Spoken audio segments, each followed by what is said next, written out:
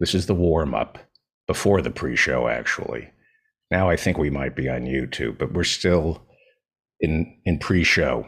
We're tailgating right now, getting prepped. I think we're on now. My back is out. Did you lose your back, Dan? Yes, I lost my back shoveling last week. Monday, most of the day, and then Tuesday morning or Tuesday evening after work. Lots of shoveling. Lower back pain or? Yep. Yeah, I have a lower back pain. And all the muscles in my body that I don't use regularly. And I'm on muscle relaxers. You have no coffee. You're on muscle relaxers. No coffee, no muscle, no, can't think straight. But you know what? The shit must go on. How are you going to make it to the end of your own show? I'll do some cat naps. Okay. All right. Should we start the show? Do it. Here we go. Here we go. The show still has not started yet, folks. Not yet. It's time right now for the David Feldman Show. He's talking politics and comedy too. He'll tell a dirty joke, he knows quite a few. He's just a lefty from way back. He's a union man with an Emmy for writing. Some days he's mad and he feels like fighting.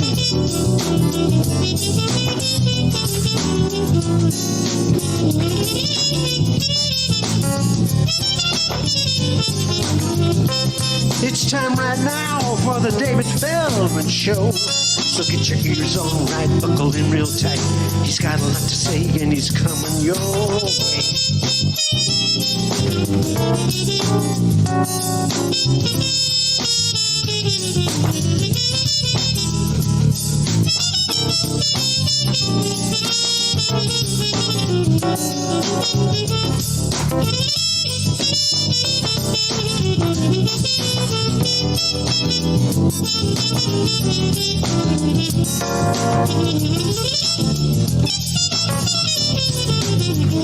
Yes, it's time right now for the David Feldman Show.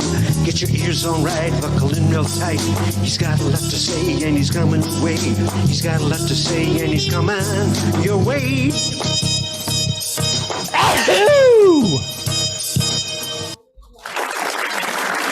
Achoo!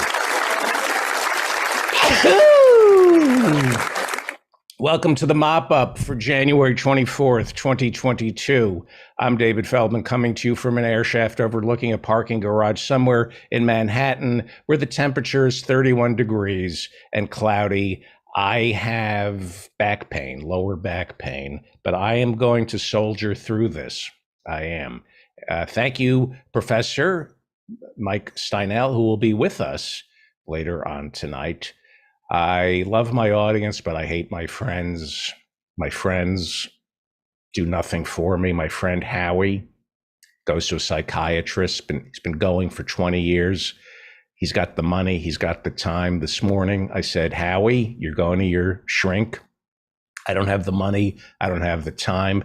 Just a quick question for your shrink. Run it by him or her. It's none of my business. Just run this question by your shrink. Ask him or her for me, just a quick question. And he says, no, he's not going to do it. He's not going to ask a quick question so I could get on with my life. All I want to know is why? Why do I insist that any woman I'm about to make love to must wear my mother's clothing, her jewelry, and perfume? That's all I want to know. A simple answer to a quick question, but Howie won't do it for me. Would not do it. And that's why I don't like my friends, because they don't do anything for me. Simple question. Well, I don't know if you subscribe to Apple TV, but given the way this show is shaping up today, you might want to give it a try and maybe come back in a few hours. Apple TV, Denzel is starring in Macbeth. I don't know if you have Apple TV, but Denzel Washington is starring in Macbeth, and it's incredible. Macbeth, streaming on Apple. And I salute Apple for resisting the temptation to call it Shakespeare's I Macbeth. See, that's why I never made it in show business, because if I were an executive, I would have been pushing and fighting for iMac Beth. I would say it's Apple TV. Call it, instead of Macbeth, call it iMac Beth. Thank you for the coffee, Leslie. I would have preferred a coffee enema, but this will make do, and that doesn't get tired, that joke. The fact that I think it's a joke is what's so sad. Yes, Apple TV's iMac Beth. The iMac comes in all different colors, and now with Denzel playing the part, so does Macbeth. So go with it, the iMac Beth. Not written by the bard, but the genius bard. Yeah, I'm on muscle relaxers, folks. Don't blame me. Blame the tension in my life that has caused me to be on muscle relaxers since Friday night. My back went out. I have severe lower back pain, and because I internalize my grief. I try not to. I'll talk about that in a second, but there's a lot of grief going on. A lot of people passed away this month, and I don't cry.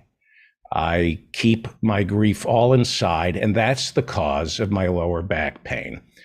And so I keep it all inside. I have lower back pain and shredded pillows all over the apartment, because that's how I deal with grief. I bite into pillows and rip them apart, leave the stuffing scattered around the place, and then I pee on the bed. I learned this from my dog, and it works. Whenever I'm sad or scared, I shred pillows and pee everywhere. And honestly, it worked a lot better when I didn't live alone. It's not working for me anymore. That's why I'm on muscle relaxers. When I lived with people and shredded pillows and peed on the bed, it helped me deal with insecurity and grief. Now, most women, they don't want to live with a guy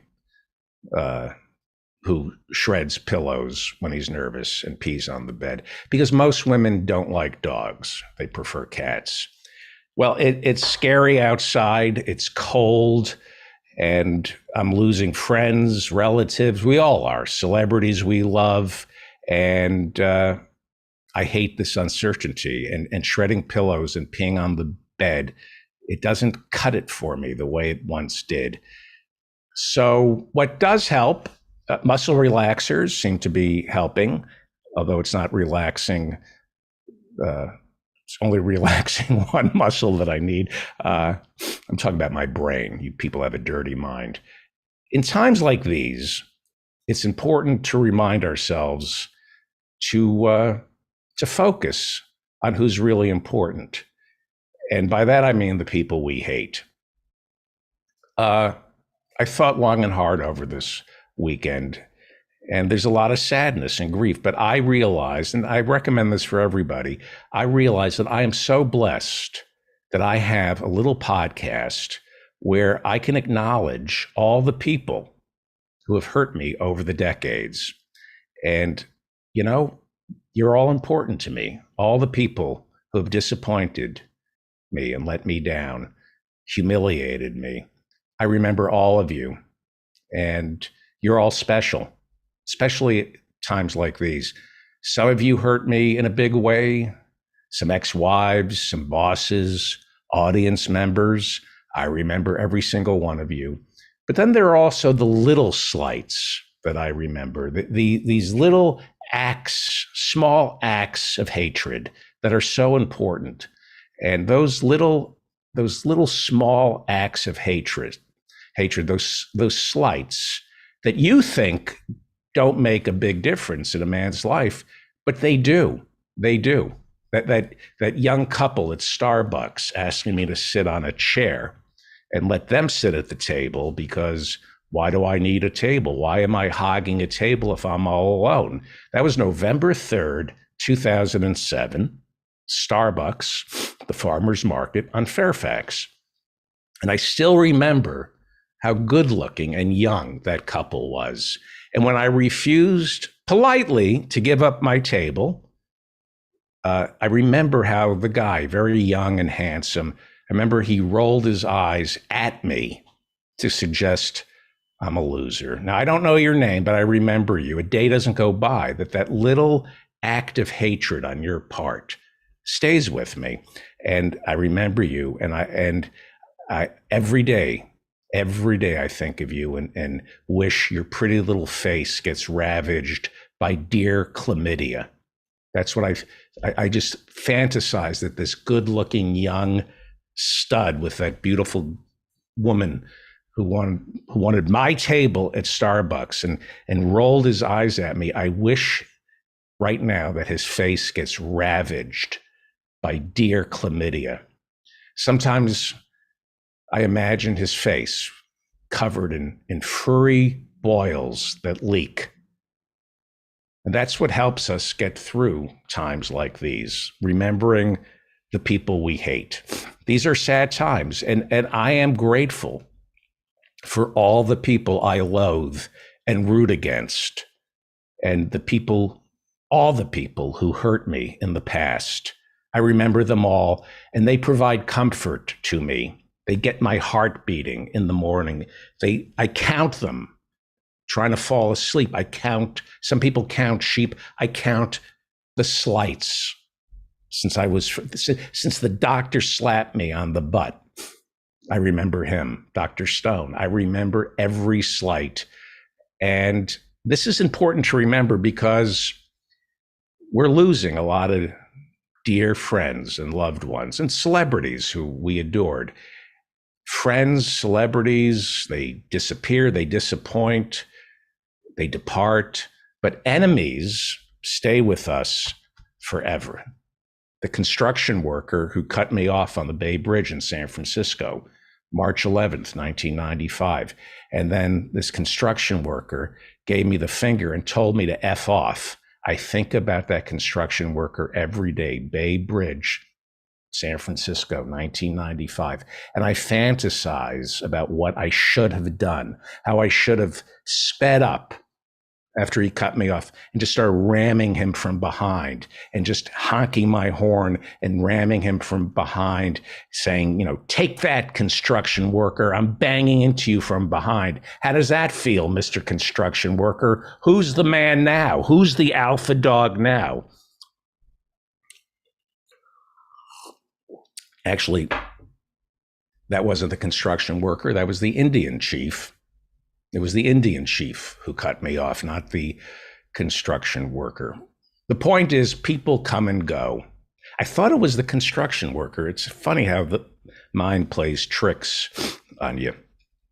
I always thought it was the construction worker, but it was the Indian chief. The point is, people come and go, but memories of people you hate, people you want to get even with, they live forever. That club owner in Houston, Texas, who only paid me half, because even though it was a packed house, he insisted I was not funny, and that meant he lost repeat customers. He only paid me half because he said everybody who came to the club last night, half of them are never going to come back because of you. And he humiliated me to my face, and he wouldn't pay me what he owed me. And so a day doesn't go by that I don't think about Russ Nazarian. Big Russ. I heard Big Russ passed away, the club owner, Big Russ Nazarian, but he's still with me. I hate you, Big Russ. I do. I think about what I should have said to you. Every night, sometimes I fantasize stealing something from the club. You only paid me half, I'm going to steal a martini shaker or two, or your blender to get even with Big Russ Nazarian. And then there's his little son, Little Russ Nazarian. He had a son who I remember hung out, Little Russ Nazarian. And I see that he's still alive, and I hate him just as much as I hate Big Russ Nazarian. I hate Little Russ. I follow Little Russ Nazarian on Facebook, and I saw last week, this is good news, his wife's stepmother is in the hospital. Little Russ didn't say what she's in the hospital for, but hey, Little Russ, thoughts and prayers. You got my thoughts and you got plenty of my prayers. You're in my thoughts and prayers, Little Russ Nazarian, idiot son of Big Russ Nazarian. Your dead father was a piece of shit, and a day doesn't go by that I don't think of him or you. And this is what it's all about. I feel much better. This is how I grieve, because there's a lot of sadness right now. And remember, all of you, take from this. You remember to keep the ones you hate deep in your heart. They are sacred. Big Russ Nazarian, owner of Nazarian's Laugh Complex in Houston, Texas, never paid his taxes. He cheated on his wife with all the waitresses, and his collection of men's muscle magazines bordered on the perverse. His son, Little Russ Nazarian, owns and operates Little Russ Nazarian's car wash in Butte, Montana. And he too, like his dad, is a piece of shit. And Little Russ Nazarian's car wash in Butte, Montana is a money laundering operation for the Sinaloa drug cartel, because there's no way Little Russ is staying in business running a car wash.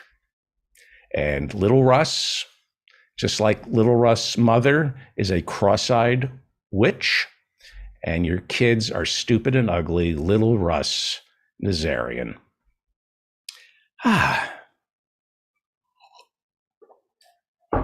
Well, we lost the loaf. It's a rough weekend. Maybe that's why my back pain hurt so much. I was internalizing the death of the loaf. What a guy, Meatloaf, pro-Trump, big Trump supporter, anti-vax mandate, anti-mask mandate, a couple 100 pounds overweight, not much. And he was 75 years old, suffering from severe asthma, dead from COVID. Who would believe it?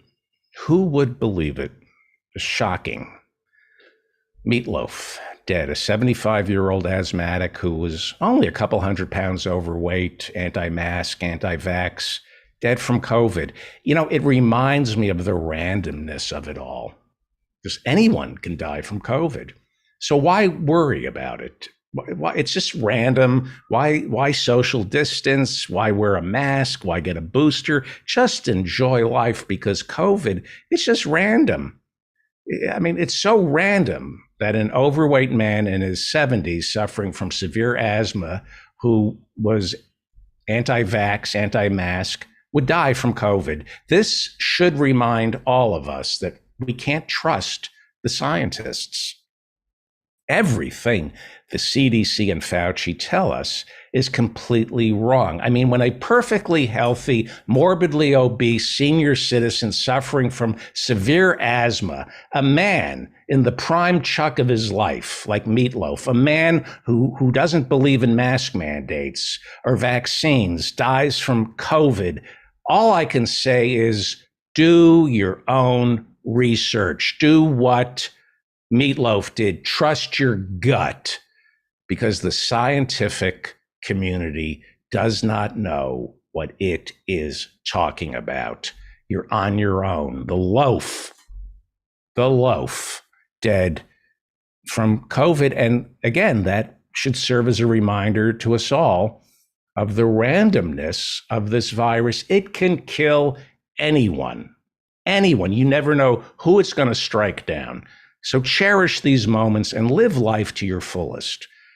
The good news is Meat had a family. I called him Meatloaf. Meat's family was by his side when he died. And because of that, a huge part of Meatloaf lives on inside of them, because it turns out, I'm not making this up, they all tested positive for COVID. So this is true. His family caught COVID from him, so he's still with them. Meatloaf, very vocal opposition to masks, not sleep apnea masks, no, those he supported, so long as they weren't mandated by the government. And again, the randomness of COVID. I mean, I just can't believe a severely asthmatic, overweight man in his mid 70s who opposed masks and vaccines would die from COVID. Again, it can happen to anyone. By the way, I don't know if you saw this, but Meatloaf died 2 weeks before the release of his new album, Bat Out of Wet Market. Bat Out of Wet Market. Okay, I'm on muscle relaxers. Eric Clapton today doubled down on his anti-vax stance. He said once again that he was opposed to vaccine mandates. He said that vaccines are dangerous because Eric Clapton doesn't believe in shooting anything into his arm unless it's first been heated in a spoon. Look, folks, don't hate Eric Clapton because he's anti-vax. Hate him because he's anti-Muslim, because he's anti-immigrant. Speaking of people who are anti-Muslim, Bill Maher Friday night said he's done with COVID. There's a pattern here. Very rich old racists opposing vaccines. I guess it has something to do with not wanting to give everyone a shot in life. That joke is so bad, I can't believe Bill Maher didn't tell it. Bill hates the vaccine. He hates wearing the masks. This is what he said Friday. He hates being forced to get vaccinated. He hates the ID cards. Bill Maher says he doesn't think COVID is all that virulent. And judging by his attacks on Muslims, Bill Maher is an expert on virulence. He is a virulent racist, so he would know whether or not COVID is all that virulent. Well, should we trust Bill Maher's medical knowledge? Yes, we should. We should trust Bill Maher and his medical knowledge, especially because half the strippers he dates dress like nurses. And it's those strippers who dress like nurses who really know their stuff. The strippers who dress like doctors, they're the prima donnas. They don't know what's really happening with the patients. But you talk to the strippers who dress like nurses, they have firsthand experience with the patients. And so we should listen to Bill because half the women he dates are strippers who dress like nurses. So we should get all our medical advice from Bill Maher, who answers the age-old question, if syphilis could talk, what would it say?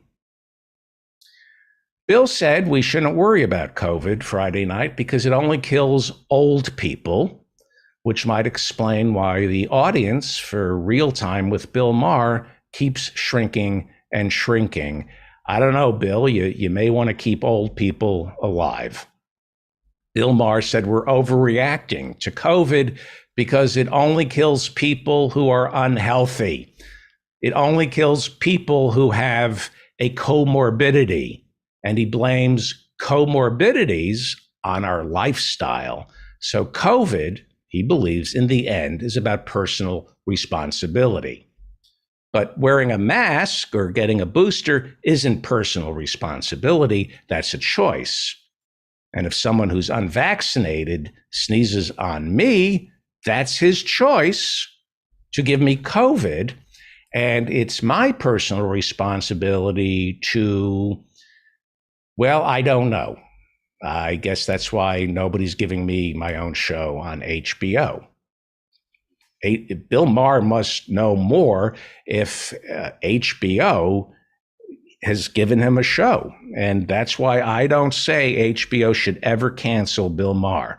I am not saying HBO should cancel Bill Maher. I don't approve of cancel culture.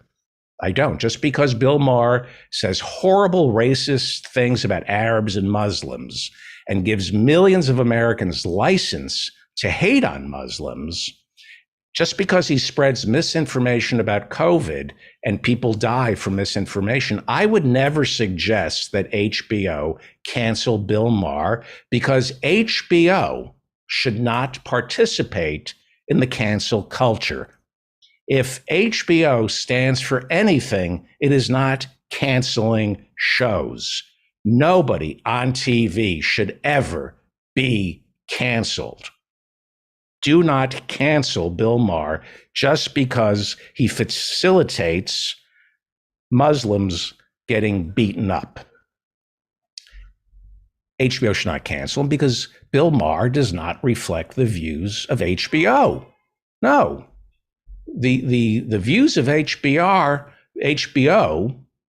are, let's turn our channel over to someone who spews hatred against Muslims and misinformation about COVID. What he says in no way reflects the views of HBO. We just believe in turning our channel for an hour over to somebody who hates Muslims and spews misinformation about COVID. It's not HBO's fault. You can't hold HBO accountable for the Muslims who get beaten up because Bill Maher spews hatred against them. You can't hold HBO accountable for the people who will die because Bill Maher trivializes vaccines. That's not HBO's responsibility. If you think so, you're part of the cancel culture, and TV networks don't cancel shows or people. They're not in the business of canceling someone because it's not good for the brand. HBO doesn't care about their brand. They just care about giving Bill Maher a platform.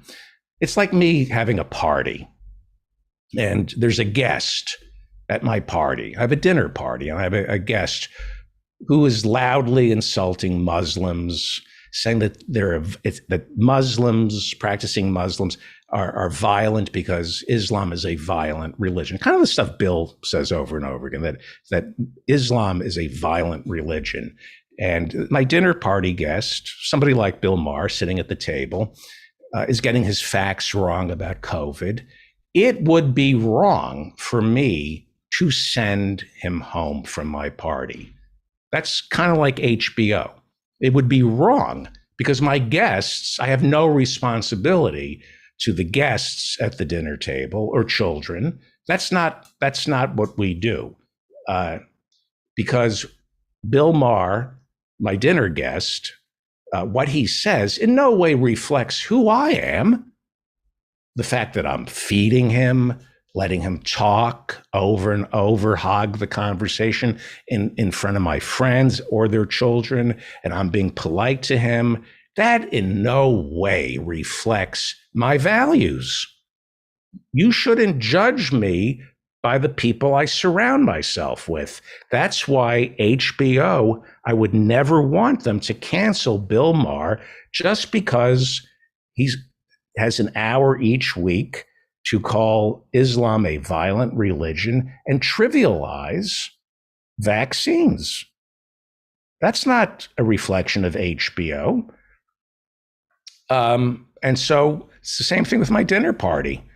If Bill is my guest at my dinner party and he convinces a few of my guests to hate Muslims, maybe not hire Muslims, beat Muslims up, persecute Muslims, if he convinces a few of my guests not to get vaccinated and they die and spread the disease, that is not my responsibility. It's not my fault that I introduced him to my friends. It's out of my hands. I can't control who I invite to my dinner parties. I don't cancel people, and neither does HBO.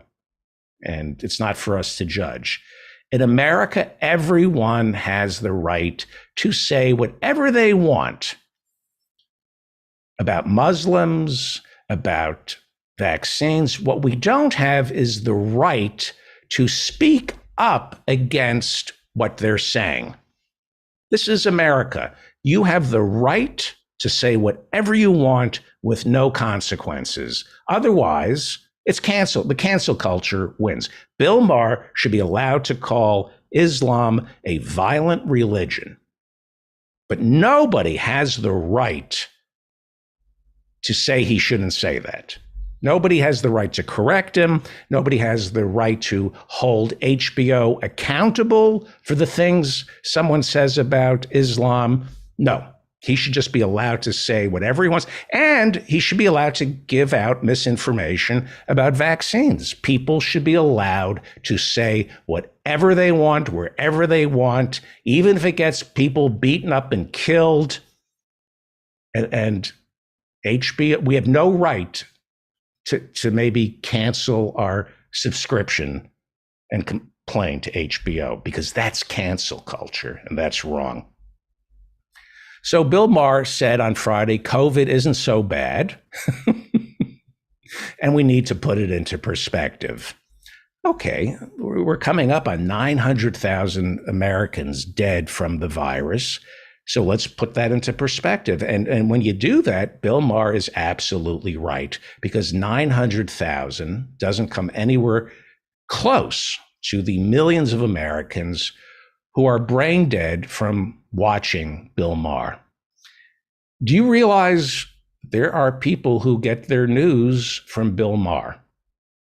The billions that HBO makes each year, but not a penny for a legitimate nightly news program. Maybe Vice, maybe the billions of dollars, but no responsibility for the truth. John Oliver is the closest they have to that. HBO says it's important that Bill Maher speak his mind. Well, if that's your mind speaking, Bill, maybe cut down on those aluminum supplements you're taking. Unbelievable that you can say what you're allowed to say in America and what you're not allowed to say in America. Well, Joe Biden is now saying he's thinking, I doubt it. He's thinking about sending our troops to Ukraine. Wow. What are the odds that we're about to go to war in Ukraine? What are the odds? Build Back Better, dead. Voting rights, dead. And suddenly we're going to war. I mean, what are the odds that a president turns to war when his domestic agenda stalls? Who could have predicted that? Well, most of my listeners. Here's where character counts.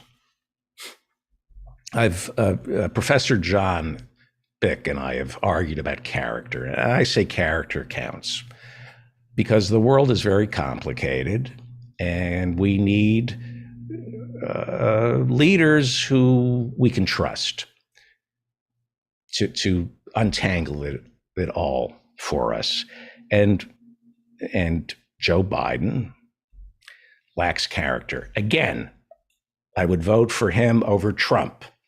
But Joe Biden lacks character, and I don't trust him or his White House when it comes to Ukraine. This entire White House, from Jen Psaki, the press spokesman, to Anthony Blinken, Secretary of State, they are war profiteers. I will bring this up again. There is a reason Joe Biden got an introduction from David Rubenstein, head of the Carlyle Group, to use his home for Thanksgiving, because David Rubenstein is the biggest war profiteer in America, if not the world. Our foreign policy is in the hands of former lobbyists from West Exec, and that means they all worked for the military-industrial complex before they worked for Joe Biden. Look up West Exec, founded by our Secretary of State, Anthony Blinken, Jen Psaki, a partner with West Exec.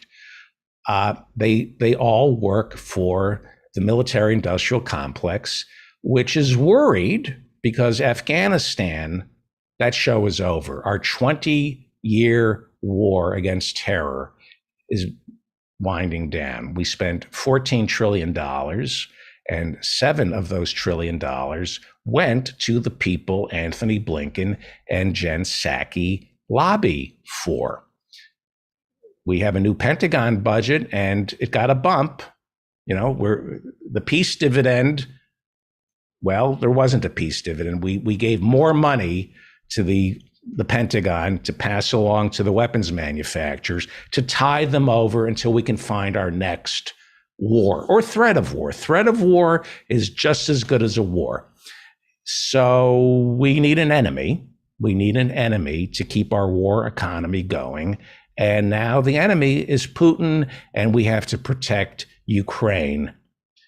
Again, we don't need to go to war in Ukraine. We just need a new hotspot to justify spending billions and billions and billions more on equipment. Somehow that doesn't cause inflation. Somehow nobody remembers the massive inflation caused by the Vietnam War. Military spending doesn't cause inflation, but making sure that the 52% of American children who live in poverty get $300 a month, that causes inflation. That we have to get rid of. That's the genius of the military-industrial complex. That's either the genius of the military-industrial complex or the stupidity of the American people, that we have been convinced to bankrupt ourselves on enemies who don't exist just so we can buy weapons that don't work, that don't work, that we don't need. But let's get scared about Ukraine. Let's get distracted about Ukraine, because one thing is for certain: whenever there's a war, both parties come together. That's what doesn't bring America together, but it brings both parties together when we have to go to war, because both parties work for the military-industrial complex. That's what unites us: spending money on weapons. So let's get scared, because Putin has amassed more than 100,000 troops on the Ukrainian border. And wow. Professor Ben Burgess taught me, he said, whenever anybody says socialism and communism has failed everywhere they've tried it, when somebody says that, you say, well, capitalism has failed everywhere they've tried it. Soviet Union fell in 1991, Christmas of 1991, I can't remember. So they've had, close to 30 years with American style capitalism. I know it's American style capitalism because we've been laundering their money for the past 30 years. How come nobody says, capitalism, we tried it in Russia and it failed, and now they're our enemy, and they're amassing troops on the Ukrainian border, or they're trying capitalism now, some hybrid form of capitalism in China. It's not working. How come nobody ever says capitalism fails everywhere they tried? Because this isn't about capitalism. America isn't about capitalism.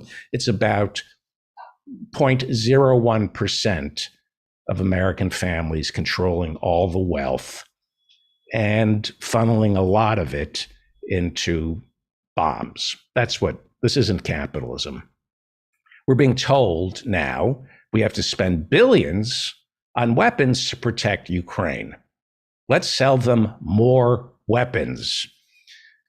Let's sell those F-16s to Turkey so they don't end up buying the F-16s from Russia, because we need Turkey to be part of our alliance, which is bullshit. What we really need is Turkey buying weapons from us and not the Soviet Union, or Russia. I'm sorry, Russia. Soviet Union doesn't exist anymore. Now it's Russia. Do you trust Joe Biden? Do you trust Joe Biden? All war is a lie. You cannot go to war unless you lie to the American people. Joe Biden is a liar. Asking Joe Biden to tell the truth is like asking your coffee maker to fry an egg. He does not tell the truth.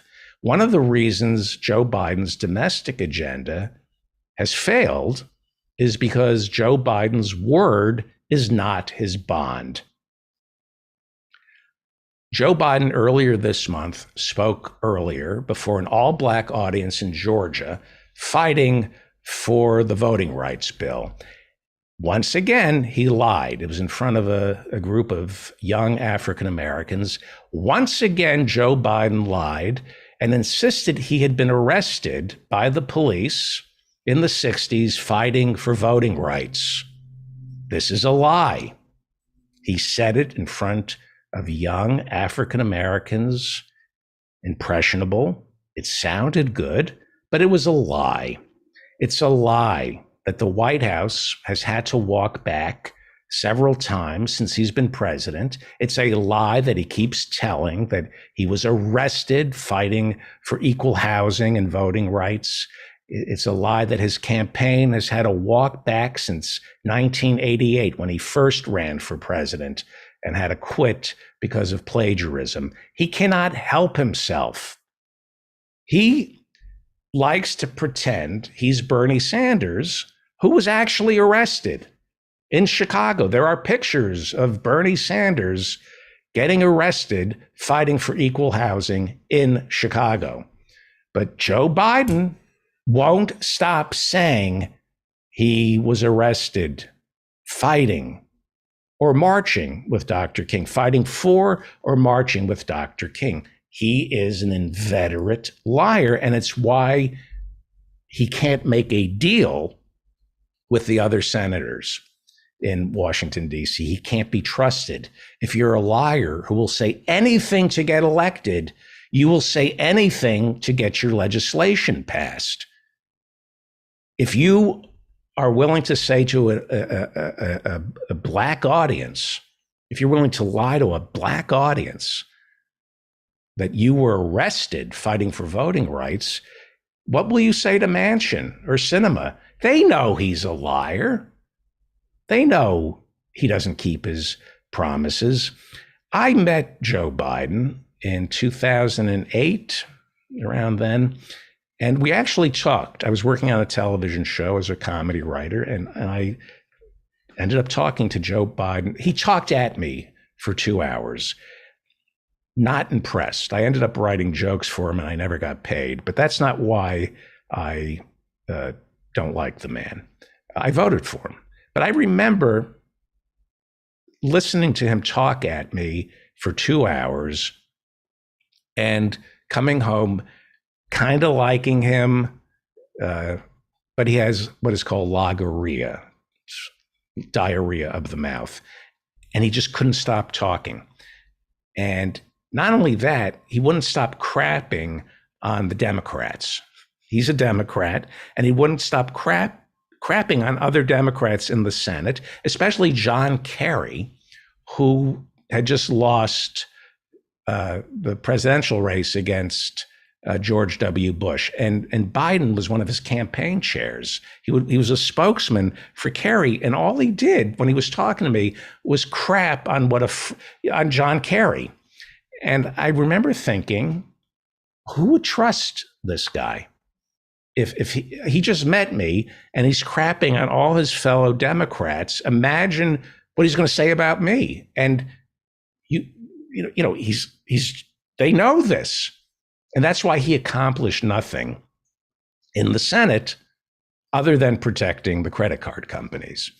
There's no great legislation that bears his name. He says he was instrumental passing the racist crime bill, but there's no piece of legislation that he was able to marshal through the Senate. Why would anybody think he could get legislation passed, make deals if he's the president? He has no track record, and he can't do it. He can't make the deals. And that's because he's a liar. And are you going to trust Joe Biden to take this country to war? By the way, I don't think we're going to war. I think we're just coming up with excuses to give more money to David Rubenstein, who is chairman of the Carlyle Group. who also runs the Kennedy Center for the Performing Arts. Are you going to trust Joe Biden to take this country to war? A man who can't stop lying about his participation in the civil rights struggle. It's really offensive to lie about the sacrifices you made in the civil rights struggle, especially when you were against busing as a senator, especially when you got elected to the Senate as a segregationist. I find that really offensive. I find it really offensive as a Bernie supporter who we posted on the show the pictures of Bernie as a student getting arrested, fighting for Black people, and having the nomination taken away from him and given to Joe Biden, who has stolen the valor of the people who really sacrificed for voting rights. It really is offensive. It is stolen valor to keep lying that you were arrested fighting for the right for Black people to vote, fighting for equal housing. It's really offensive because that is one of the great sacrifices made by John Lewis, Martin Luther King, Bernie Sanders, not as much, obviously, but there were people who went down. The Freedom Riders, a lot of them were white, and they ended up getting beaten up and killed. It's stolen valor. It's repulsive. It is really offensive for Joe Biden to claim he was arrested for fighting for equal housing or getting Black people the vote. It's really offensive that he keeps saying it. He gets called on it. He walks it back, and then he says it again. And now this guy is thinking about sending troops to Ukraine, and we're supposed to trust him. You know, I keep talking about bringing back the draft, and I really mean it. I do. And it's not just because I hate my children. I really think we need to bring back the draft. It's not a popular position, but I know that if we had a draft, we would not be spending all this money on weapons we don't need, and they wouldn't be able to scare us into fighting these wars that aren't necessary, when diplomacy will suffice.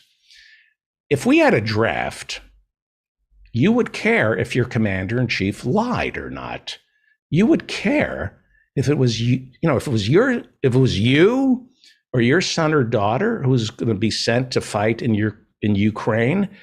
You would vote more carefully for your commander-in-chief.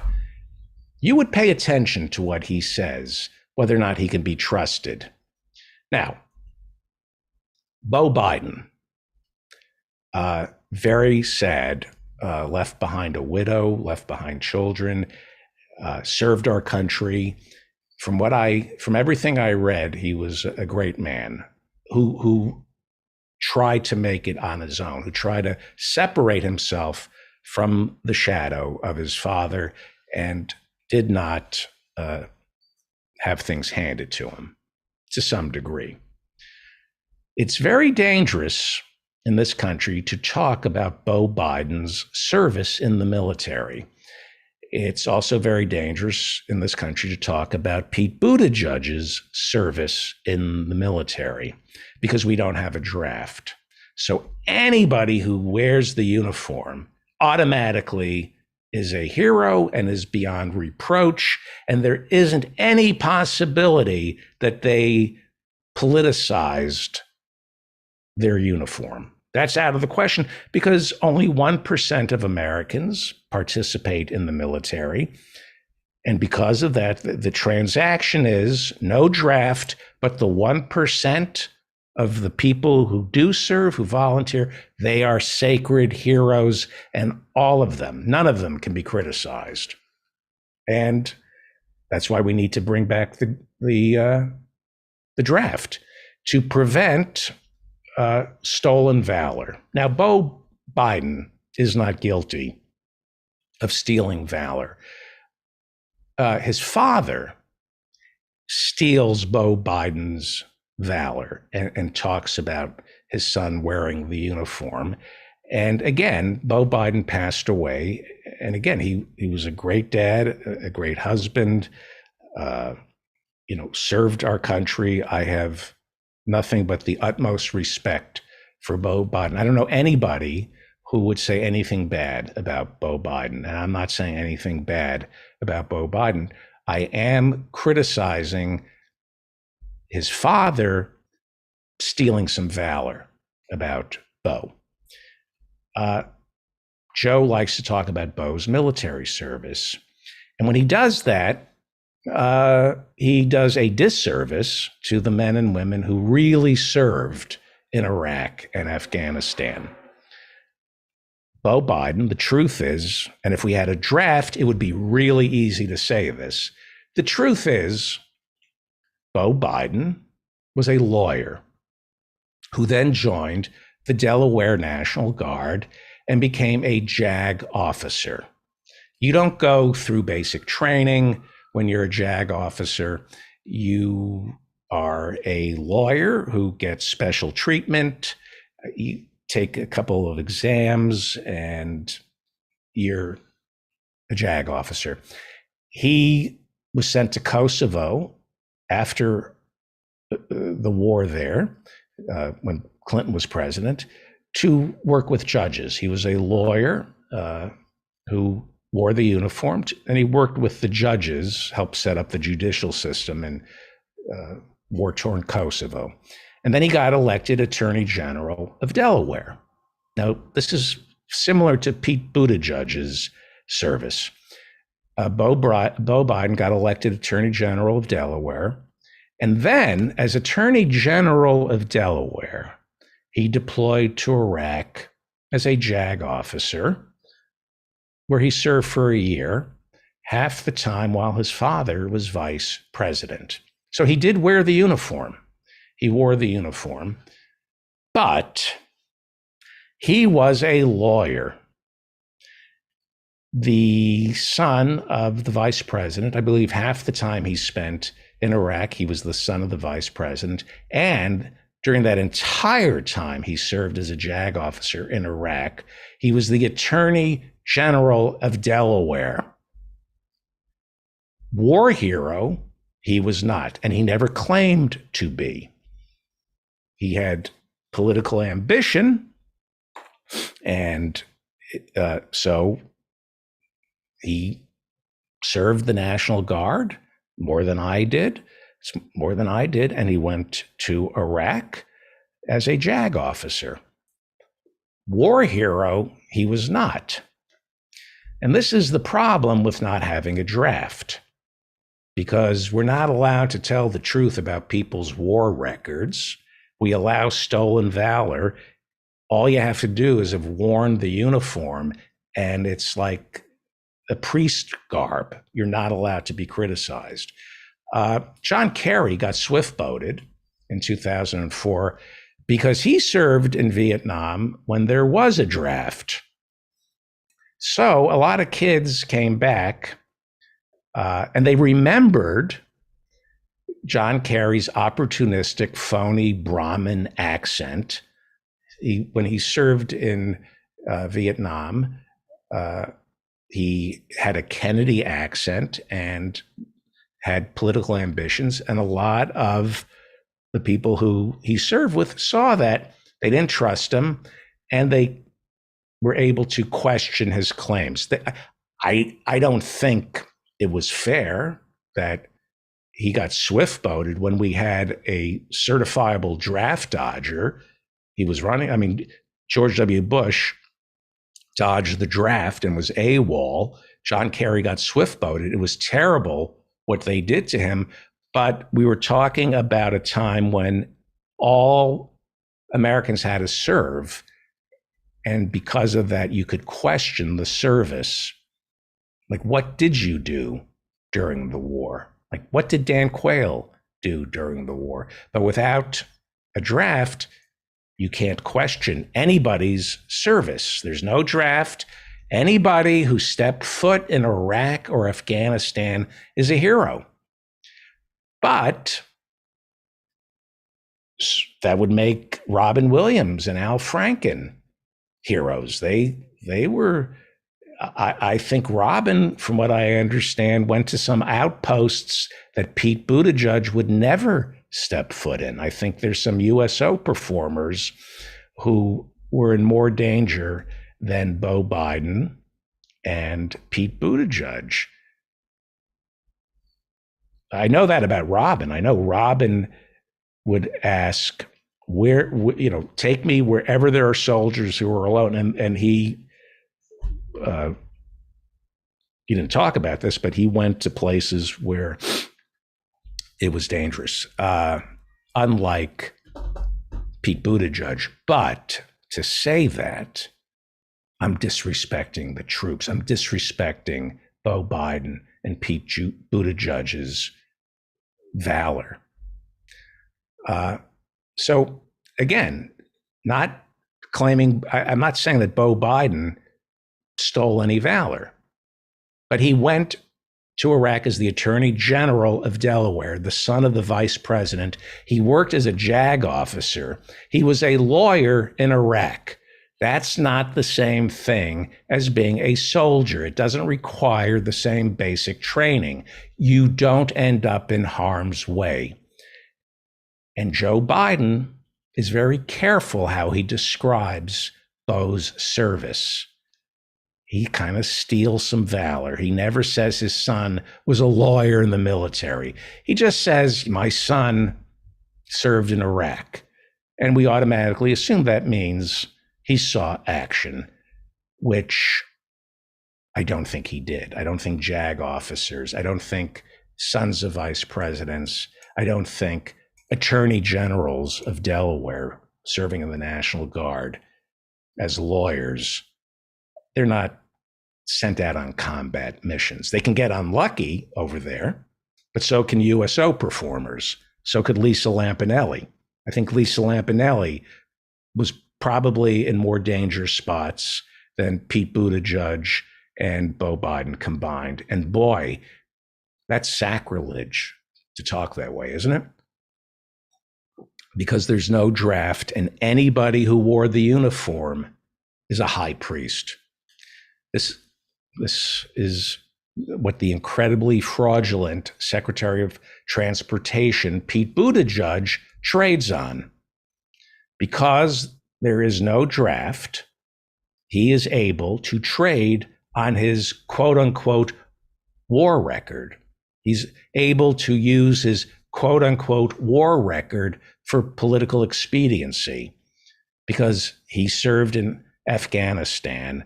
I'll talk about his service. Thank you for your service, Pete Buttigieg. Anybody who wore the uniform and went to Afghanistan, you can't criticize them, and they can say whatever they want about their service. Well, Mayor Pete, he was Mayor Pete when he was deployed to Afghanistan. He was the mayor. He was the mayor, I believe, was South Bend, Indiana.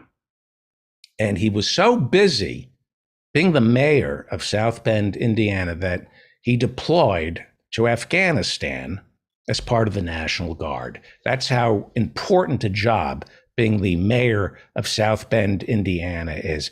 And that's how important a job he had being deployed to Afghanistan, that he could also serve as the mayor of South Bend. He didn't go through basic training. He went to Afghanistan, and he had a cushy job pushing paperwork in Afghanistan behind, as they call it, the wire, behind the wire, using his experience as both a mayor and a former McKinsey consultant. We've talked about McKinsey. He was serving in the National Guard in Afghanistan, tracing American dollars, where American dollars were in Afghanistan. He wasn't going out to meet with tribal warlords. He was just auditing bank accounts behind the wire in Afghanistan. He never saw any action. According to his autobiography, he would chauffeur people around Kabul sometimes. That meant going outside the wire. And yes, it is dangerous to be outside the wire, not as dangerous for him as it is for the people who live in Kabul. And he can count the number of times he was outside the wire during his deployment, 119 times. He counted it. If he ran an errand in Kabul, that was his mission. Driving somebody to a meeting, that was one of his missions. Never saw any firefighting, never had to fire his weapon. He was running errands in Kabul, had plenty of time behind the wire to smoke cigars, hang out on the rooftop and think. That's what he said in his autobiography. Never fired a weapon, never saw any action, but there's no draft. And he wore the uniform, so he's sacred.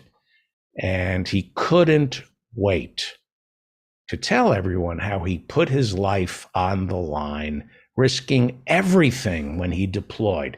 Go watch him during the debates, how he shamelessly uses his military service and talks about how he was willing to make the ultimate sacrifice. What a disservice to the soldiers and the USO performers who were outside the wire, going in helicopters to visit troops who were behind enemy lines. I can't speak for the troops, but I will speak for the USO performers, Mayor Pete. And I would say every USO performer saw more action in Afghanistan than you did. And you do a disservice to the soldiers who really served and who really died in Afghanistan. But he'll be running for president again on his war record. And, to accuse him of stolen valor, to ask him about his war record that he's so proud of, will be accused of swift boating him because, you're the mayor of South Bend, Indiana, who deploys to Afghanistan to be behind the wire, sit behind a desk, using your experience at McKinsey to trace American dollars on a computer screen. That doesn't make you a hero. It makes you a resume builder. There's a lot of money. We've talked about the trillions of dollars, right? $14 trillion wasted in Afghanistan and Iraq over this 20-year war on terror. $20 trillion wasted. And who do you think was making money off it? McKinsey. Of course, McKinsey was making money off it. He was building his resume. And most importantly, this is the real crime. He was proud of his service, and he says that the war in Afghanistan was righteous. That's the difference between John Kerry and Pete Buttigieg, who he said he thought about in his autobiography. He talks about thinking about John Kerry and how he served in Vietnam. The difference is John Kerry, problematic as he is, threw his medals away in protest, testified before the Senate Armed Services Committee, spoke out against the Vietnam War when he came back. And he actually saw action and was wounded. Mayor Pete comes back from Afghanistan having seen no action, except for some video games he probably played on his computer. And he says Afghanistan was a righteous war. Even though every candidate who comes on this show running for office, I ask them the same question. Did Afghanistan attack us on 9/11? Did the Taliban attack us on 9/11? And every candidate who's vetted by Howie Klein, they all say no. We never should have gone to Afghanistan. Pete Buttigieg trades on his war record, which is negligible. He was safer than a USO performer, and says it was the right thing to do. We end up in these wars that destroy millions of lives because there's no draft. We end up in wars because of politicians who joined the National Guard for their street cred. They put on the uniform and they deploy to sit behind a desk in the green zone behind the wire, just so they have enough valor and political cover to send real soldiers off to fight and die. You know, Pete Buttigieg wants to be commander in chief, and he'll say things like sending troops to die overseas is a solemn obligation that I take very seriously because I wore the uniform behind the wire playing video games, while real men and women, real soldiers, came home wounded with PTSD. Pete Buttigieg's war record is a joke. And you're no longer allowed to say something like that, because when there's no draft, anyone who wears the uniform gets a participatory trophy. You're not allowed to ask questions, and that's dangerous, because Pete Buttigieg, our current Secretary of Transportation, who is part of the Democratic Party's bench, he is taking advantage of the fact that there is no draft, so people are in awe of his service. Bad guy, Pete Buttigieg. And Joe Biden, bad. Bernie, great. Bernie Sanders, great. AOC, great. The Squad, great. Well, the stock market dropped at one point today more than 1,000 points, entering what is called a correction. They call it a correction. No, a correction would be an economy that made things instead of trading meaningless pieces of paper. The financial services industry is 1/4 of the world economy. 1/4 of the world economy is just trading pieces of paper, meaningless pieces of paper back and forth. It wasn't always this way. At the start of World War II, the financial sector was below 10% of America's economy. Today, when you factor in finance, banks, real estate, insurance, close to 1/3 of our economy is investing, is just investing money. And that's the money we know about. And this is not good. This is not good. The idea of investing, supposedly, is to put your money into businesses that will create other businesses, that will manufacture items, that will necessitate the manufacturing of more items, and then more businesses grow, and the economy grows because the more things we make, the more services we require, and that is a legitimate investment. If you believe in capitalism, if you believe in the language of money, this is a good thing. Jobs. But we now have a financialized economy. 1/3 of the economy is placing bets on the value of things. I think another third is our healthcare system, which is just fraud. Does anybody make an honest living in America? If you're working right now, think about what you do. Do you make an honest living? Is what you're doing, is it really necessary? Or the work they give you, the work they give you isn't necessary. But we have a financialized economy 1/3 of this economy is placing bets on the value of things. Mortgages are now bundled into a security that is traded. Auto loans are now bundled into a security that is traded. When a company issues a bond, Goldman Sachs will allow investors to bet on the security of the bond. You can place bets on Wall Street on whether or not a company will default on a loan.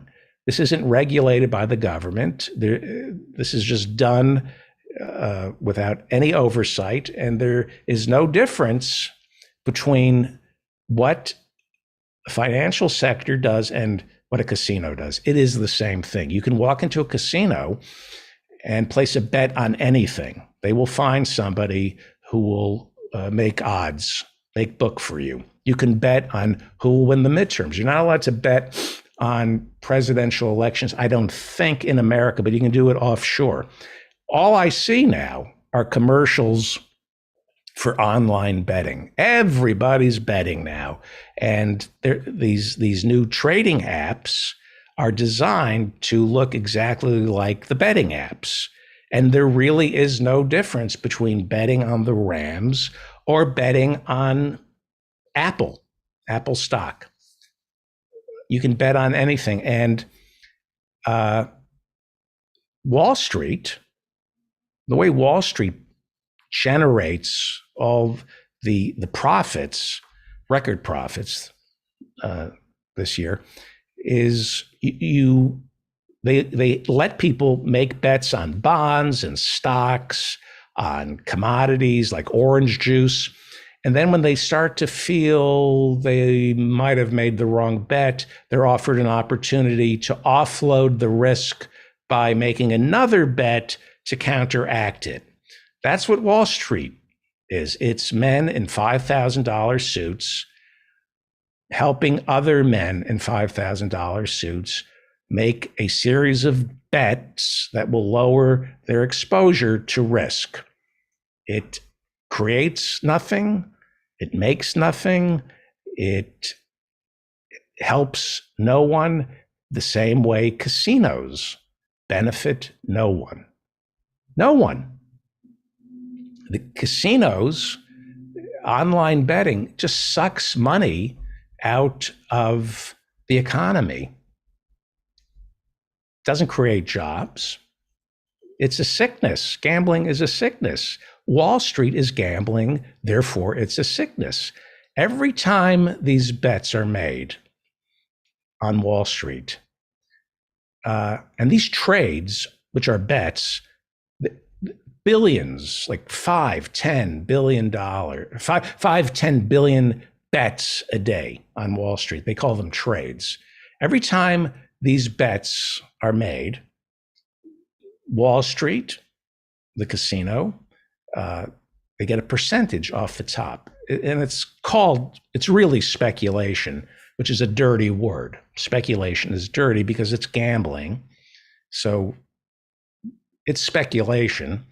And the financial houses all get a piece of this speculation, but the government no longer does.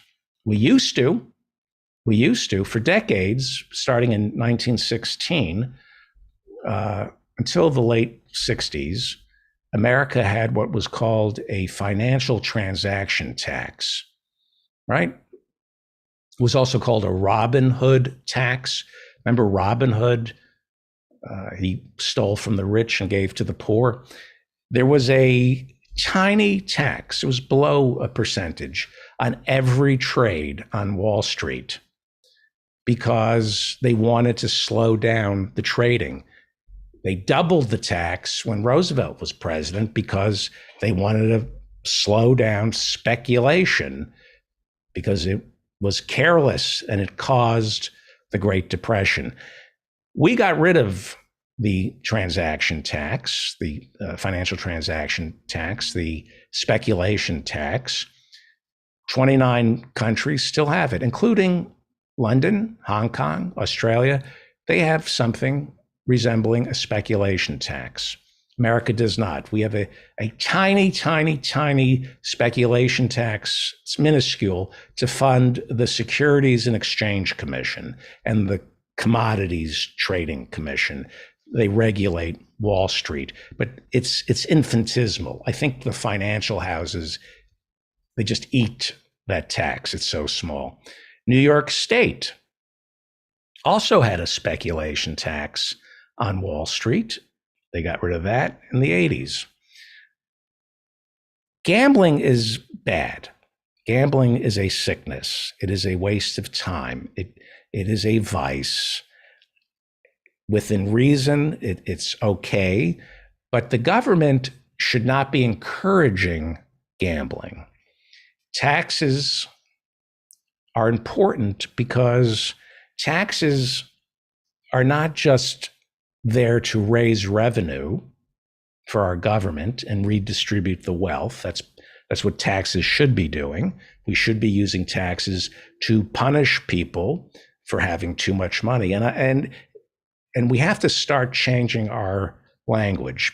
If you're a billionaire, you need to be punished for being a billionaire, because you cannot be a billionaire without committing a crime. And most importantly, you're always a billionaire because you figure out a way not to pay taxes. We need to punish the wealthy. There is something wrong with being a billionaire. You should be punished for being a billionaire. Taxes are necessary to punish people and to alter behavior. That's why we tax vices. We tax liquor, because liquor is a vice, right? It's okay to drink, but by taxing it, you'll drink less. Nobody thinks it's okay to drink a bottle of wine a night, right? 2 glasses tops. We know that it's not healthy to drink a bottle of wine a night, so we tax it. We tax cigarettes. That's the role of government, to isolate what is for the greater good and tax that which hurts the greater good. Carbon taxes, right? Carbon, bad. Taxing, good. You tax anything that hurts other people, especially because the government and the people who pay taxes pay a price for things that hurt other people. We tax cigarettes because it costs taxpayers billions of dollars a year to treat the cancers and heart disease caused by tobacco. Bloomberg wanted a sugar tax here in Manhattan when he was mayor, but the soda industry and the sugar industry prevented that. There should be a sugar tax. We know sugar causes heart disease, diabetes, and more science shows us that sugar feeds cancer. So sugar should be taxed. Can't do that. Too many lobbyists. So we need to do something about our financial sector and make it smaller. Unfortunately, they own both parties, and right now, senators and Congress people can trade with impunity. Nancy Pelosi just sold $1 million worth of Apple and said, well, why shouldn't we be allowed to participate in capitalism? That's not capitalism, that's cronyism, that's insider trading. Adam Smith would be against politicians using the information they get to trade off of inside information. Adam Smith would be against people who are in charge of regulating certain industries. He was for regulation, and he was also against government officials owning stock in the industries they regulate. So this is a Democratic Party that is just dead. It's dead. We know the Republicans are horrific. But the Democratic Party, they lie and present themselves as on our side while they're like Ro Khanna, something like $50 to $70 million worth of stock trades last year. We have to rethink our economy and what is important, what is good, and what is bad. And we've never had an industrial policy where, as a community, we stand for something and we say, this is good, this is bad. Our tax dollars will support these industries and not the industries. We will not subsidize our own death. We will not subsidize ExxonMobil. You know, I keep reading about these restaurants going under because of COVID. And I know a lot of people who work in restaurants and food services. But in the grand scheme of things, maybe this is a sector that has to go. I'm not saying completely, but I think the food services industry has gotten a little too big because, again, being a waiter, waitress, a chef, those are noble professions. But we've become a nation of morbidly obese foodies. We have a farm bill that comes out every 5 years that cares more about propping up food that is bad for us than it does food that is good for us. And the restaurant manufacturers, their trade associations, are partly responsible for 1/4 of American children experiencing food insecurity each night. So maybe helping restaurants is not such a great idea because food is a bare necessity. And it's hard to tackle a bare necessity, make it available for everyone, like healthcare, when it's for profit, right? Like health care is a human right. It should be free for everybody. But when healthcare is something like 1/3 of our economy, people say, really? You want to sacrifice 1/3 of our economy to give everybody healthcare? Yes, I do. And the truth is, most Americans, if we had politicians who talked about food the way it should be talked about in this country, nobody would object to our government feeding everyone for free. We are the wealthiest nation in the history of civilization. Nobody should go to bed hungry. There should be upscale soup kitchens on every block of America providing food and jobs, government subsidized food and jobs. The food would be free to anyone who needs it. Nothing fancy, kind of like Rahima.org. Professor Adnan Hussein's parents run a food pantry in the Bay Area. Check out Rahima.org. This is what the government should be doing. They serve the basics: beans, lentil, yogurts, fruit. Go to Rahima.org and donate. REHIMA.org and donate. This is what the government should be doing. A pound of beans, you'd be amazed at what $5 will, what it can provide to people. A pound of beans is like $5. You add some vegetables. You can not only live on that, but you can also live longer on that. And that's what I love about Rahima.org, RAHIMA.org. Professor Adnan Hussein's parents run a food pantry in the Bay Area. And they can stretch your $5. And you can stretch $5 and live longer by living on beans. And the government should have soup kitchens on every corner serving beans, rice, vegetables, and fruit for free. Everyone benefits. Kids, you can't educate kids if they're hungry. Kids are showing up hungry. Sometimes the only meal they get all day is the free lunch, which is garbage in our public schools because Big Ag pushes pizza and dairy and sugar on our kids. They should be eating beans, rice, vegetables, and fruit, period.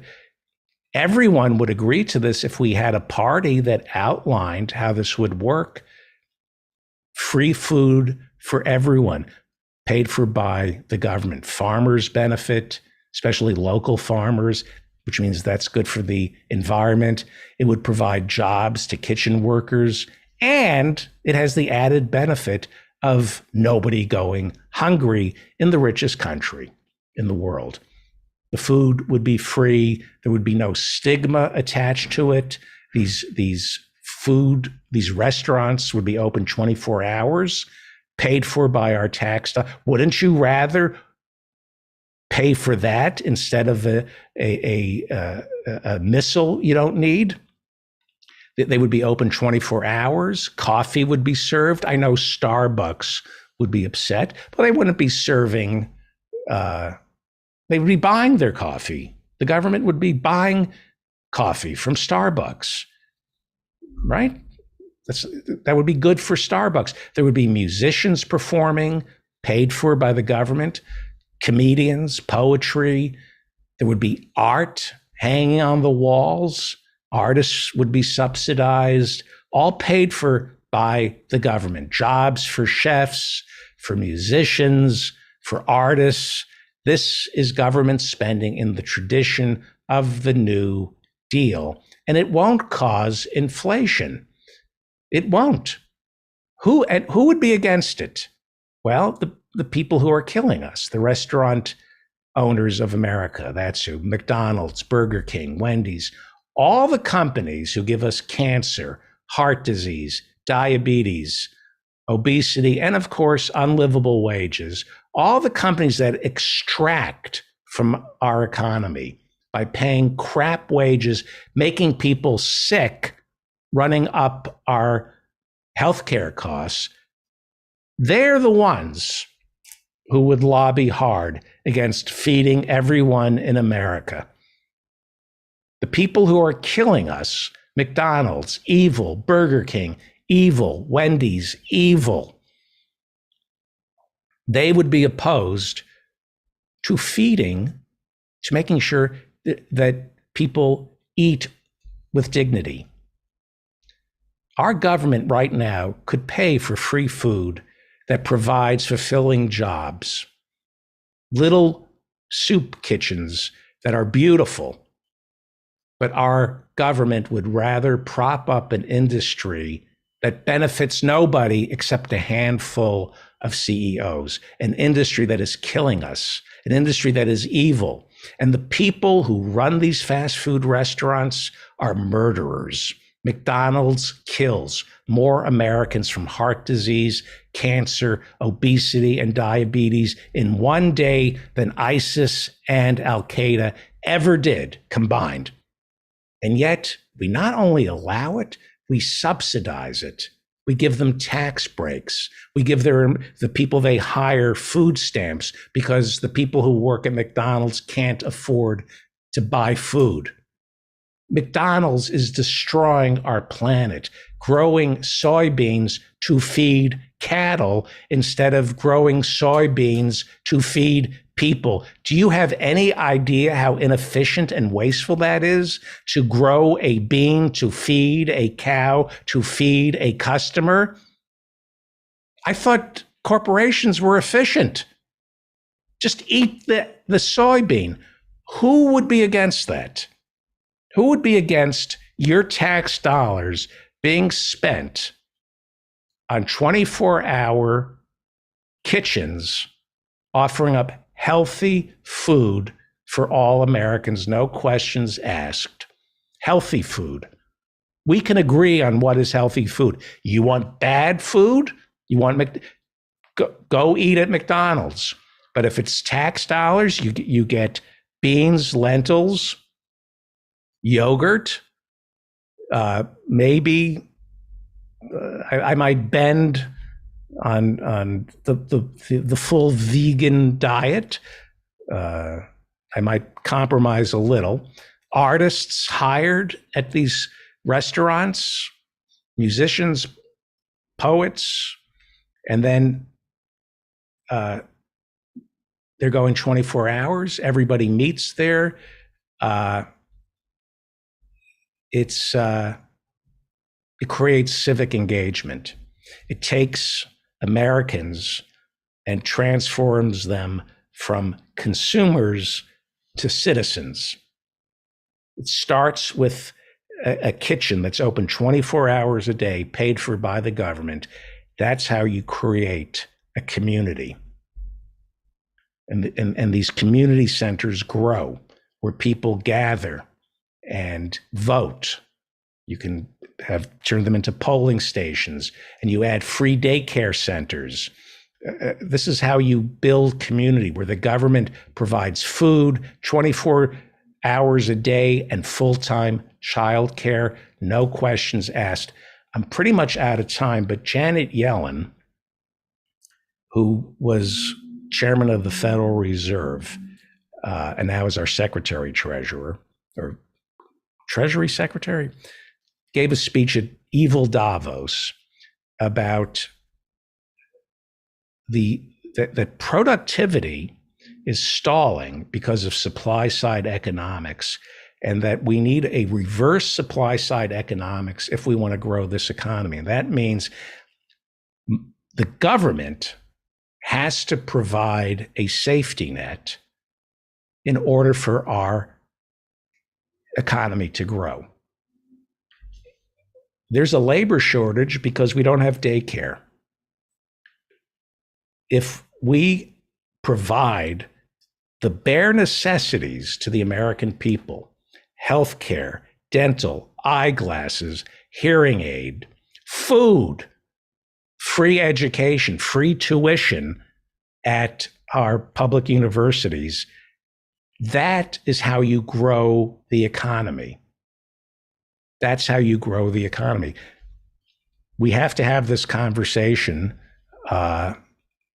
Otherwise, we're going to continue to eat ourselves until it's just a feudal state where all the land is owned by Bill Gates and Warren Buffett or Jeff Bezos, and we're paying them rent. And we lead these subsistence lives where there are no jobs because it's all being done by self-driving cars and AI, and they hand us virtual reality glasses as the new opiate to keep us from complaining. Just consume. That's not the world we want. But unless we change the Democratic Party from within and demand that poor people start getting elected to Congress, the Senate, serve on the cabinets, we will die before the climate kills us. So I think we're out of time. I had more, always have more to talk about. There is Gina Hakamaki. There we go. Hello, it's good to see you. Gina Hakamaki. Hello, let me...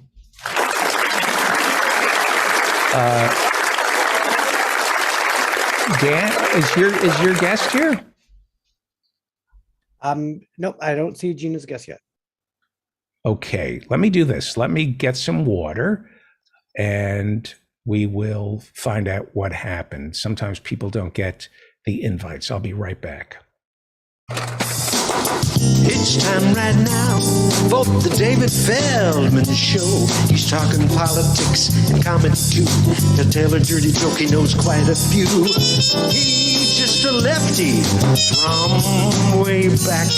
He's a union man with an enemy for right. Some days he's mad and he feels like fighting.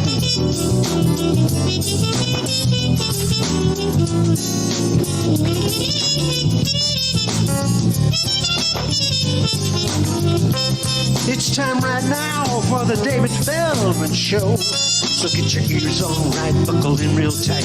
He's got a lot to say and he's coming your way.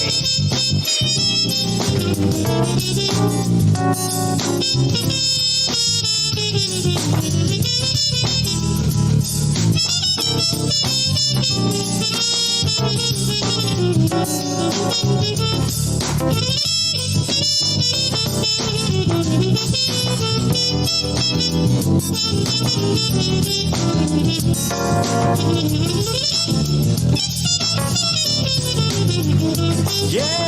it's time right now for the David Feldman Show. Get your ears on right, buckle in real tight. He's got a lot to say and he's coming your way. He's got a lot to say and he's coming your way.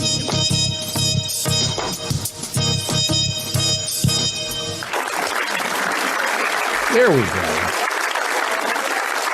Thank you, Professor Mike Steinel, who will be joining us a little later on in the show. Our guest has arrived, and you're listening to The David Feldman Show, davidfeldmanshow.com. Friend me on Facebook, follow me on Twitter, go to davidfeldmanshow.com, subscribe to my newsletter. And every Friday night, starting at 8 p.m., we have office hours. Please join us for office hours. And if you would like to sit in our virtual studio audience, go to my website to sign up. Well, Jessica Nordell is an award-winning author, science writer, and speaker, and she is author of The End of Bias, A Beginning. And here to talk to us and her is Gina Akamaki, who needs no introduction. She is a beloved member of our community. And welcome, Gina. Thanks for having me. It's good to see you. You have the book. Yep. Why don't you start the questioning with Gina and with Jessica, and then I'll ask her about the witches and her background. Okay, great. Thank you so much for letting me interview you. I love the book, and I think it should be a required reading for everyone because it would benefit humanity as a whole. And saying that, I want to break it down into the two groups of benefits. First, those who indoctrinate us with bias thinking, and then everyone else, because of how we learn. We all need the epiphany moment about having our own biases despite our best intentions, and to learn the strategies that you listed in your book on how to overcome those. So if I were to look at the first and the major people that are responsible for indoctrinating the biases into our very being, it begins really young. So early childhood educators, parents, teachers, but then it extends to media. They propagate stereotypes and biases. So the newscasters, the journalists, the advertisers, the politicians, etc., all have an impact in why we've developed the biases to begin with. So my first question to you would be about the first group, those teaching children. And in your book, you say that children don't come into the world with all of these biases and prejudice, it's learned. And so if you could kind of give us some examples of experiments and research in early childhood development on how those things happen. Yeah, absolutely. Can you hear me okay? Yes. Okay, perfect. Yeah, thanks for having me. I'm really thrilled to be here. So yeah, there's a ton of research. There's a whole sort of field of psychology, developmental psychology, that looks at how children's psychology develops. And there's, current research suggests that kids learn gender bias around age 3 or 4, racial bias a little bit later, like 5 or 6. But it can be sort of dialed up or dialed down depending on the environment, depending on their experiences, depending on the kind of input they get from parents and teachers and the world in general. So there's some really interesting research. I mean, one of my favorite researchers who you read about in the book is Becky Bigler, who does this work with children, where she looks at how children develop bias and what can be kind of done to alter it. The work that she does is really interesting because she goes into schools and she sort of does these manipulations to see what kinds of changes in the kids' environment increase their prejudice or decrease their prejudice. So she's a little bit controversial because she's experimenting with children and kind of shifting the way that they see each other. but she has sort of this classic research program where she started by looking at what happens when you label children. So she worked with a school where she had one group of teachers talk to the children with using labels all the time. So saying gender labels like hello, boys and girls, girls line up over here, boys line up over here. We're going to put, girls artwork on this bulletin board and boys artwork on this bulletin board. And she really emphasized, the teachers really emphasized gender labels in those groups. And in the other groups, the teachers totally ignored gender labels. So they would say good morning, children, we're gonna, they didn't do line up boy, girl, anything like that. And what she found is that the more you label gender, the more stereotyping children do. So it's almost like the labeling starts to kind of get children's minds acculturated to this idea of different categories. And then the stereotypes kind of build on that armature. And she's done a lot of other research about different kinds of groups. She did a research where she put some children in yellow shirts and some children in blue shirts. And in one group, over the course of a summer school, the blue shirt kids, in one group, the yellow shirt and blue shirt kids were identified by their shirt colors. And in the other group of teachers, the teachers ignored the shirt colors. And in the labeling group, those kids started to develop what we think of in psychology as in-group favoritism. They started to really like blues if they were blue, and they really liked other yellows if they were yellow. And the groups were totally random. So, there was no reason for the kids to like yellows or blues more. It was just that the teachers were constantly labeling them. And so they started to kind of develop this in-group, favoritism. So I think it really the power of labels, Yeah. And that's what you kind of emphasize, that it's the way humans learn from when we're little. Dog, cat, dog, cat. Okay, these are two different groups. And then the emphasizing, and it gets reinforced constantly. And then it's those associations of which one is good and which one is bad. And that's how we end up with the biases. So coming to the teachers have to reduce the, emphasis on the grouping and making one good and one bad. Mm-hmm. And you also note that our brains love to be right. We love when our stereotype predictions come true, and we get irked if they don't come true.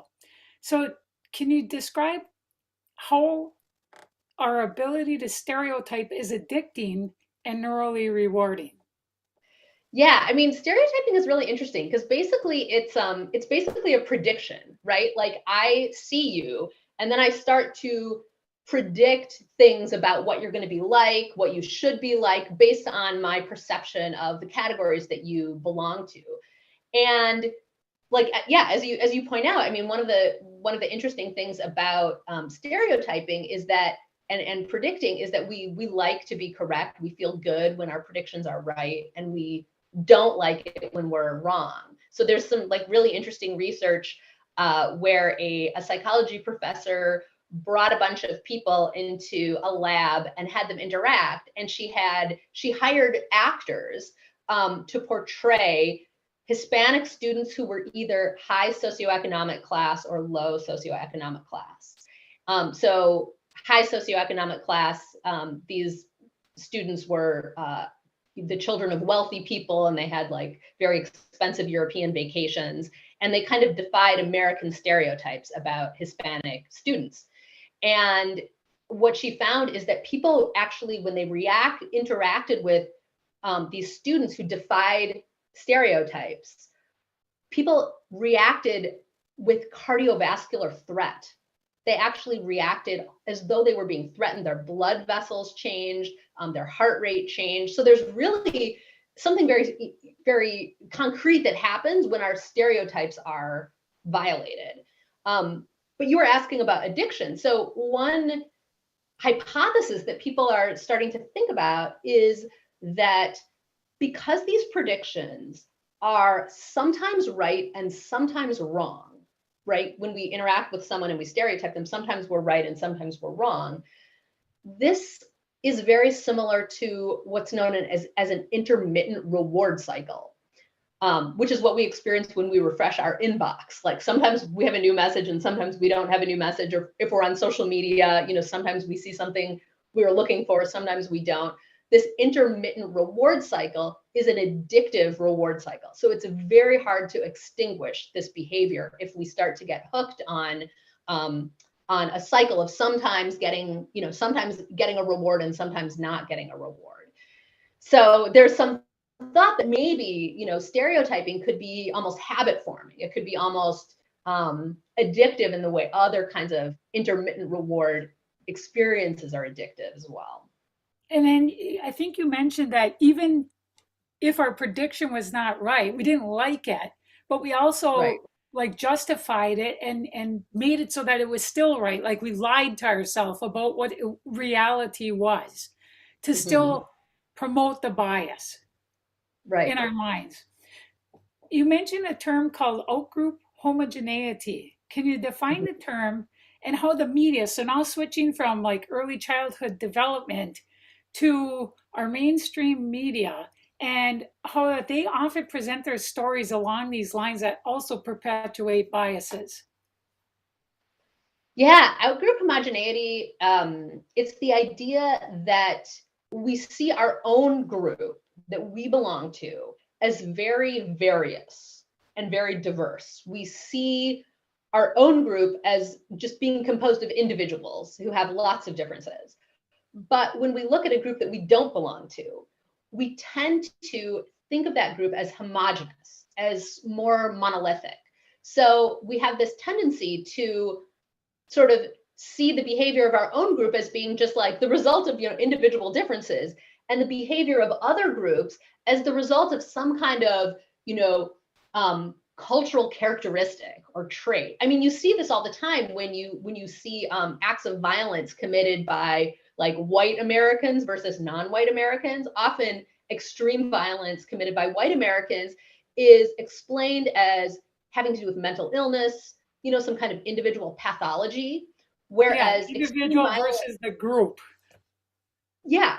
So, right. So when we see extreme violence committed by, non-white Americans, then it's often described in the media as related to some kind of group identity, when in fact, it could also be attributable to mental illness or kind of individual pathology or individual difference. But because there's this tendency to outgroup homogeneity, we, mainstream media often will kind of default to making a group identification rather than an individual Which causes a bias and prejudice against entire groups of people. They're not looked at as individuals or categorized by their group association. Whereas me, like a white woman, if I did something wrong, it's because there's something wrong with my head. But if there's somebody else in another, it's because they belong to that group. Right. Right. So, and yeah, once you start kind of being alert to these patterns, you really see them everywhere. You sort of can't stop seeing these patterns be played out over and over. Yeah. Then you had an interesting research project that you highlighted called No Tell, Address the Media Effects. Can you elaborate on the results of the show, the media influence on creating biases? A little bit about what the background of that community and then what happened to them after they got television. They had No Tell and then they got television. Sure. So this is so this was an experiment that I found really fascinating and wrote a lot about, which is that in the 70s, there was this small logging village in British Columbia where that didn't have television because of kind of a fluke of geography. They just didn't get the signal. The signal was blocked by the mountains. And in the early 70s, they were finally going to get all of the technology to actually get television in this village. And so there was a sociologist who learned about this and kind of had this bright idea like, oh, this is a chance to see the effect of television. If we could do some measurements before and after this village gets television, we'll see if it has, an impact. And so she, and her team rushed to this village and gave a battery of tests to like the whole village and asked everyone a million questions.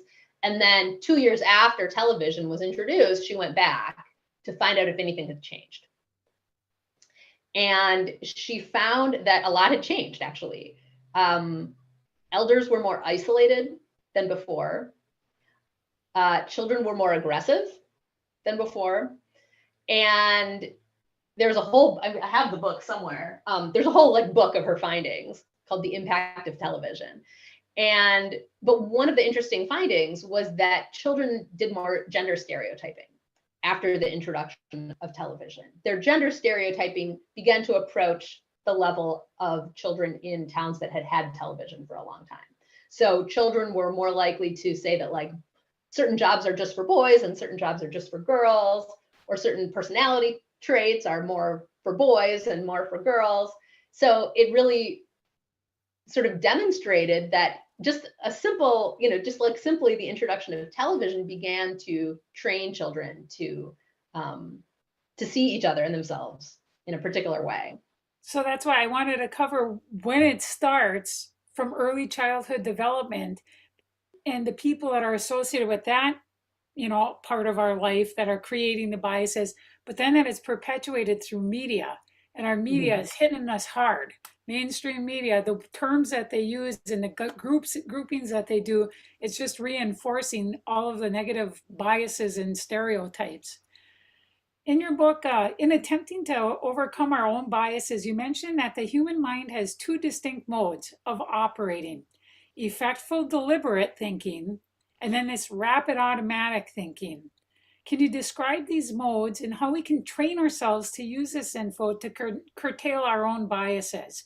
And my understanding is it's when we have something that is emergent or frightening that we get into the rapid, automatic thinking, and that we grab toward our own biases rather than thinking things out. But can you describe kind of that effect on us and how we can fix that so we are a little more mindful on what we're doing? Yeah, the kind of the idea actually of what we think of as unconscious bias or unintentional bias is really that when we encounter a person who we identify as being part of a category or a social identity, then we have all of these associations in our minds that we've absorbed from culture over our lifetimes. And at the moment that we, identify that person, encounter that person, all of these associations and stereotypes begin to kind of influence the way that we're interacting automatically. So we are not necessarily intending to react in a particular way, but we have a kind of automatic way of thinking. And so there's sort of broadly, there's this idea that there's really automatic, kind of spontaneous, less intentional sorts of responses. And then there are more deliberate, thoughtful, effortful responses. And the automatic, there's a lot of things that we do that start out as deliberate, but then become automatic because we're so used to them. Like, driving home from work, the first time you do it, you have to think, okay, do I need to turn left or right? And, where's the stop sign? But if you do it 100 times, then it starts to become automatic and you can kind of do it without thinking. You might even drive the whole way home without really being fully conscious of all of the decisions that you're making. But your question was, what do we do about it, right? Right. What do we do about it? Well, I wrote a whole book to answer this question. Yeah. So there's a lot in the book about I really wrote the book because that was the question, like, what do we do about this? So there's a lot. I can lead you into some of the things that you mentioned, like it says, what can we do to promote cultural education and help end bias? Because like you said, the end of bias, a beginning, we need to start somewhere. But per that Connie Rice, laws are not solely effective. Right. She talks about it creating the floor, but the ceiling is dependent upon people and what we're going to do anyway. And then diversity training in policing had not been demonstrated to be very effective. versus mindfulness exercises, and then community safety partnership type networks, other strategies other than just diversity training. Right. Right. Yeah, there are a lot of other strategies. I mean, fundamentally, I think it starts with people accepting that they might be susceptible to some of these reactions. Because most of us think that we're pretty objective and we think it doesn't really apply to us. Well, you talked about the police department, I think it was LAPD, where they started having yoga as exercises and other meditation before in there's Oregon, mindfulness, so that they would have less stress reactions and going with less of the mentality of, I'm going into this terrible situation, and so I'm going to react aggressively automatically, and actually step back and look, being better in a better place to assess the whole situation, and that it had really good results. Can you tie together how all these contribute to implicit bias and what implicit bias is? Yeah, I mean, well, what you're talking about with the mindfulness is really sort of interrupting that automatic response.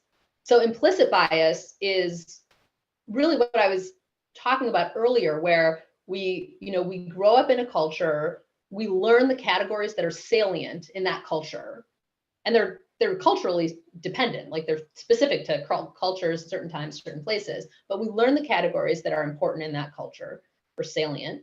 And then we learn a lot of associations associated with those categories, and we learn stereotypes. And then when we encounter someone, we identify them as being part of one of those categories. And then all of these associations influence our reaction to that person. That's what we think of as implicit bias. It's like it's happening automatically, it's happening quickly, it's happening maybe in a way that conflicts with what we think of ourselves as being like. We might think of ourselves as like, not sexist, not racist, not ageist, none of these things. But yet, when we're actually, going about our daily life, all of us can be susceptible to being influenced, by some of these cultural ideas that we've absorbed. So that's what we think of describing that epiphany moment.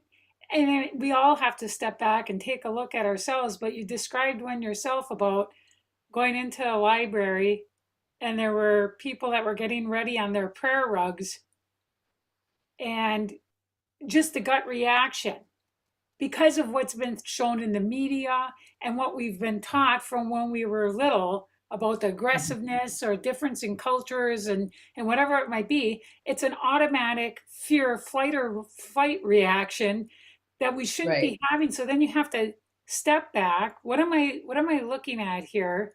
It's a whole different way of assessing what's really happening. Yeah. I mean, we're really talking about like self-awareness, mindfulness, there are a lot of different names for it, but we're really talking about slowing down enough to see what's happening in our own mind, to see what's happening in our own behavior and the patterns that we're participating in. Because once we see it, then we can interrupt it. And that's, I think, where agency begins. That's where, the opportunity to make a different choice begins. And, then the sky's the limit. Like, then you can actually start to interact with the world in a way that's based more in reality and more in human connection and less in, kind of cultural nonsense. Which I think you also talked about the benefit of interacting with the others, interacting with other groups, and how it'll change your perceptions and reduce your biases when you see people are people. Mm-hmm. Yeah, absolutely. You also talked about a concept called priming, planting a thought in a person's minds in ways that could influence and how they see and perceive the world. How do you see that, the media influencing that or using that as a technique? Actually, our politicians do that as well. They guide us into our own biases. Sure. Yeah, I mean, there's, Yeah, I mean, in psychology, the idea of priming is that if your mind kind of absorbs a particular concept or idea, then it can influence things that happen later. So that was actually how implicit bias was discovered, was through priming experiments. White Americans were shown words, subliminally shown words that had to do with African Americans, and then they were tested to see how it influenced their later behavior. And it was found that even when these white Americans weren't aware of the words that they'd seen, like they flashed in their eyes so quickly they didn't register them consciously, it still affected their later behavior because they'd been primed. So yeah, I mean, it certainly can be used intentionally. I think it's often used, unintentionally, but it certainly can be used intentionally to manipulate people. I don't have any specific examples of intentional priming, but you could say dog whistles would be perhaps an example of priming. Right. I pretty much asked most of the questions that I could think of, David. Good. You did great. And Howie Klein is about to come up. So this was great. I really appreciate this, Gina. Very quickly, Jessica, you are a descendant of witches who were burnt at the stake here in America? I recently discovered this. I was doing a bunch of genealogy research actually for this book, because I wanted to figure out how I fit into the story of race in the United States. And I discovered that I believe it's 11th great grandmother was the last woman to be tried for witchcraft in the state of Massachusetts. She was known as the Witch of Wallingford. So it explains a lot. And do you know if most of those witches, I understand, just inherited their husband's money, and Salem wanted that money? Do you know if she was wealthy? Oh, fascinating. As far as I know, she wasn't. Her husband, I did a little bit of digging as much as I could. Her husband helped get her exonerated. So she was married at the time, and she and her daughter were actually both tried, but and she was tried 3 times. That's the difference between me and her husband. My hands are tied. They say we have to wrap it up. Will you come back? Sure. Great to talk to you. Right. Everybody should go buy The End of Bias, A Beginning. And it's written by Jessica Nordell, Nordell. And go to jessicanordell.com, please. Yeah, you can contact me through my website, jessicanordell.com, or let me know what you think. I'd love to hear what people think of the book. Great. Thank you so much. It's absolutely excellent. Great job. Great job, Gina Huckabee. I hope we do this again. Thank you so much. Thank you. Thanks a lot, David. Thanks, Gina. Thank you. You're listening to The David Feldman Show, davidfeldmanshow.com. Howie Klein is coming up in a second, I hope. I just want to take care of something because I've gotten some emails. And this is why we need to bring back the draft.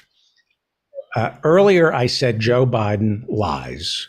I said his son, Beau Biden, was a great dad, a great father, and never traded on his service in Iraq. I said Beau served a year in Iraq while he was also the Attorney General of Delaware and worked in Iraq as a JAG officer. He was a lawyer. He was the son of the vice president. And while he was in combat, he was only behind the wire working as a JAG officer. That's not quite as dangerous as being a soldier. He didn't claim to be anything other than what he is or was before he died. His father chooses to remember Beau's service differently, and I think that's a disservice to the men and women who put their lives on the line. And if we had a draft, we would be able to differentiate between a JAG officer and a combat veteran. Now, someone wrote to me during the interview and said that Beau received a bronze medal, so that I was out of line for criticizing how President Biden, our commander-in-chief, chooses to remember his son's service. His son had a bronze medal, to which I reply, if there were a draft, Americans would know that a bronze medal can be awarded for a host of reasons, including something like meritorious service as a JAG officer. And that appears to be why Beau Biden got his bronze. This is why we need to bring back the draft. We have a commander-in-chief right now who plays fast and loose with the facts. He's thinking of sending troops to Ukraine. He will say anything, including falsities about his son's war record. And we need to be careful. The truth counts, especially when we have a commander-in-chief who lies and is threatening to send our troops to Ukraine. Howie Klein is the founder and treasurer of the Blue America PAC, which raises money for progressive candidates around America. And he is also author of Down with Tyranny. Sorry to keep you waiting, and sorry. That's all right. I enjoyed your little rap just now, and I wanted to talk about it. Good, thank you. Because Biden is a liar, has been for his whole career. He's known as a liar from the very beginning. He was, caught using other people's work, for example. He's, and we don't like Trump, and we're happy that Biden is in the White House instead of Trump, I guess, somewhat happy, or relieved maybe is a better word. But I'm sure there are a lot of people who are very angry right now that you said that Biden is a liar, and they're even angrier now that I'm echoing it. But Right. That's what he is, and there's no reason to deny it. A liar is a liar. He's a proven liar. When they do fact checks on people and they see, what percentage of the time he lied. Well, of course he doesn't lie as much as Trump. No one lies as much as Trump, but he lies far more than any normal politician. I mean, everyone lies a little bit. Every politician will say something that's wrong or even egregiously wrong. Even the best, even Elizabeth Warren and Bernie have said things that turned out not to be true, according to the fact checkers. Not much. They don't do it much. And Biden, during the primary, I kept checking, and sure enough, I mean, Biden was 10 times more of a liar than a normal Democrat would be. Right. So, lots to talk about. We have a bad connection. We do. Can you call me back? I'm going to call you right back. Thank you. Sorry about that. You're listening to The David Feldman Show, davidfeldmanshow.com. Friend me on Facebook.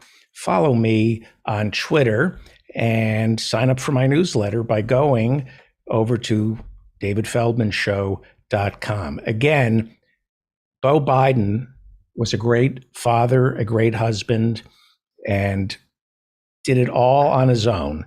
He didn't trade on his war record. His father has chosen to remember it for his own political expediency. I'm only criticizing our commander-in-chief, especially when he's now threatening to go to some kind of war. Or what do you think is going to happen, Howie, in Ukraine?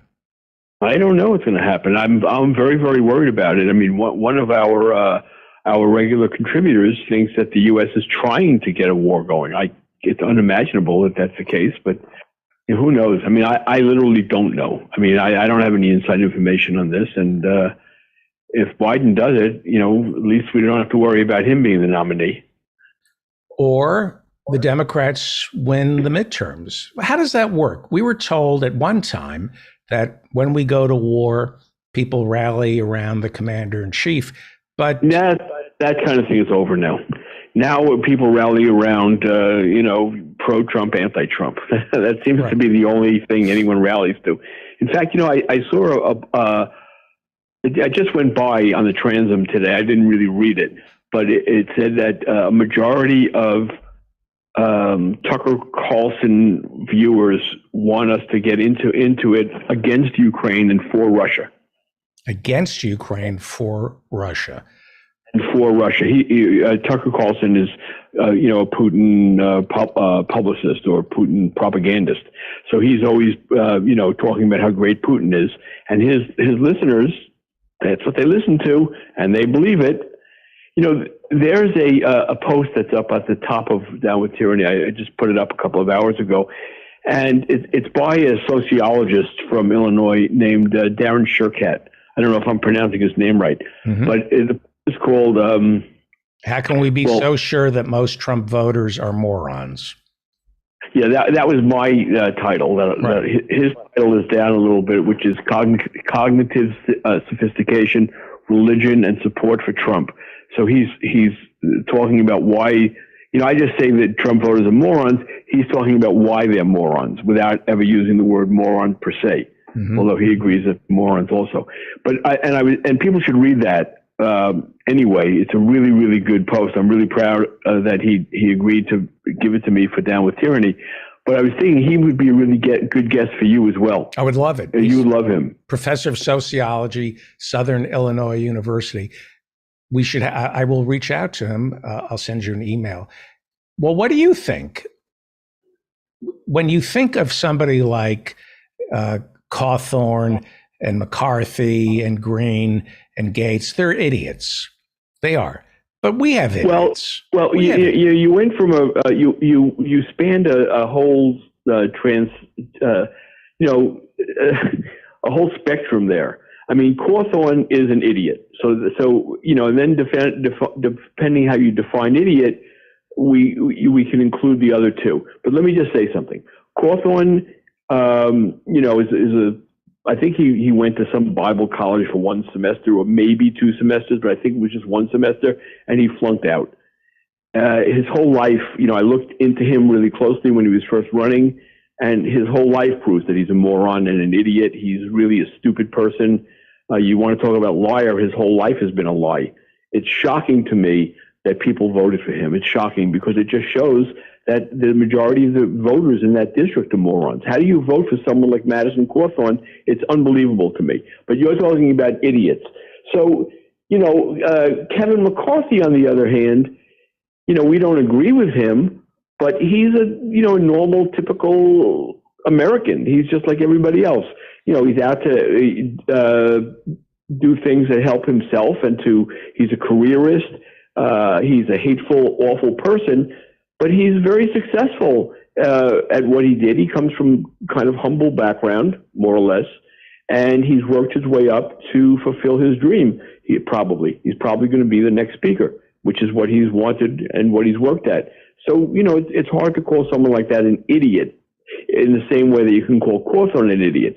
And even with Marjorie Taylor Greene, even though she was putting out to succeed when she ran her gym, she did become a millionaire.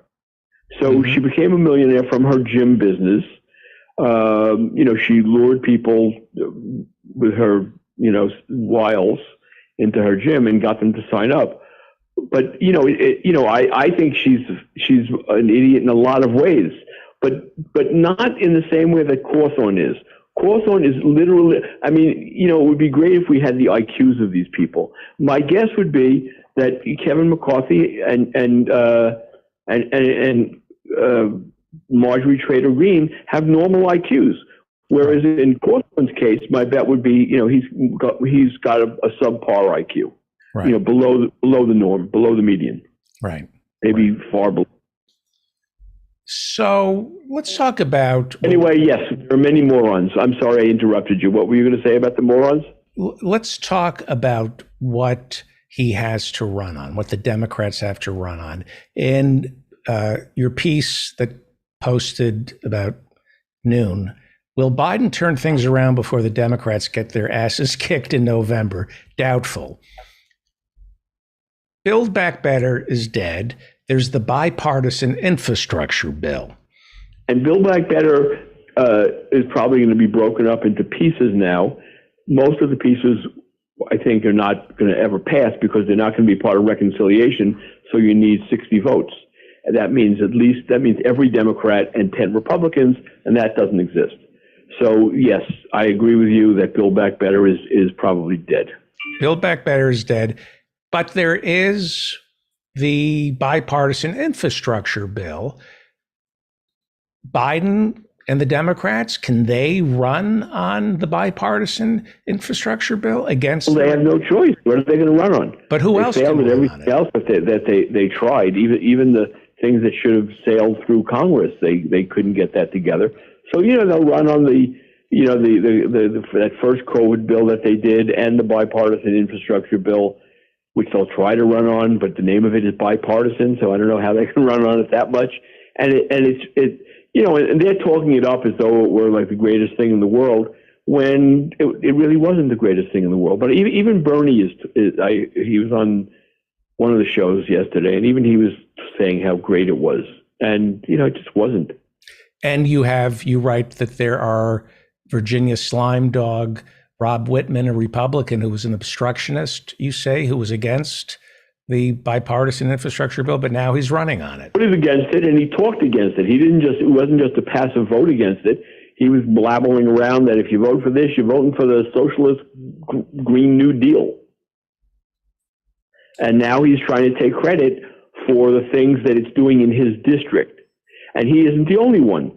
There are Republicans all over the country who see what's happening in their districts and see jobs being created and see, you know, crews out looking at how to fix bridges and pave highways.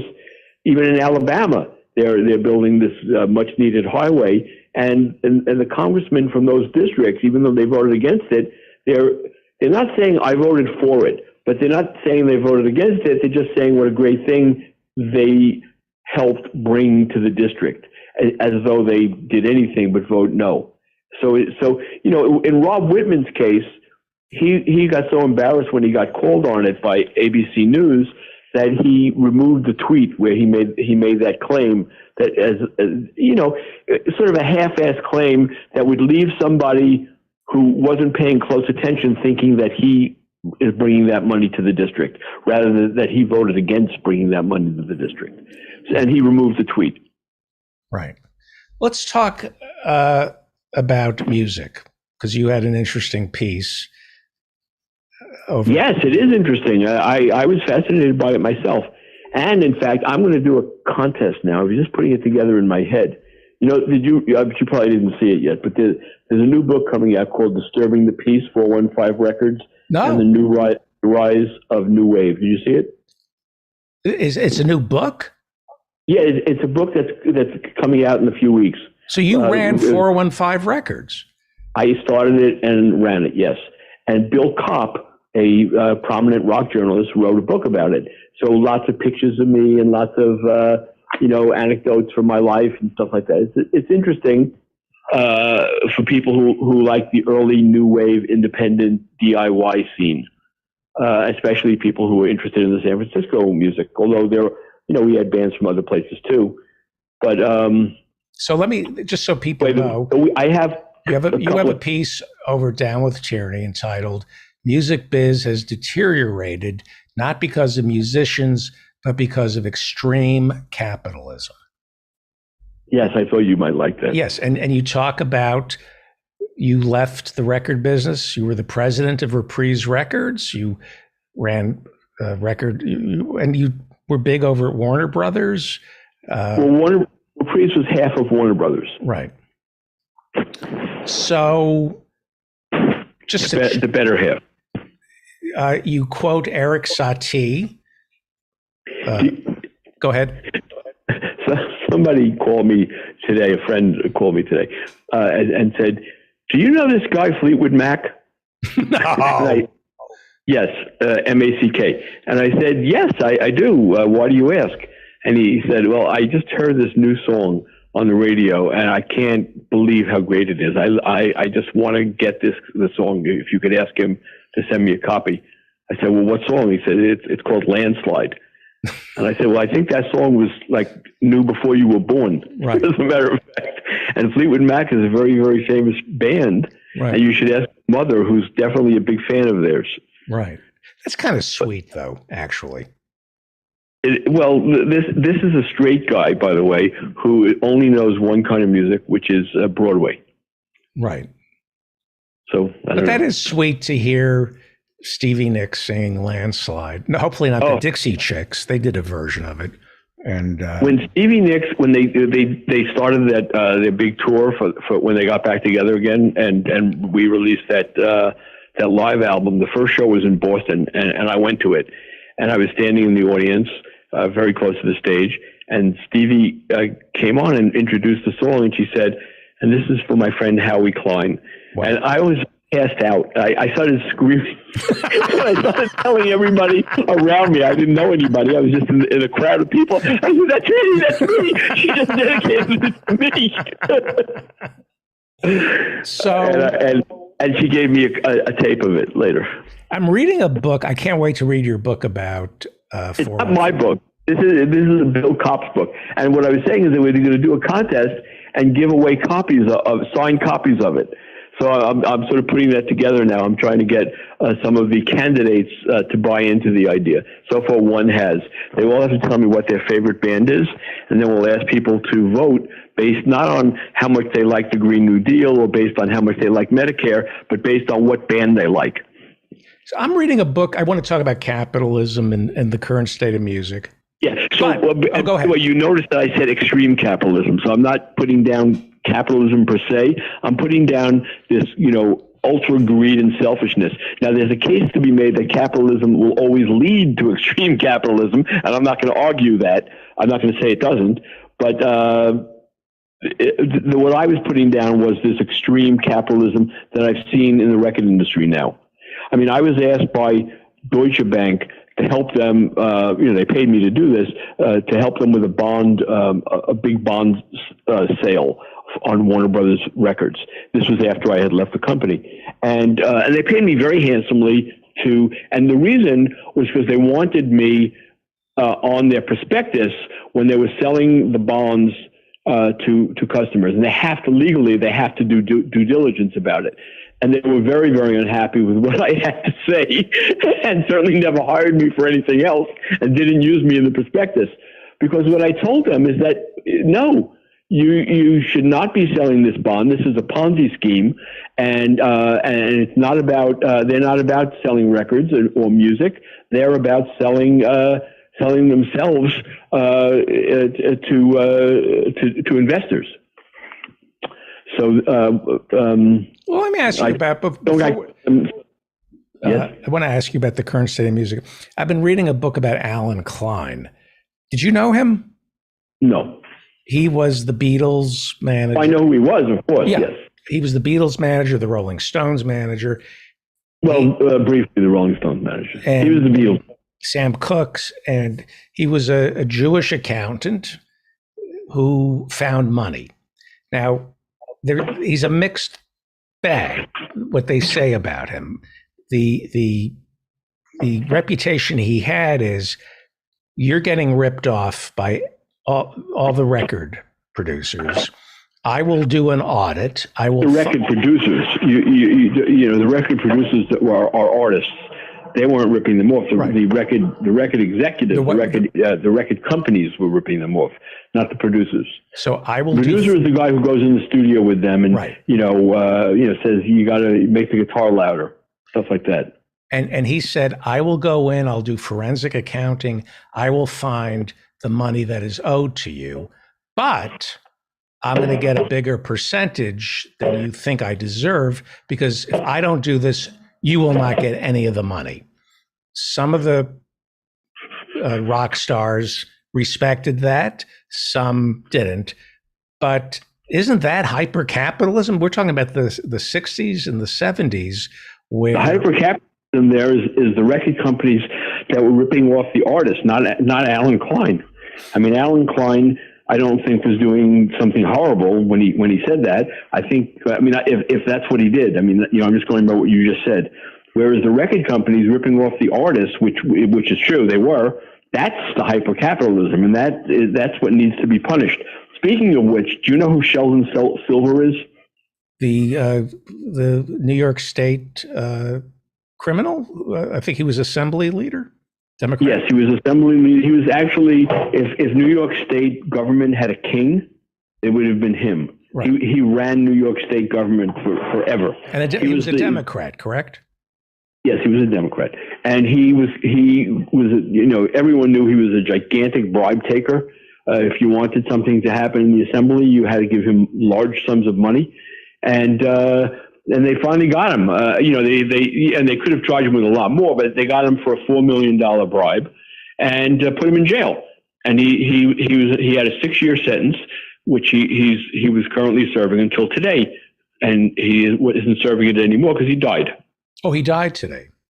Yes, Okay. In prison. in the prison hospital. Okay. And do we speak ill of the people who deserve to die?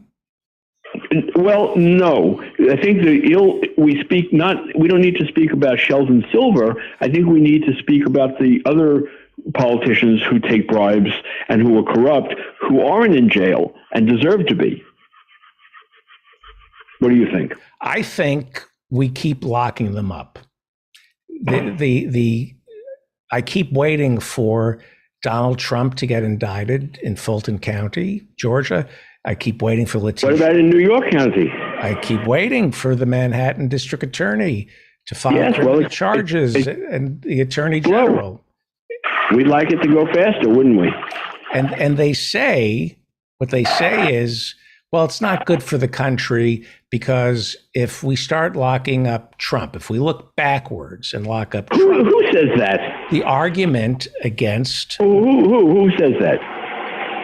I have heard Democrats say, Really? yes, that it's not. I haven't heard anyone say that, and I talk to members of Congress all the time. I don't talk to right-wing members of Congress, generally speaking. I do talk to one or two of them, but I don't hear anybody saying that. It's what they're thinking. They may not be saying it, but they. Well, it's not what they're tweeting.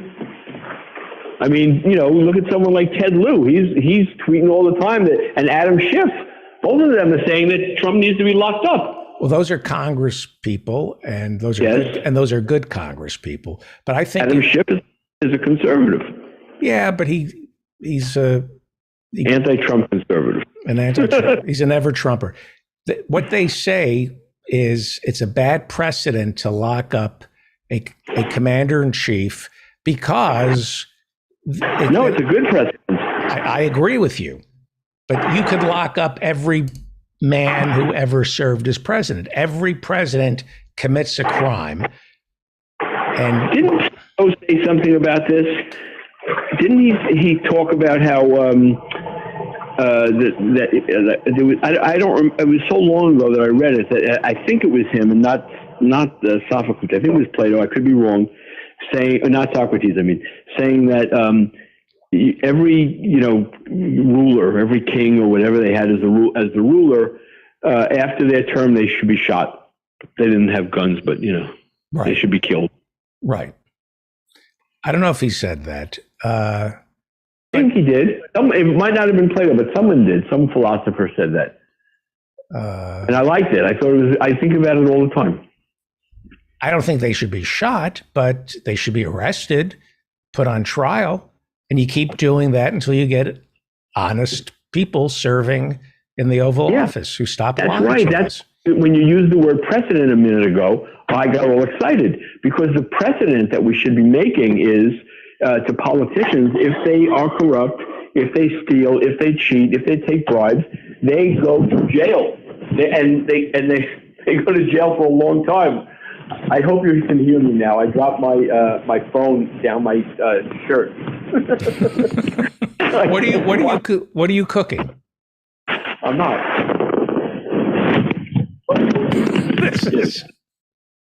Okay. No, I mean there's a leaking potato soup that's cooking, but I did it all before the show. Okay. Now it's on the stove. All right. So now you need to talk a little closer, if that's possible.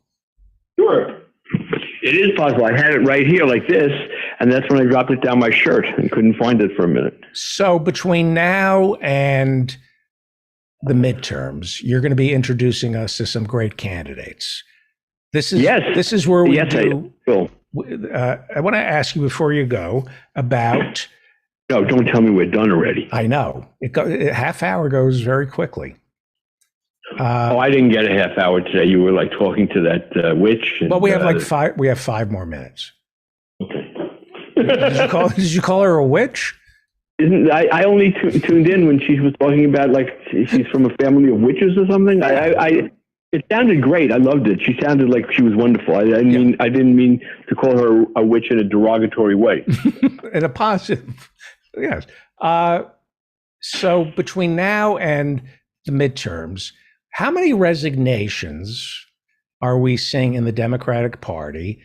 You mean how many retirements? Retirements are we seeing in Congress from safe districts? Well, safe districts don't matter, right? I mean, if someone retires from a safe district, it's fine. Who cares? Well, that's how we get leftists. Isn't that where we should be sending the ultra leftists to run for office in a safe district? Should we break a little scoop? Yeah. I'm pretty sure Jerry Nadler is going to announce that he's not running. And he's your congressman, right? No, Maloney is. Well, we wish you would retire instead. Yeah. But it looks like he's going to. And so, are you going to be running somebody who's better than Nadler? I hope. I think that there will be people who run who are better than Nadler. We'll have to see. I don't know. It used to be when someone like that would go, what happens is it suddenly, the state senator from the district and a couple of the assemblymen from the district, maybe, some city councilmen from that district, they had it all locked up. It's not that way anymore. In fact, when you called just now, I was working on a post about that. Now, people are sick and tired of these professional politicians, whereas in the past, they would say, we want somebody with experience. Now they don't. And so anybody could run. Almost anybody could run. Yes, anybody could run. I mean, if Matt Cawthorn, the least qualified person in the history of Congress, maybe tied on some level with Lauren Boebert, if they could run for Congress and win, anyone can. Right. But is this an opportunity to build a leftist infrastructure in the Democratic Party? Because except for a handful of Democrats in the House, we have very few leftists serving in D.C. Is this the opportunity to start? It's an opportunity. I mean, take a look for, just as an example, in North Carolina. I'm bringing this up because I believe you know her. G.K. Butterfield. He's at best a moderate, at worst a conservative, but he's been in that district forever. The district maps that came out, even though they're probably going to be thrown out, his district went from a D+9 or something to a D+1. So it would be a district he would have to fight for. And in a bad year like this, it would be a tough fight. He doesn't know how to fight. He doesn't know how to raise money. He's never had to do it. He's been in a safe seat all this time. He's lazy and old. So he announces retirement. So what happens?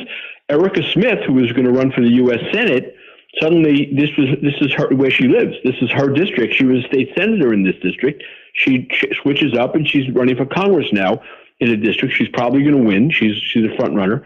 And there you go. We go from a conservative Democrat to a progressive Democrat. Right. So that's what you're talking about when you're talking about building a progressive base, and that we're not that lucky in every single one of these races, but we are in some of them.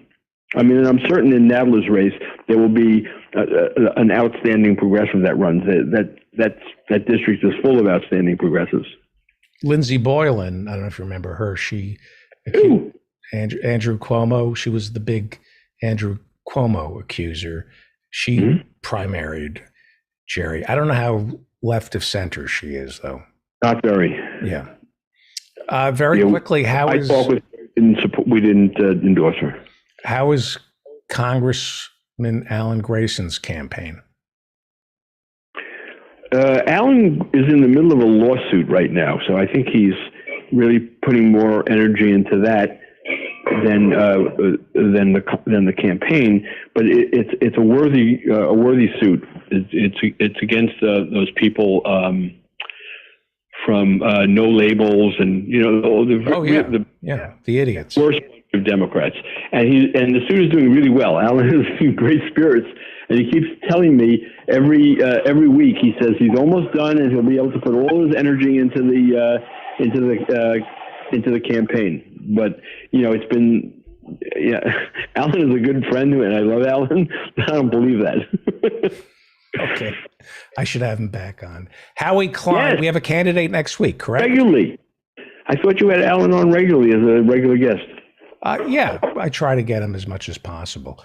Good. Who do we have next week before you go? Who do we have next week? Oh, we have Neil. Damn, what's his last name again? This is my mind just slipping. Neil Walia. That's who it is. The Walia. Neil Walia. His district is basically the city of Denver. It's Denver County. And that's a very, very progressive place. They have a decent congresswoman in there now. She's not great. She's not terrible. Her progressive punch score is a B, but a district like that should certainly have someone with a very high A, someone who is, cutting edge, someone who is pushing the boundaries. She's never going to do that. That's not her. Right. She's just she's a Pelosi person. Whatever Pelosi wants, she's there. She never varies from that. And Neil is an amazing guy. I mean, I want you to meet him because he is phenomenal. He's so smart, and he's got such a great perspective on things that I'm just really looking forward to having him on next week. Fantastic.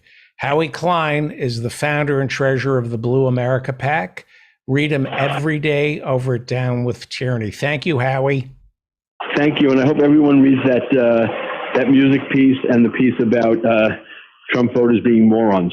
Right. I'll email you tomorrow about the professor. Thank you, Howie. Bye-bye. Bye. David Cobb joins us, and you have a hard out. You are going to do some banking tonight. Well, right? I'm going to do some public banking, to be sure.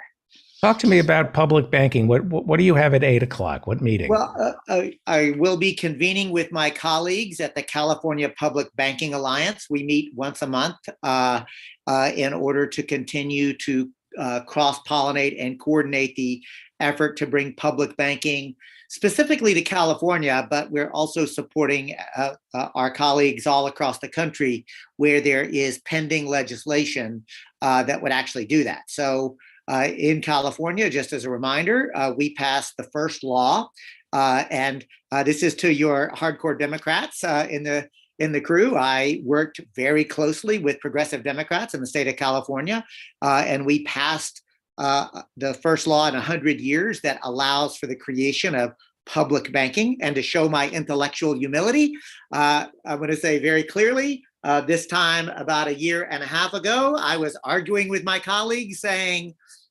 no, we want a statewide public bank. That we have one progressive willing to champion that, and we should stay strong on that. And we had several folks telling us, we think we could actually get this if you would be willing to amend the language to have 10, a pilot program to allow 10 local or regional public banks, but we think we could get it. And David, I said, this is a mistake. We shouldn't do it. We should stick to our guns, be for what we're for, don't compromise before the fight begins. And I was overruled by my colleagues, right? Because I believe in little d democracy and, the collective will of the group, et cetera. So, and I said at the time, a year and a half ago, okay, but I just want y'all to mark my words, that we're compromising before the real fight begins. And I have never been happier to say I was wrong, they were right. On a straight party line vote, Democrats in California passed not only the California Assembly, but the state Senate. Governor Newsom signed it. We now have the ability under law to create up to 10 local or regional public banks over the next, 7 years. And right now we are negotiating with the Department of Business Organization in order to promulgate the rules associated with what those are going to look like. And David, get this. Look, I'm a lawyer, right? And you're a smart guy. This. There are rules, and then there are rules, right? Like you and I could sit down and write rules that make it basically impossible to create a public bank, right? No matter that there is enabling language, the rules could be so stringent, so draconian, so difficult that none would happen. Or we could write rules that would make it super easy, right? So I want to be really transparent and say, I and others argued with the DBO to say, and we said, look, the state legislature and the governor signed a law enabling public banks. Public banks are good. They want to have these. You should make it easier to create a public bank than a private bank because of, and all the reasons why, right? Wall Street lobbied the hell out of the DBO and said, no, no, no. And like public banks are public money. You should make it more stringent to create a public bank because it's public dollars. And to their credit, the DBO played it straight down the middle. And they said, public banks are still banks. So it's going to be just as difficult to create a public bank as a private bank. We're not giving you any, we're not lessening any capitalization requirements. We're not lessening any insurance requirements. We're not making it any easier. And David Feldman, they also said to Wall Street, and we're not making it any harder either. So literally that's where we're at right now. And I predict that by 2023, you will literally see the first public chartered banks, probably in this order: Los Angeles, Oakland, San Francisco, and then those will be the first three. So anyway, all to say, this is something that we once had. Well, it's interesting. It is absolutely something that we once had. Remember that there was a time when all money was sovereign money. And like right now, this is crazy, David, but literally now in the United States of America, private banks are actually creating most of the money supply, M1 in this country. Because it's debt, right? And they're able literally to make decisions on how the policy actually works. So the idea of public money, it's still using the fractional reserve banking. It's not as good as it could be. I mean, ultimately, I'm a fan of true sovereign money. Let's say that we, the people, collectively through our elected representatives, ought to create all money. We should get rid of private banks, just as surely as we should get rid of private health care, right? Like I'm a socialist. I believe that if things are fundamentally human rights, they should be provided as a matter of the social contract.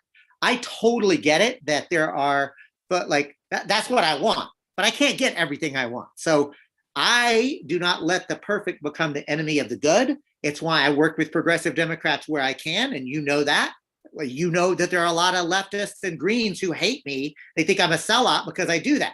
Just like there are a lot of Democrats who hate me and think that I'm naive because I won't join the Democratic Party. My point is this: there are concrete solutions that we can implement right now, and we should implement them wherever we can. And public banking is one of them, and I'm very excited about that. And I haven't forgotten Dr. Fraud's sort of nudge to me. I need to get Ellen Brown on this program to talk about public banking. And I want to actually ask your indulgence, David, to have somebody who's going to do a more full-throttled, Green Party approach sometime. Because as you know, like I actually navigate that. I'm not a partisan.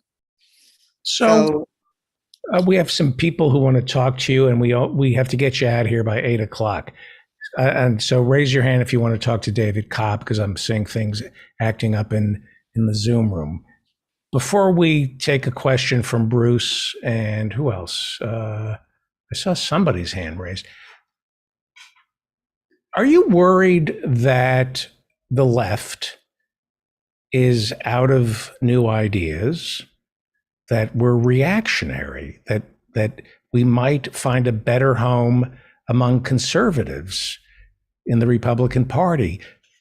Because it feels like the enemy, which is the richest 1%, are smashing things up. They're playing fast and loose. They don't care what the future looks like as long as they can write it. We have big tech. They're not lefties, big tech. They're libertarians who want government off their back, and they want total freedom to write the future. Would we find a better home among reactionaries? Could we appeal to a post-racial, post-racist Republican Party who are conservative and reactionary, want to return to Glass-Steagall, conservation, Roosevelt, breaking up the trusts. Would we have a better home in the Republican Party? So, and I say this with kindness, David. I think the problem is that you're mixing not just apples and oranges, but now you've added vegetables to your fruit medley. So I'm going to back up and fetishizing the two parties. You really are, and I want to I want to answer what I think is really your question, which is actually quite exciting to me, and that is, can we actually unite across a broad spectrum of ordinary folks for what you and I would call a progressive agenda? And I think the answer is yes. That absolutely will not happen. I could partisan. Like Josh Hawley, for example, Senator Josh Hawley. He and I could find common ground, not on America becoming a theocracy, not on abortion, but breaking up big tech, breaking up the big banks. I think he's a dishonest broker, but you could make the same arguments in the Republican Party, but just not the racial ones. But no, you're right. You can't do it. Yeah, I mean, again, the point that I'm trying to make is that I do believe that there is much common ground, issue by issue, and that's why I always remember the insightful words of the great labor activist Samuel Gompers, who said, in organized labor, we will reward our friends and punish our enemies. And when it comes to electoral politics, he said, we will have no permanent friends and no permanent enemies. This is why I think, with all due respect, this sort of constant Democrat versus Republican is missing the point. Remember that it was literally Richard Nixon who signed the Clean Water Act, the Clean Air Act. But it was passed. That stuff was passed before he became president. Oh, no, that's actually not true. Clean Water Act was, I think. I will stand corrected, but I can tell you this, that it is the narrative that I have, and I'll stand corrected, but that what we had were large movements that were actually forced Nixon's hand on many of these things. So what I'm getting at is this. I think I come to real clarity that the Democratic Party are controlled by neoliberals who basically believe the market and capitalism is the answer to everything, and they're privatizing everything as fast as they can. The problem is, and that's the leadership, right? There are notable exceptions, few though they may be. Just as the current leadership of the Republican Party are actually neo-Confederates and neo-fascists. And we have to come to terms with that. And that's frightening. And frankly, I don't think that either the Democratic or Republican Party are going to be up to the ecological and economic and political crises, multiple crises that are happening, which is why I am going all in on trying to work on helping people to meet material needs as the slow-moving collapse happens. There's not enough genuine progressives in Congress, whether they're green. There's not enough of us, even if we all voted, to actually get over the profoundly undemocratic nature of the U.S. electoral system. And I could easily go down and talk about how if we had proportional representation and ranked choice voting, and we got money out of politics, and we did all these things, but we can't do that fast enough, David. So to me, as you know, I engage in electoral politics. I engage in policy work with elected officials when and where I can, but I spend a lot more time with ordinary folks trying to help incubate and grow worker-owned cooperatives, housing cooperatives, participatory budgeting processes. In other words, David, what I'm looking for is, let's find ways to collaborate and cooperate whenever and wherever we can. And I am an unapologetic leftist. And I say, and look on our website at Cooperation Humboldt, I'll work with anybody, even if you don't believe these things, but I'm not going to pretend I'm not who I am. Right. Bruce? Yes. Hi, David. This is a very exciting news about the bank, State Bank of California. And my question is the state required to use the bank? And I ask because I've been hoping for this to happen ever since the EDD department started distributing benefits through Bank of America. And I thought there's no reason. EDB, is that The unemployment benefits came through Bank of, they used to send a direct check to the person applying for unemployment. And then about 8 years ago, maybe, they started sending a debit card through the Bank of America. So does the unemployment, is it required to use this bank? So Bruce, not this one. Remember that the law that we passed were actually for local or regional public banks. Okay. We were originally advocating for a true public bank that would have been able to do what you're talking about. So in this case, the state would not actually be using a public bank. It is our hope and expectation that we'll be able to move to a public bank whenever people get a chance to see how good it is, when they remember what it was like to have public money rather than private banking money. Great. Thank you. Great. Thank you. Thank you. Does it help when we talk about how bad things are? I do it all the time. All I do on the show is talk about how bad things are. But if you turn off the TV and you stop reading and you just walk outside, am I freezing here? Have I frozen? No, I can, not for me, I can hear you. I think I just froze. Hang on. Your video image froze, but I'm still hearing you fine. I think this is better. Okay. Okay. If you go outside, it's not as bad as it's presented. Like where you live, up near Humboldt, how bad is it? Listen, right? My life is great on a personal level, right? And like the culture, the politics, like we're doing pretty well. But I also think it's important to tell the truth.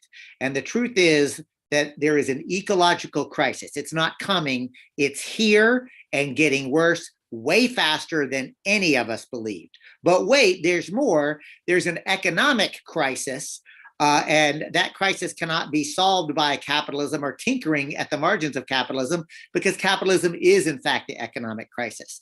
And the ecological and economic crisis are creating the political crisis of polarization. And that's the reason that it's happening so quickly, right? So you put all of those together, and we really are in the beginning stages of true systems collapse. So I think it's important to tell the truth, but not simply to be a doom and gloom sayer, right? I don't want to be, I don't want to either be Pollyannish, nor do I want to be Eeyore. What I'm saying is I take the world as it is, not as I want it to be. And I say, but how can we get the world to where I want it to be? And where do I have agency to do it? So I know when I come onto this program, David, that I'm having a freewheeling conversation with and let's be honest, a marginally influential person, right? Like very marginally. But it's true. You have an audience, right? People listen to you. People find you entertaining. Hell, I think you're funny, right? Like part of the reason, that part of the reason that I originally keep coming back was because you were cracking jokes left and right with our mutual friend. And I was like, wow. No, I think you are really genuinely a funny person. And what I found is most leftists are not funny. Like they just don't have a sense of humor, right? Well, Julie, thank you for your kind thoughts. I appreciate it. But are we doing a disservice? Because it's very reminiscent of what got Reagan elected. The doom and gloom coming from Jimmy Carter and the left being constantly harping on everything that's going wrong. In the late 70s, we were running out of oil. We needed to conserve energy.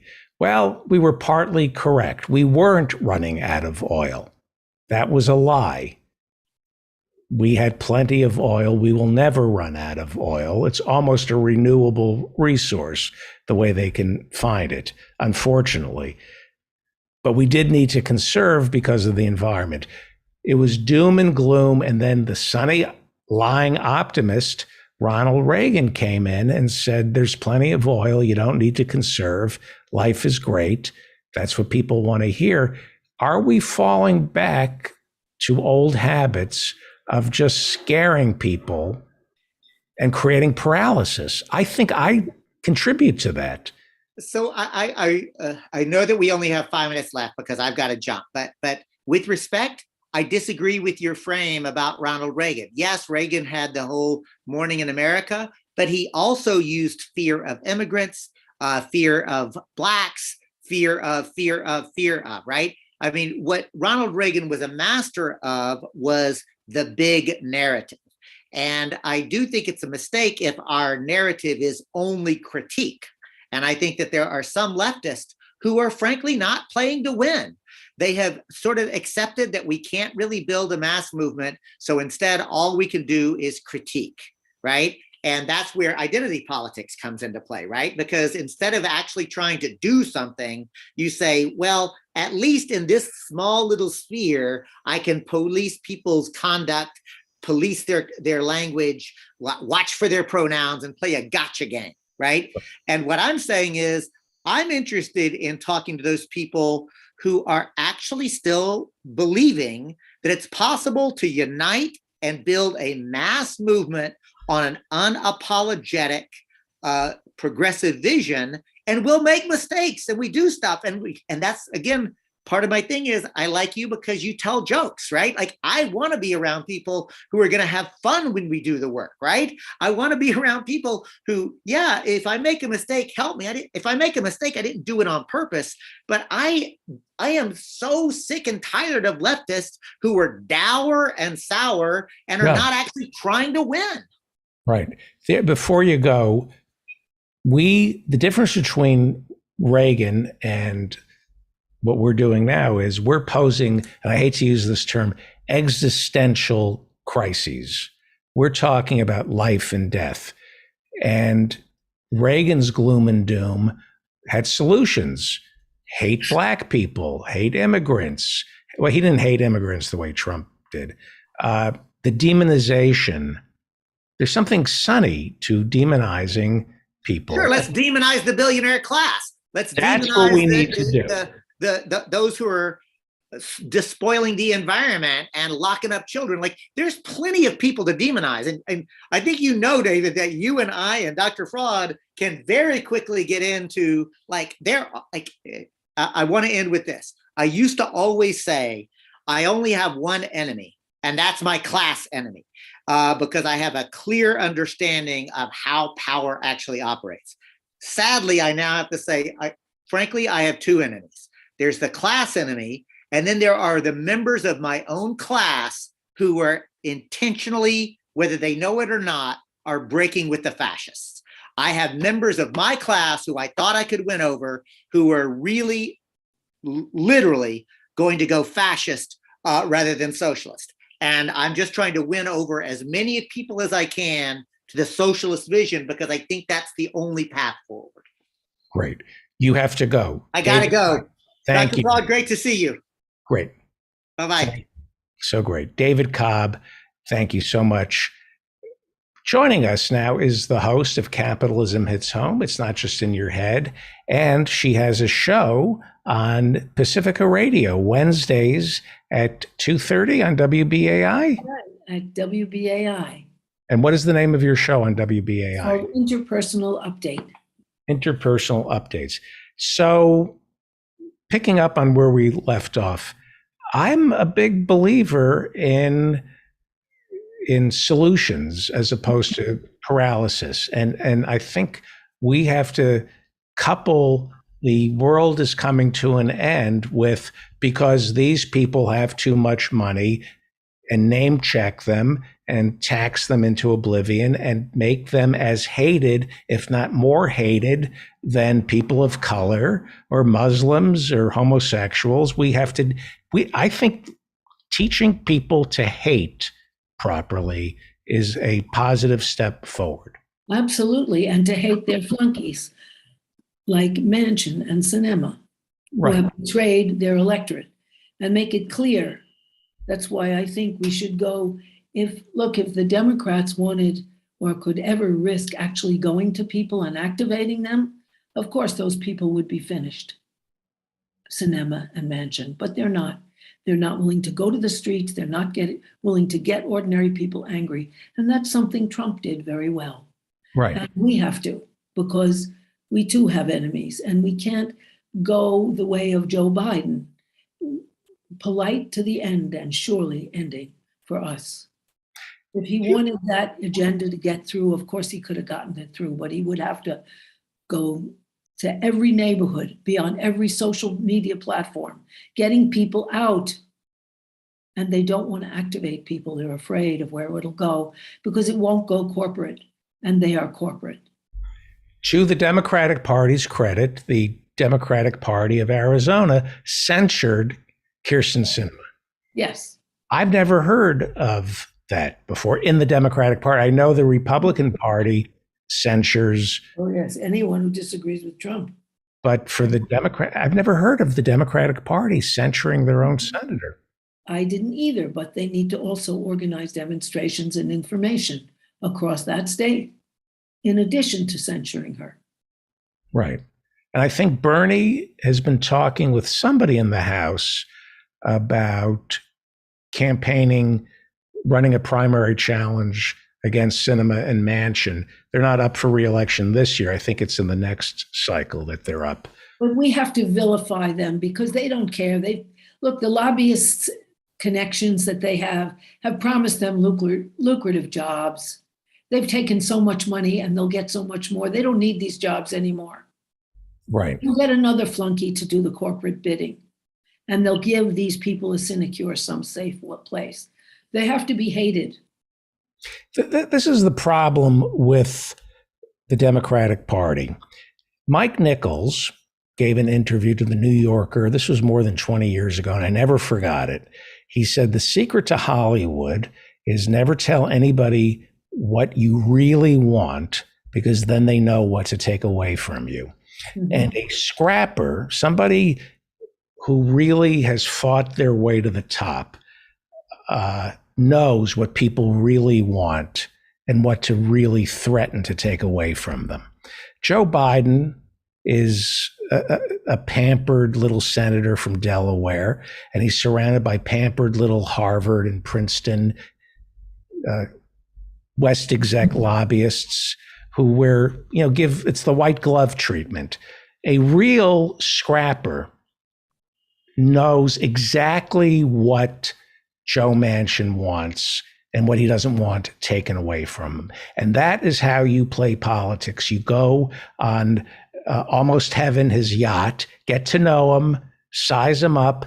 What is this man's Achilles heel? What is it that I can take away from him that will destroy him? And that's how you bend him to your will. Those are the kind of Democrats we need. Chuck Schumer isn't going to do that. Chuck Schumer is a lightweight.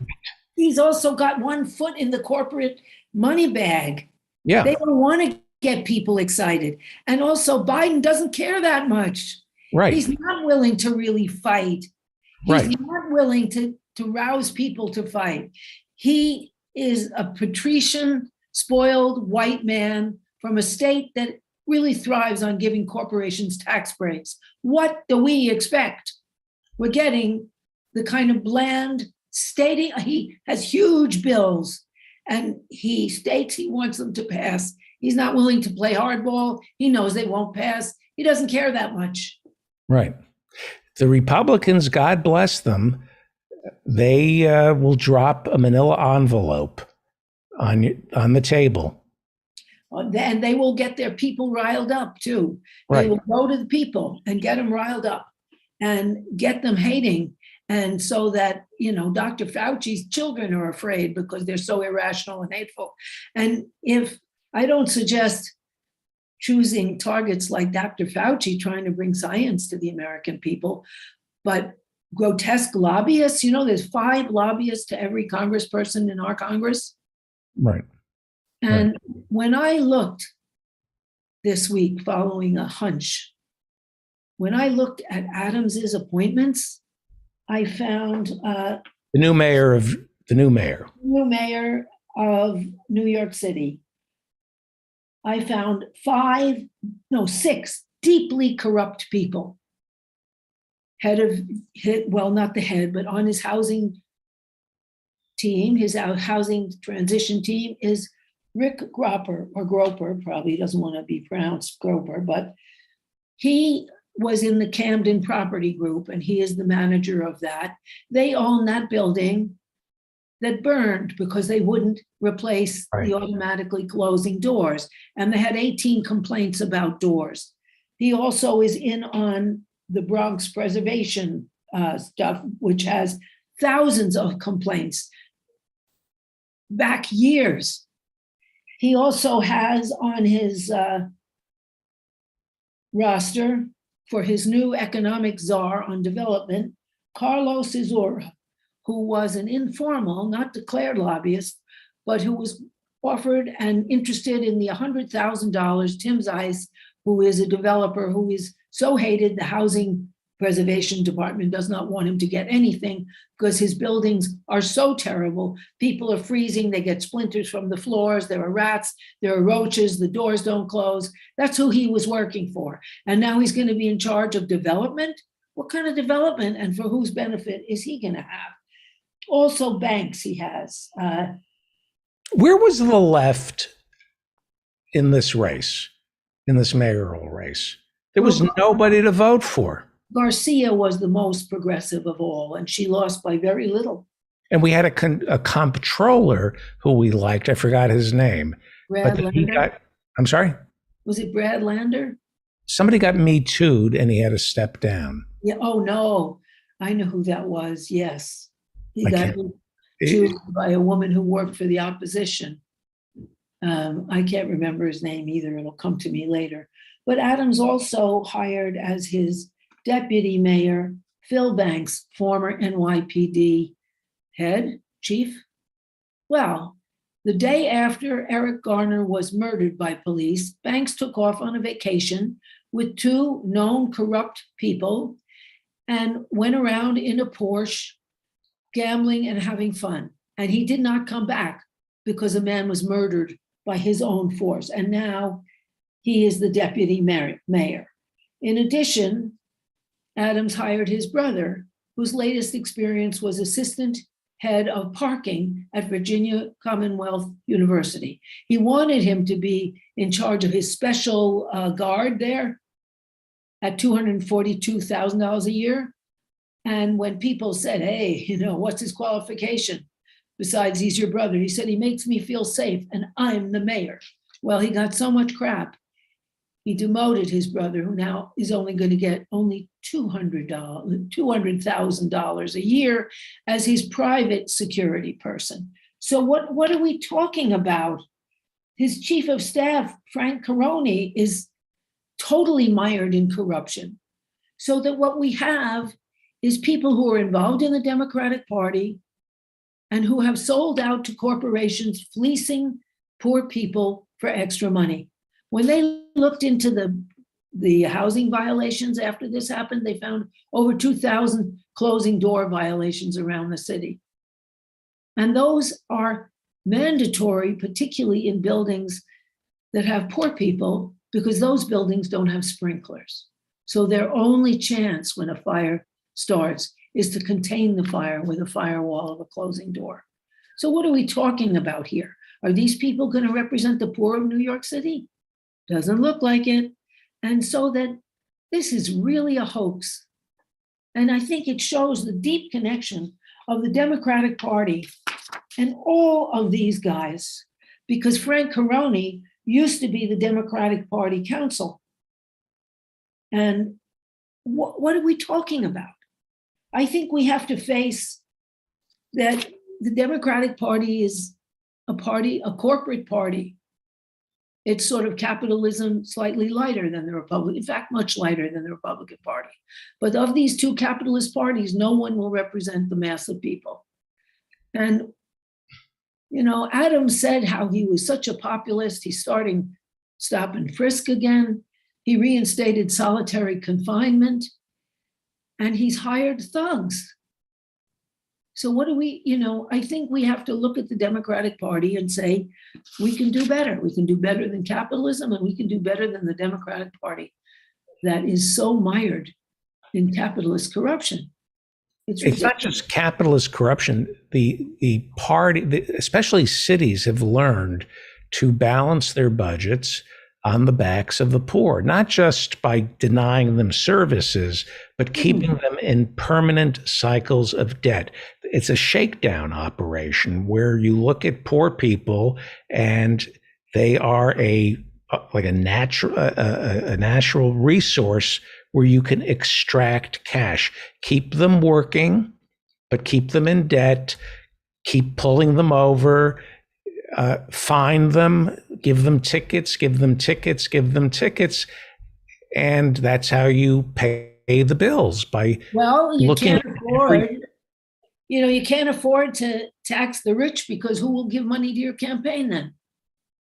and they'll tie it up in court. The rich have accountants and lawyers, so the government won't pick on somebody their own size. They pick on Small people, middle class, small people. And that's every time a Black person gets pulled over for a busted tail light, they are given a ticket, because that's right. the job of the police.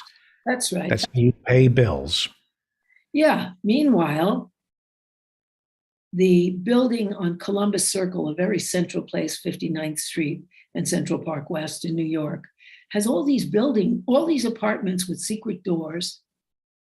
75% of them, I read, you know, I haven't checked this myself, but I read, are owned by people who are LLCs. They don't even have their name on it.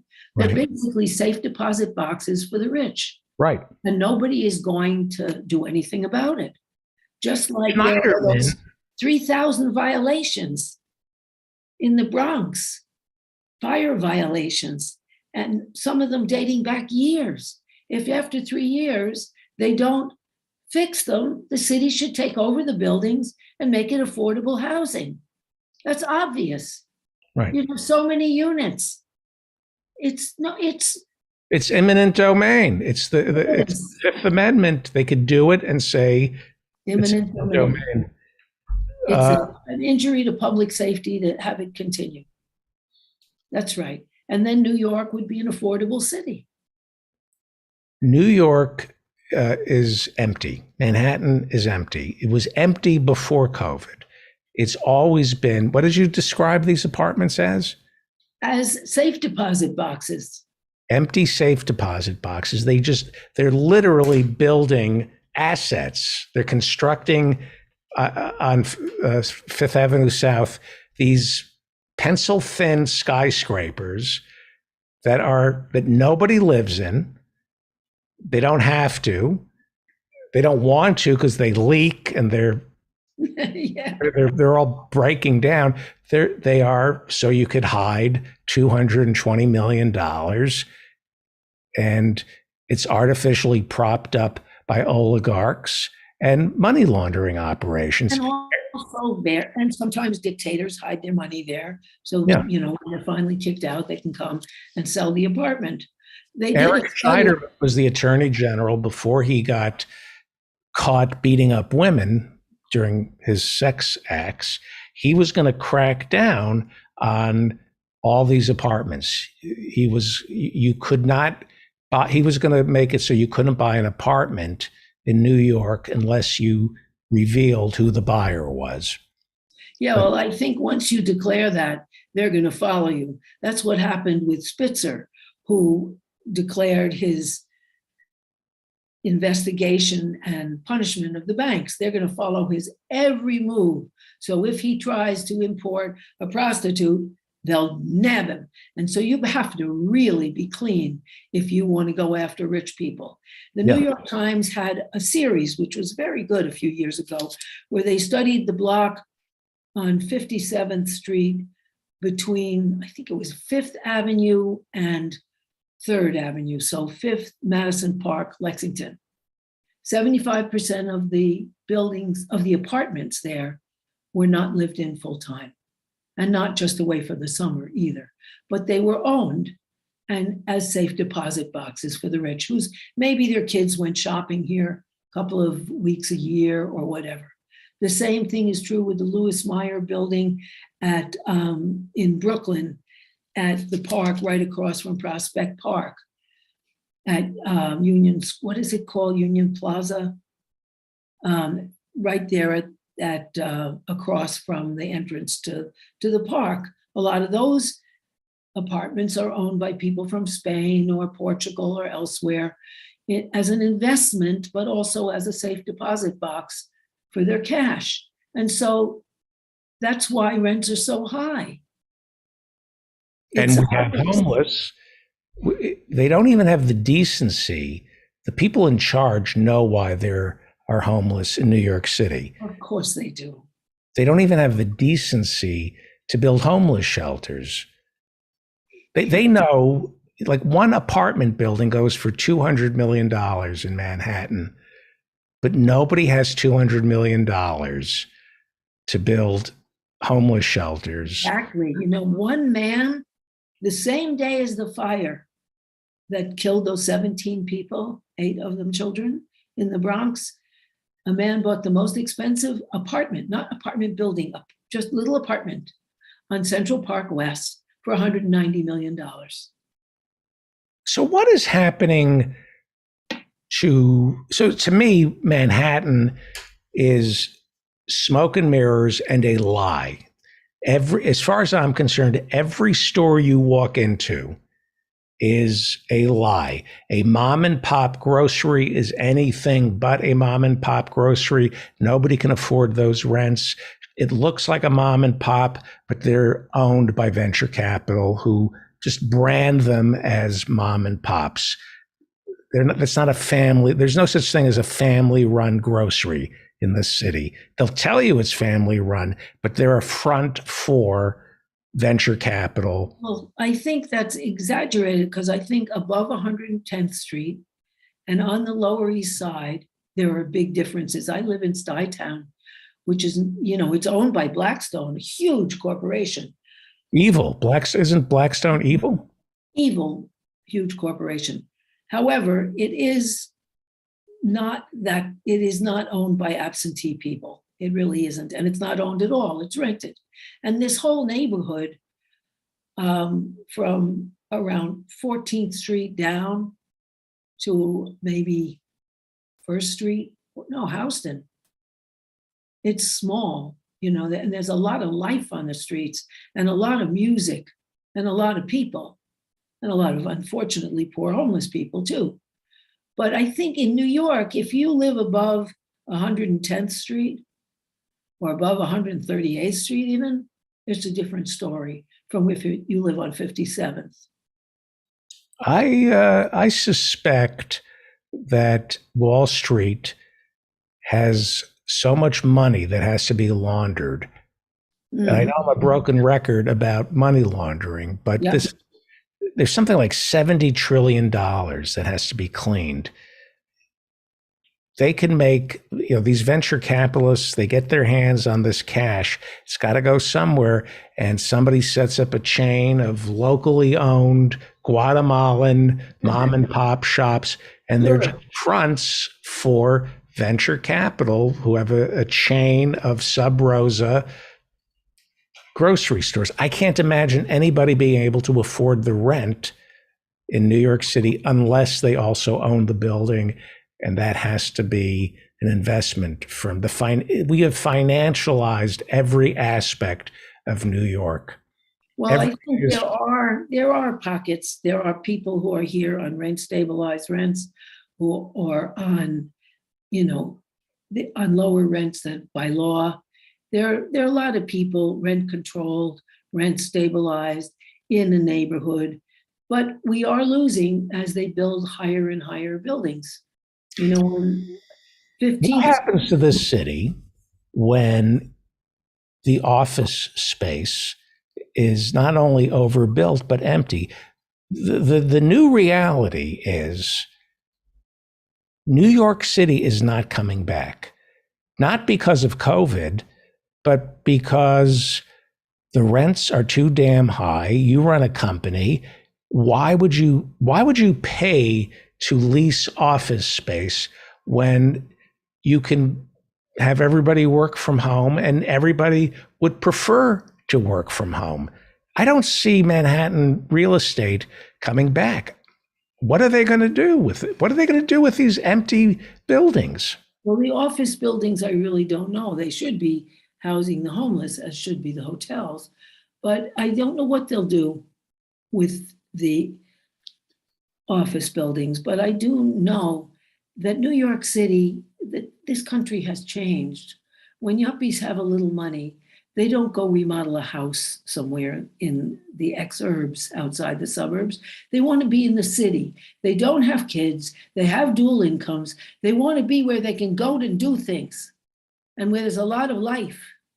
And that's the city. It's not the dead suburbs.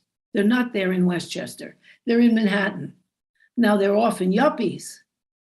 And between the yuppies and the absentee owners using apartments as safe deposit boxes, a lot of housing is gone. But New York will be a magnet because of the life, because increasingly people don't want to be in the suburbs and have kids. But what life is there? In the city. But what is the life in Manhattan when it's unaffordable? Well, if you're two people with yuppie salaries, you could afford it. So food and art caters to upwardly mobile a-holes. That's right. That's decay. That's the end. It's decay. It is definitely decay. And you'd need a socialist movement in this country and a redistribution of the wealth. Look, there's, 740 billionaires in the whole world, and most of them live in the United States. Just taking all of their money but 500 million, leaving 500 million to them, which is a ridiculous amount to leave to them. We could solve the homeless problem. We could give everybody universal health care. We'd be fine. Right. But there has to be a socialist movement and a socialist domination to go anywhere near that, because look, we have a pay-to-play democracy here. That would have to change. You'd have to do what France and Germany and all of Scandinavia and the rest of the more developed thinking world does, is not allow any private money in elections and have proportional representation. So if the socialists got 10% of the vote, they'd have 10% of the seats in the Senate and the House and so on. You need massive change. And Americans are just beginning to wake up, and they're ahead of their politicians. They're not going to work. They're on a passive resistance to work and leaving work and refusing. And also, of course, they can't fill those jobs because they have kicked out the immigrants who were the people who would work for crap at horrible jobs. And so, they're refusing. Labor is organizing everywhere. People who draw comics on strike, architects on strike, people who never did it before. The Chicago Art Institute, my God, people who thought they were above labor are now striking.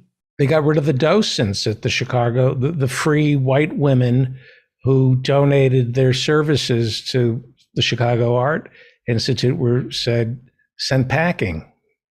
You have to be paid, and that's right. You have to be paid. No more white wealthy matrons. Right. Who then take the jobs away from people who need to work for a living, or they point, well, we could get that job done for free. No. People are really, without a movement that is strong enough for them, with a weak AFL-CIO, they're still doing it. Their class consciousness, and this is very hopeful, is being showed by the fact that they are not working or they're on strike. That is huge.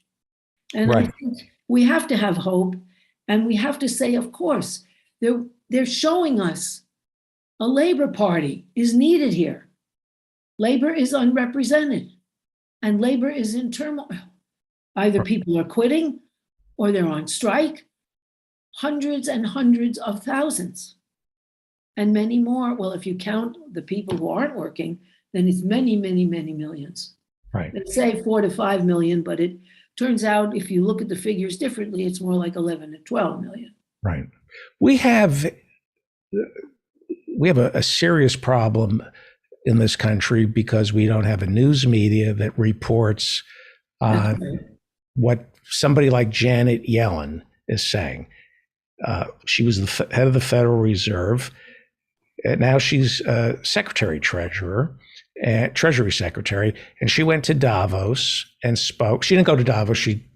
Because of COVID, she had to do it virtually.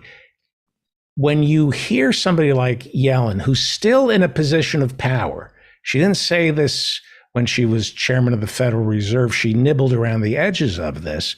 But as Treasury Secretary, she gave a speech last week that was not reported, where she talked about something called modernized supply-side economics, where she said supply-side economics doesn't work. It's a failure. Mm-hmm. It stifles economic growth. When you cut taxes for the wealthy, when you deregulate, it doesn't benefit. It's bad for business. It's bad for the economy.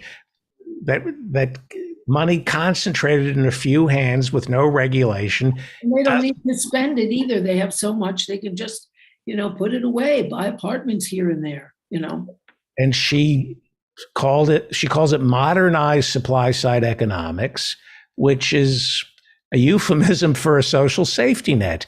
That if the government invests in childcare, schools, roads and bridges, free tuition at public universities, that trickles up. It's not trickle down, it trickles up into. It does, but they don't care. They're just in there to make money. Take the money and run. It's not really the rest, the verbiage they pay for, they get people, intellectuals to excuse what they're doing, but really, and put a pretty face on it. They're just accumulating more for themselves. And that's what it's about. And it's out of control. And I think only a socialist movement would take control. It's a socialist movement that repeats over and over again. It has to be repeated over and over and over again that it's good for the economy, it's good for business when there's a social safety net. The thing is, we have to know that, and we have to know if there's going to be any social safety net, if there's going to be any kind of justice, if there's going to be a life for people, there has to be a socialist movement here, a class transformation of this country. So a man isn't virtuous because he's rich, which is what people think. No, you have to do something constructive with your life, and people have to be taxed from their untold billions. Trump has lost his businesses. He has had 6 Chapter 11 bankruptcies. He got $214 million from his daddy. He did nothing to deserve it. And the wealth tax has gone from $600,000, just in my lifetime, $600,000 that you could leave to each child, to $11 million. Well, if you're going to give people an equal start, why does the first 11 million tax-free? And then if you want to transfer paintings or jewelry or gold or set up trust funds or education funds, those are all tax-free. Right. So that what you're doing is you're giving the country away to the 1% and then the other 19 or 20% that serve them. Yep. We can't even. we can't forget getting the rich to pay their fair share. Forget that. We can't even get the IRS funded. No, because they were gutted. And who they go after is not the people with the fancy lawyers. Right. You have to redo it. And the only way to do it is to redo the economic system. So we are not a capitalist country, or at least not an unalloyed capitalist system. We could be capitalist like Sweden, but with so many taxes and so many restrictions. So, if you close a factory, you have to get everybody a job, you're fired. Right. Okay. That even in Germany, every business that hires a larger group of people has to have a representative of the workers on the board of directors and the representative of the neighborhood. Because of course, in a capitalist system, if you're in a town and the town hires all the workers, then you want to move to China. Too bad for the thousands of people whose lives are destroyed. It's your personal decision for profit. That's outrageous. And people would have to realize, wait a minute, we've been had. And not only realize it as they already are doing beautifully now. I don't want to be part of this. This sucks. I'm being used. I'm out. But together want something better. That's the real thing here. And that's what David is working on, He's trying to create an alternative. Right. There are lots of ways to do it. Militant labor movements, strikes, neighborhood groups, but with a socialist awareness, this system has to change, or it won't help racism, it won't help sexism, it won't help forced heterosexuality, it won't help any of those things. Right. There was, what is the name of the woman who wrote 1619? Jones was her last name. She was asked to give a speech on Martin Luther King Day. And what she did was she took excerpts from his speeches and put them together, but she changed the word from Negro into Black, so nobody would know it was a dated speech. And people said, that's too radical. It has no business here. After she spoke, because he said, you must end capitalism to end racism and so on. It was very interesting that those were Martin Luther King's words.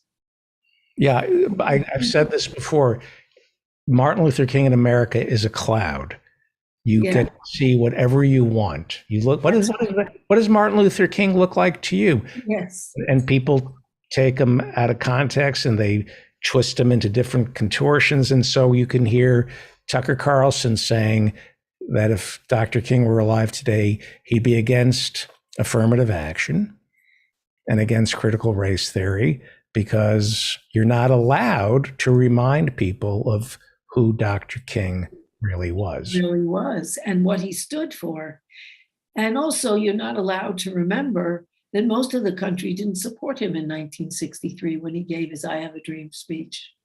There was a poll, we have to wrap it up. There was a poll after the civil rights acts were passed of New Yorkers. We started talking about New York City. New Yorkers were polled, I'm not talking about New York State, New York City in 66, 67, and a vast majority of New Yorkers felt Dr. King and the Civil Rights Acts of 64 and 65 were excessive. Yeah. The Silk Stocking congressional district that, is so liberal, and Leonard Bernstein inviting the Black Panthers to dinner parties. Most New Yorkers weren't too keen on Dr. King. We have to wrap it up. Dr. Harriet Fraad is the host of Give Them an Argument, as well as... No, I am the host of... I'm sorry. And it's not just in your head, and now on WBAI at 2:30 on Wednesdays, Interpersonal Update. Thank you. Sorry. Oh, it's okay. You're wonderful. I'm on muscle relaxers. My back went out. Thank you, Dr. Harriet Fraad. Bye. Let us now go to a country that's better than America. Yeah. That's not saying much. A low bar, but thank you, Dr. Fraad. Professor Adnan Hussein is chairman of the religion department and over at Queen's University in Kingston, Ontario. Thank you for joining us. I want to talk about whatever you want to talk about, but picking up on what Dr. Fraud is saying, how do we frame this to the American people? To me, when we talk about changing, let me take a stance here that I think I believe. I'm moving further and further to the left. I think capitalism, I think it would be nice if we tried it. I don't think this is capitalism. Right. I think so. I think the pathway to socialism is through democracy. I think this country is America is very stupid, easily frightened. So how do we get to socialism, which I would favor, the nationalization of banks and businesses? Without it, I don't see how we do it without reframing everything, and without it being peaceful. I just don't think, I think if it's too militant, the FBI and the Chicago police are going to come together and treat us like Fred Hampton.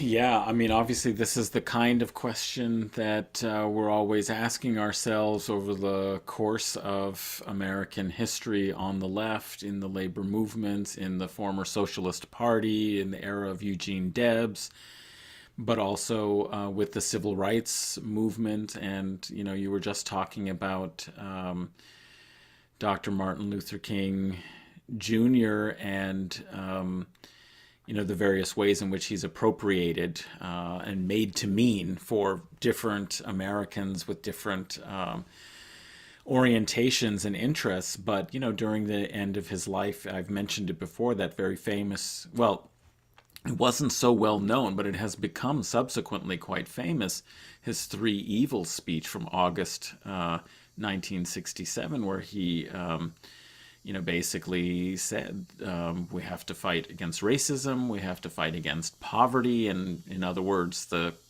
inequalities of capitalism, and we have to fight against militarism and combat this war in Vietnam and U.S. empire abroad.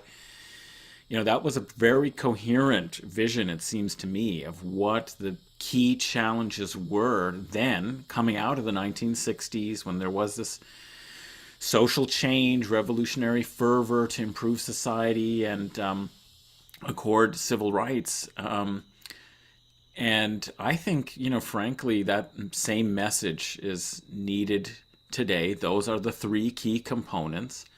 But I think what you pointed out is democracy. I mean, that's the problem. You look at the Americans think that they're not socialists. I mean, they think that, they've heard so much about it. They have, legacies of the Cold War and, the last, decade and a half of neoliberalism has suggested that there's the triumph of capitalism. You've got no alternatives. That's it. The best you can hope for is some small, modest, minor policy changes on the margins here. But if you look at what Americans actually are interested in, what they support,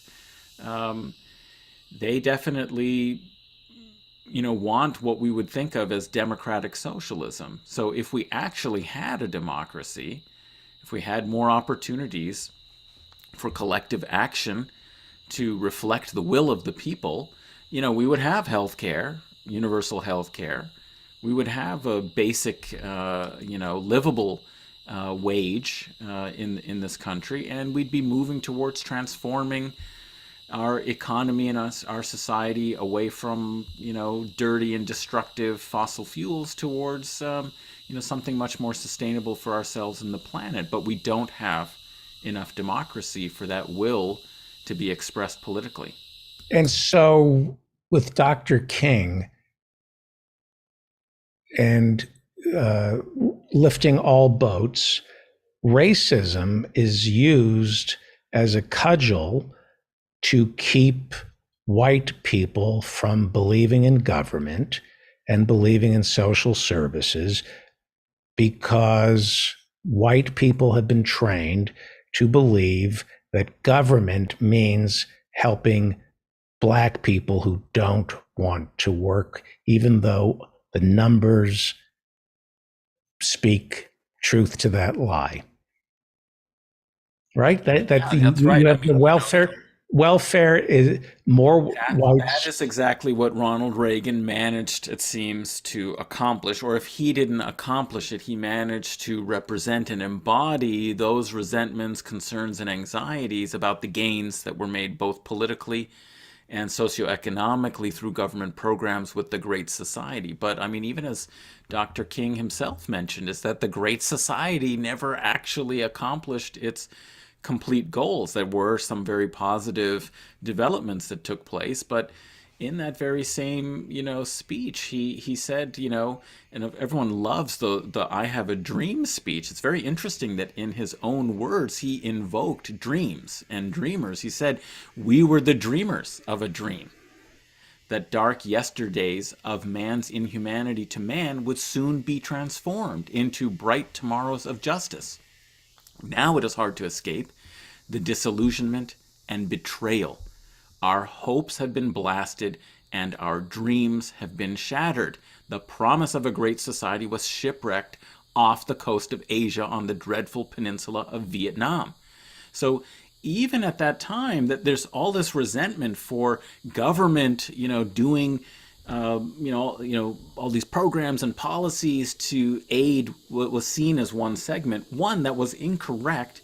It was obviously meant to lift all boats. These were programs that, were universal in orientation. Maybe disproportionately they assisted, Black folk, but that's only because Black folk were disenfranchised and suffering disproportionately. But even then, I mean, the Great Society never really fully achieved its aims because the administration was bound up in this war in Vietnam. U.S. empire undermined the possibility to really democratize the benefits of the American dream. And so that's why Martin Luther King in 1967 is already saying our dreams have been shattered. Mm-hmm. Earlier, I mentioned this quote from Mike Nichols, the great comedian turned director, who said, I read this 25 years ago, he said, "The best advice I can give you about show business is never tell anybody what you want, because that informs them of what to take away from you. That's how they bend you to their will. They find out what exactly you want, and then they know what to take away from you and get you to bend to their will." So what I really want is a government that provides a baseline for everybody: food, shelter, education, security, healthcare, clean water, just the basics, social workers, schools and then if people want to play the game of capitalism, if they want to compete, if they want to play soccer or baseball and compete and be divisive, go ahead. But in the end, there's a baseline that there is not just a safety net, there is a bed that's nice that you can sleep in every night. That's what I want. Well, that's not so much to ask in, 2021 in the wealthiest society in the history of the world. I mean, a simple minimum of human dignity isn't too much to ask, that you would have the benefits of good reasonable education for everyone who needs it and wants it, shelter, food, medical care. These are absolute minimums. And basically the point you're making is that these should be decommodified. They should not be considered commodities for sale and for profit making. These are public goods, public utilities for a minimum standard of a decent life in a modern society. I mean, it seems a core minimum I mean, I might argue, hey, we should go even further, and we could have those debates and arguments, and we'd be in a much better place to make the case if we actually had some firm ground and foundation for a standard of life that was shared universally. Then, as you say, okay, if some people want to, they need the incentive of a little profit for their innovation, and they want to invest in some research, or they've got a great idea, and it means a lot to them, to pull in investors who expect to make money in order to achieve that vision of a new invention or some new technological advancement. Okay, fine. I mean, I'd love to see all of that, removed ultimately, but you could tolerate that if there was an absolute minimum guarantee. But the problem is once you get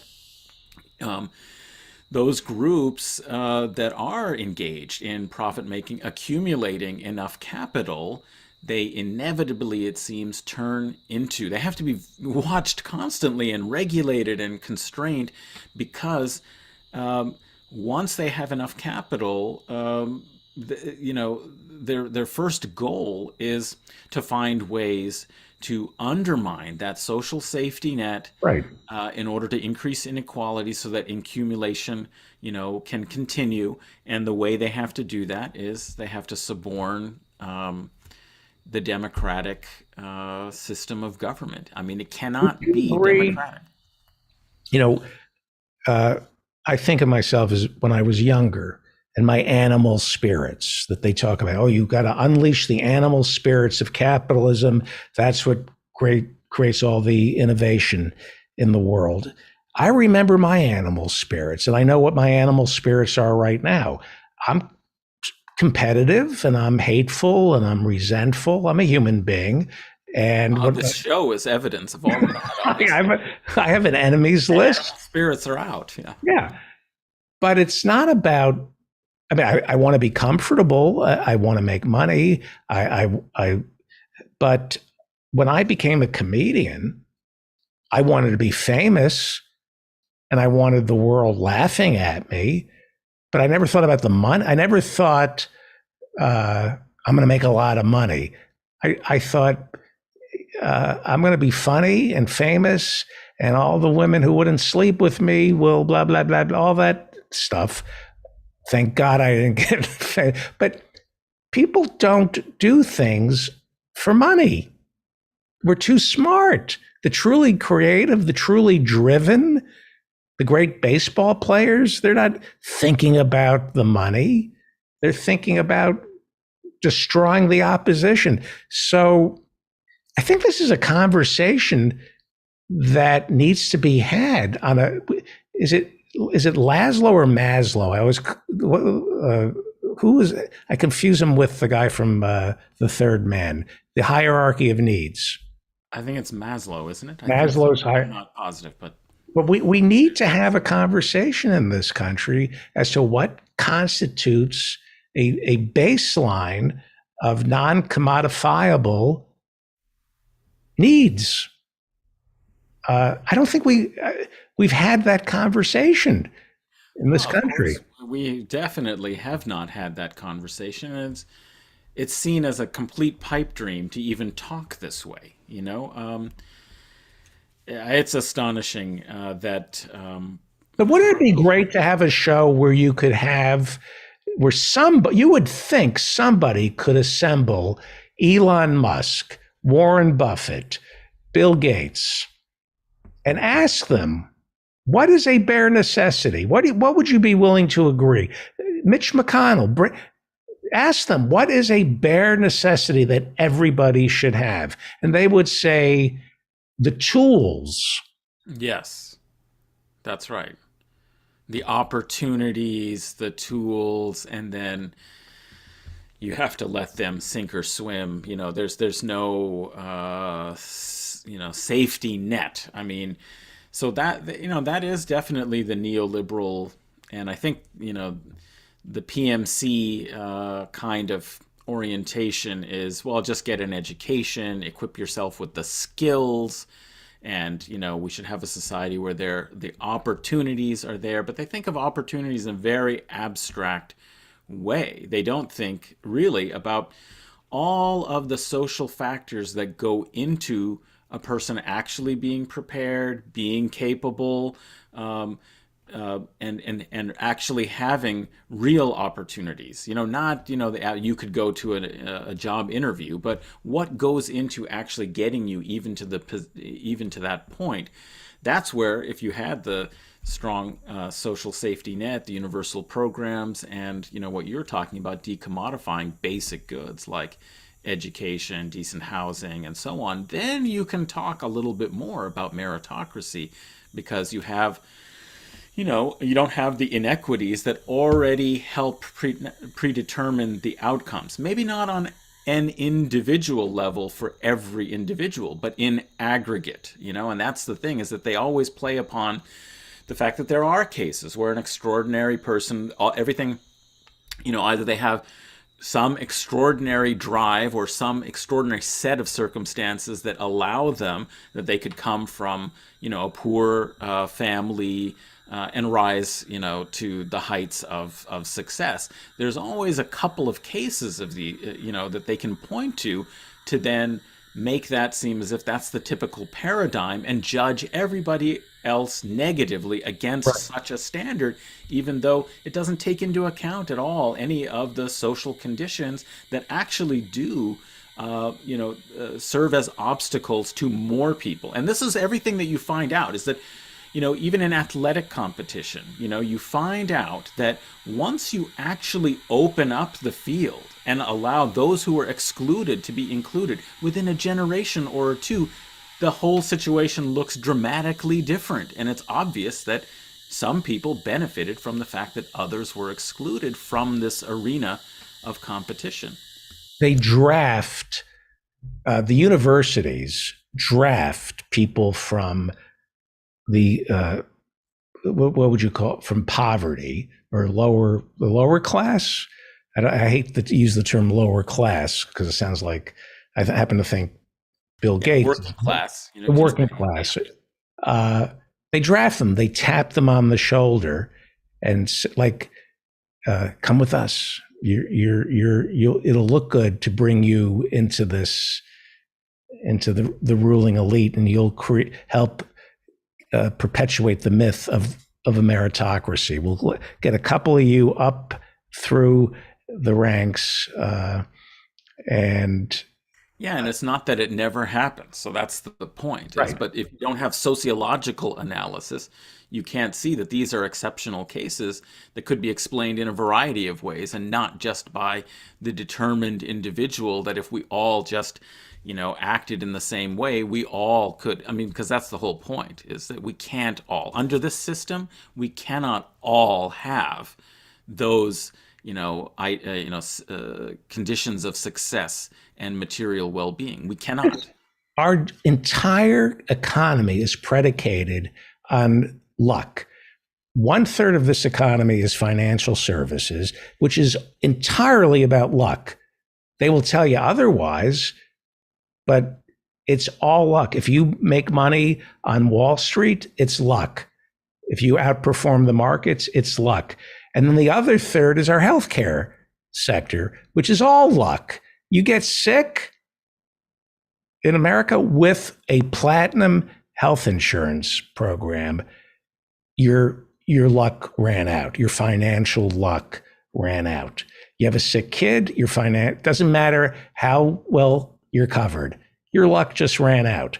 So this whole thing is luck. Who you were born to, who helps you, it's all luck. And they just hammered down this idea, no, it's about working hard, and just believe in the lie. The thing. Americans do work hard.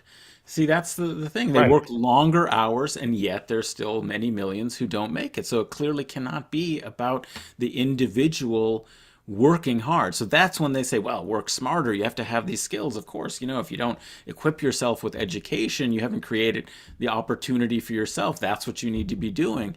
But, how do you get, the opportunity to get a decent education if you haven't had a good high school, if you haven't had a good primary school education. And then you got to take out incredible loans because tuition, which in a state school used to be virtually nothing, used to be almost free for an entire generation of people, suddenly, was made unaffordable. And they said, well, just take out loans. I mean, that is really unrealistic kinds of argumentation,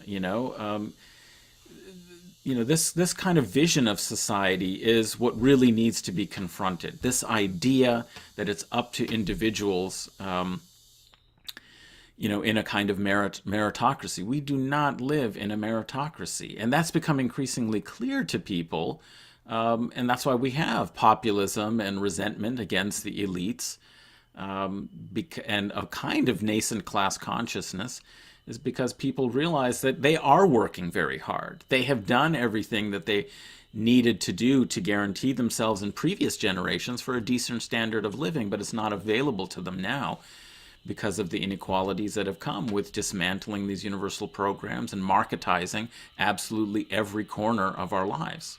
And we have a culture, and by culture I mean movies, plays, TV, that document the richest 1% as ruthless, vindictive, and nasty. And the message is, in order to get to the top or get a taste of what the top has, is you have to be vindictive, ruthless, beyond competitive. You have to be a sociopath. That is the TV shows and the movies that expose the way the ruling class works, trains a generation of middle class, working class people to think, oh, if I want to make it, I just need sharper elbows and sociopathic behavior. Because the creators think they're doing a service by exposing, I love Succession. I think it's a masterpiece, but it reinforces the messages. If you want to get ahead, you have to be as brutal as these people.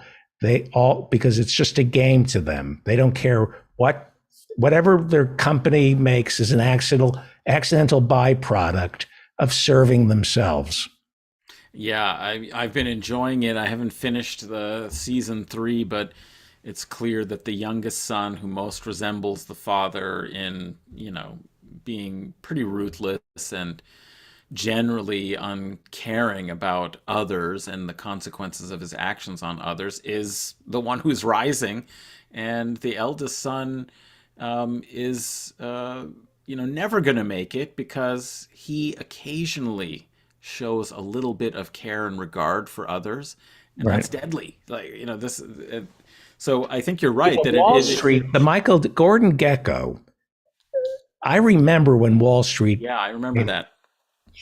Michael Douglas played him as a hateful, despicable character. But it was an inspiration probably to so many. I mean, that's the thing. Yeah, that's the thing. And I find myself even watching, I couldn't stand the youngest son, in the family. Roman.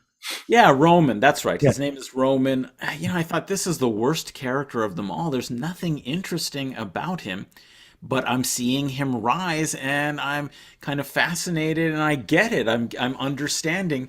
And yet I find myself less, they're all horrible, but I'm finding myself less condemnatory of him. I just feel like, well, he's picked up the way you have to behave in order to advance to gain his father's trust. He's doing what was necessary, whereas the other son just clearly never could develop the inner fortitude to not care about anything except his own advancement, and that's his fatal flaw. And so I've become a little, I was a little sympathetic toward him, but I also now there's some sense of contempt for him that has been created by the whole atmosphere, that why is he so weak and he keeps making the same mistake over and over of caring about others, about his siblings, about, he wants to be ruthless, but he fails to actually follow through. So you're absolutely right that this is meant, I think, broadly to be a real critique of how corrupt, bankrupt, and vicious this elite is. But in some ways, it is glamorizing and naturalizing the critique. So You know what I think causes it? I think it's the mechanics of acting and writing. All those actors, by the way, I recommend Succession. The Sopranos. I love watching evil people. The problem is Gandolfini, who is I think Gandolfini is the greatest actor who ever appeared on television. But he's the greatest. And I think the actors on Succession are great. But in order for them to play these characters, they have to inhabit the characters and show their humanity and show them as being complicated and sympathetic. The rules of television and movies dictate that, the Oliver Stone movie W about George W. Bush, which I love, it's a very sympathetic portrayal of a war criminal.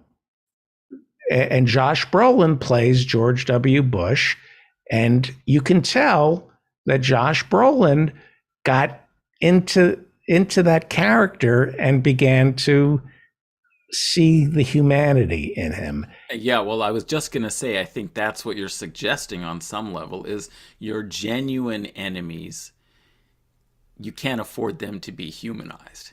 Right. Now, you shouldn't dehumanize others to make them enemies, but your genuine enemies, the people who do oppose your,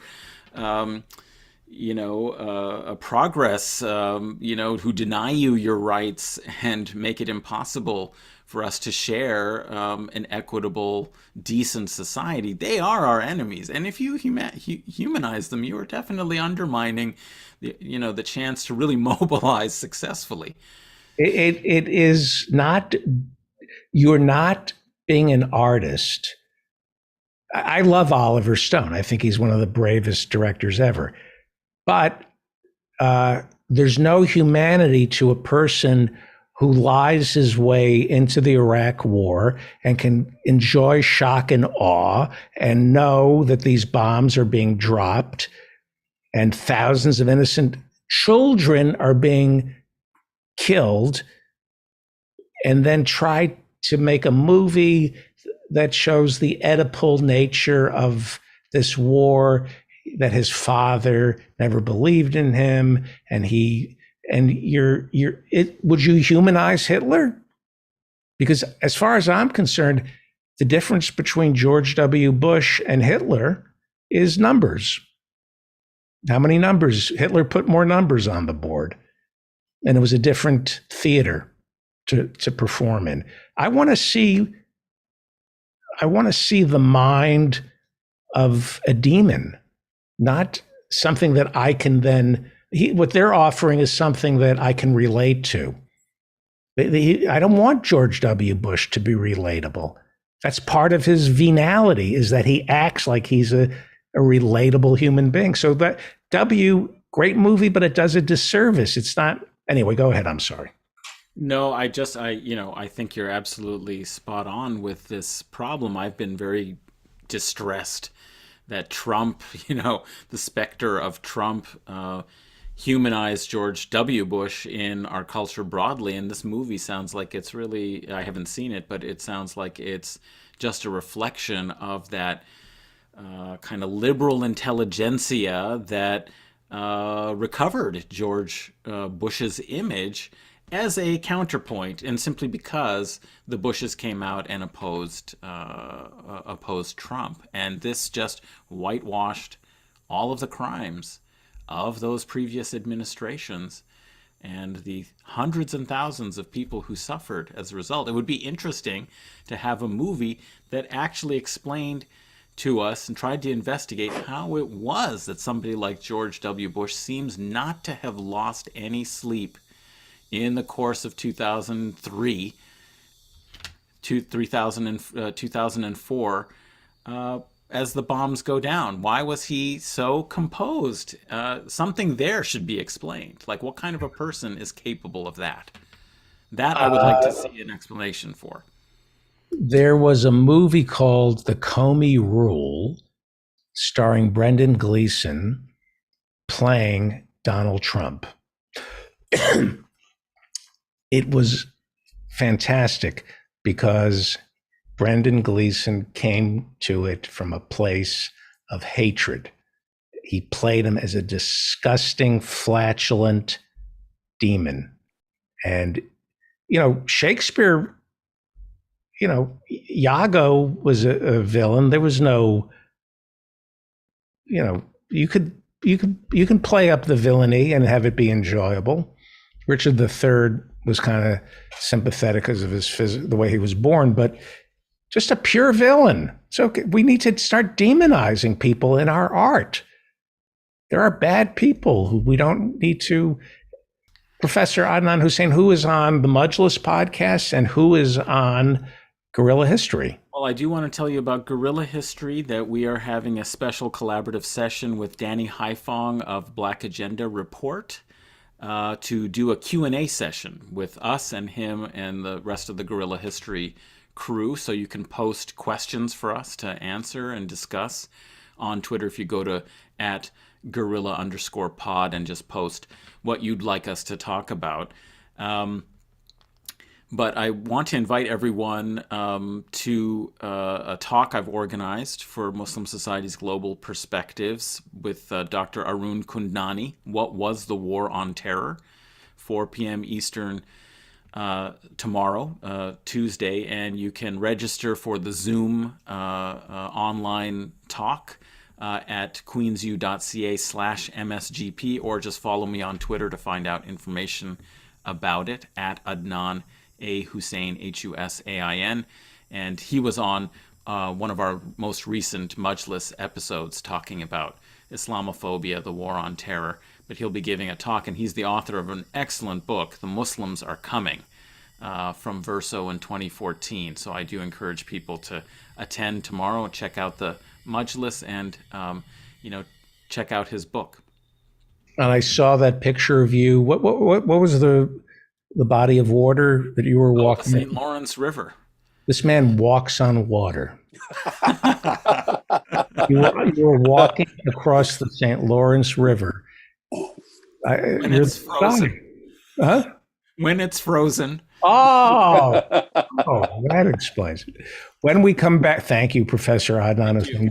When we come back, we will be joined by Bay Area Radio Hall of Famer Peter B. Collins, and we're going to talk about what's going on in Ukraine. You're listening to The David Feldman Show, davidfeldmanshow.com. Please friend me on Facebook, follow me on Twitter, and don't forget office hours every Friday night at 8 p.m. I'm going to be able to do this. My software just crashed again, so I can't play Henry Hakamaki's interview again. Thank you, Apple. Thank you so much. Let me, hang on, my thing. This is, okay. We will be right back, I hope, with Peter B. Collins.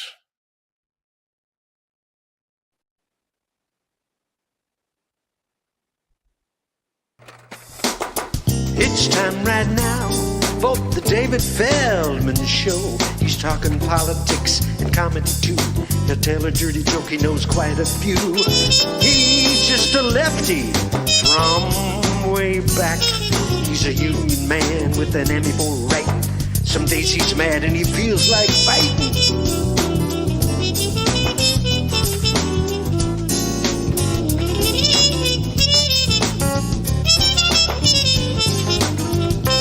It's time right now for the David Feldman Show. So get your ears on right, buckle in real tight. He's got a lot to say and he's coming your way.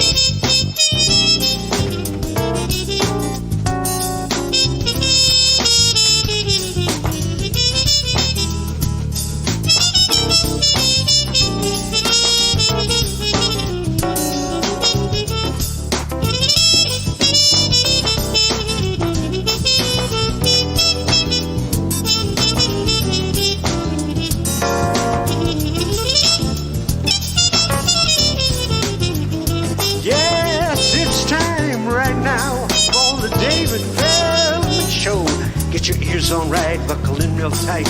He's got a lot to say and he's coming your way. He's got a lot to say and he's coming your way.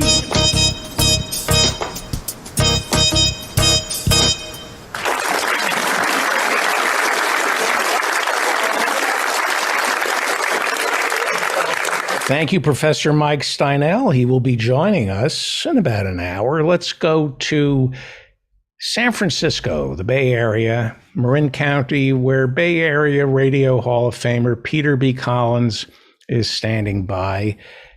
Welcome, sir. Ukraine. Hi, David. Ukraine. Yes.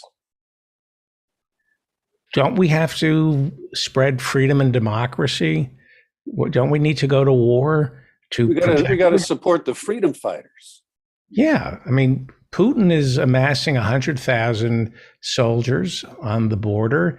He stole Crimea from us in 2013, 2014. Yeah. It's appeasement. If we don't fight Putin, at first it's Crimea, then it's Ukraine, then it's Belarus. Next thing you know, it's Latvia. The dominoes are just all lined up and ready to fall. Yeah. How, in all seriousness, should we be concerned about Ukraine? Does Russia, are they entitled to Crimea? Are they entitled to Ukraine? What's going on? Well, that's an arguable point, but historically, Russia views Ukraine as part of its greater sphere of influence. It was a critical part of the Soviet Union, and Putin in particular believes that it was a huge loss, and that his vision of manifest destiny is to draw the line that Ukraine is where NATO must stop and Russian dominance will prevail. And I think that, we have layers of official disinformation that have been now compounded by Russiagate. And we have members of both political factions in our country chomping at the bit, eager for a confrontation with Putin. And they fail to really look in a realistic manner at the lay of the land there. And Putin has many advantages, not the least of which is the massive deployment of his troops along Ukraine border and to the north in Belarus. Now, I have never been to the region, and I don't want to pretend here that I am any kind of an expert. Doesn't prevent me from having strong opinions. A route into Ukraine via Belarus takes you right into Chernobyl land. And are there Russian troops that are willing to penetrate the Ukrainian border and just march right through Chernobyl to get to Kyiv? We're talking about Kiev, right? Kiev is where Chernobyl was? No, Kyiv or Kiev in the Western pronunciation is several hundred miles south of Chernobyl. Okay. So the Russians can come in from the east, moving westward toward Kyiv, or they can try to come in from the north via Belarus. I find that to be a less likely scenario. But let's back up a minute here to look at what brings us to this brink. And that is America's outsized belief and faith and support of NATO. And just in the last week, Biden gave that almost 2-hour news conference where he stumbled and fumbled and really blundered, particularly on this issue. Because number one, he hedged on exactly what level of provocation that Russia would have to present for the US to trigger the massive sanctions that we say will bring Russia to its knees. And he contradicted himself by first saying that he had great faith in the unity of NATO. And then he said, well, actually, we've got a few problems in that. And just in the past few days, okay, Germany has fired its Navy secretary, I think it is. Yeah, he spoke the truth. Yes, I have a quote I can pull up from him in a moment. He asked for his resignation. He realized he goofed. Yes. And in addition to that, in an attempt to arm the Ukraine, which of course is run by a comedian who had the perfect phone call with Trump, the British refused to ask Germany for passage through its airspace. But that didn't stop Britain from grumbling that they had therefore to fly around Germany to bring supplies into Ukraine and I think some NATO neighbors. This has produced a range of sniping among the most critical NATO partners.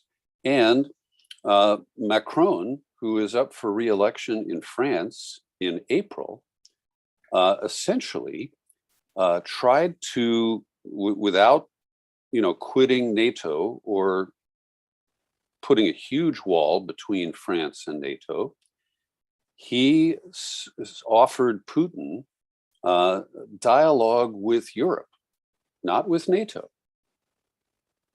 And so as we look at this, the US is once again, potentially embarking on a military misadventure that is based at salvaging NATO. And I talked about this last week. Well, I interrupted you. Tell us what the German naval secretary said.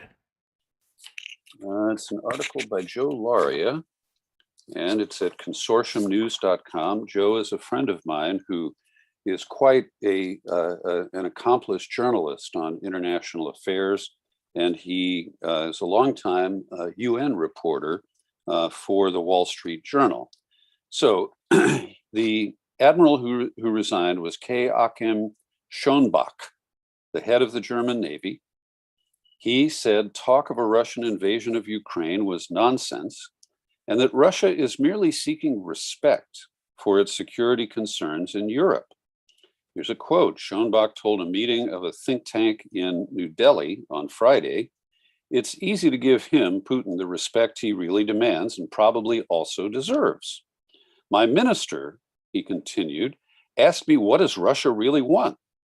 Is Russia really interested in having a small, tiny strip of Ukrainian soil to integrate into their country? No, this is nonsense. I think Putin is putting pressure on it because he knows he can do it. And he splits the European Union. But what he really wants is respect. He wants on a high level respect.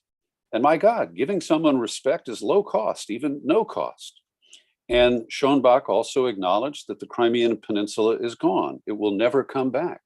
And I agree with that. It's tough for some people to accept because I never felt that quickie referendum of the people of Crimea and the Donbass about Russia taking over Crimea was really legitimate. But hey, we have presided over far less legitimate power grabs and land grabs historically. So there are a lot of Russian speaking citizens of Crimea, which was Stalin's gift. Didn't Stalin give up Crimea and give it to Ukraine? Wasn't Crimea once a part of Russia?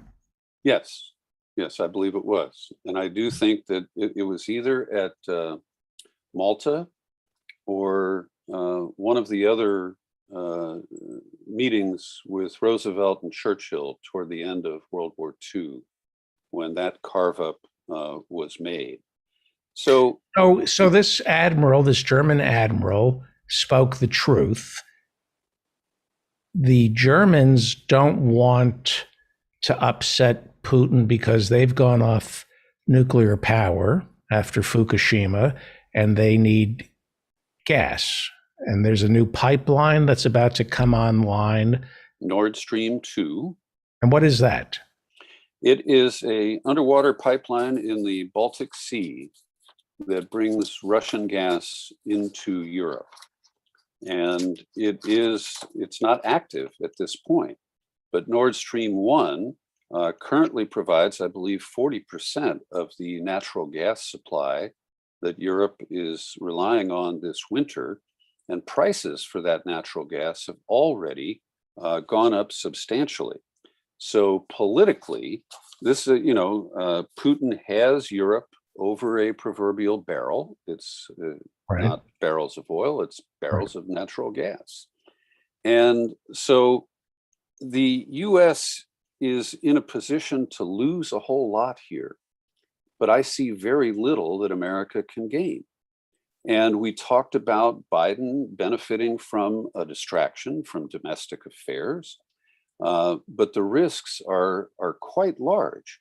I will note that I didn't have time today to research actual defense stocks, but last week the stock market went down 5 days in a row, and today the market recovered a little bit, and I have to believe that it's not that we've tamed inflation or killed COVID.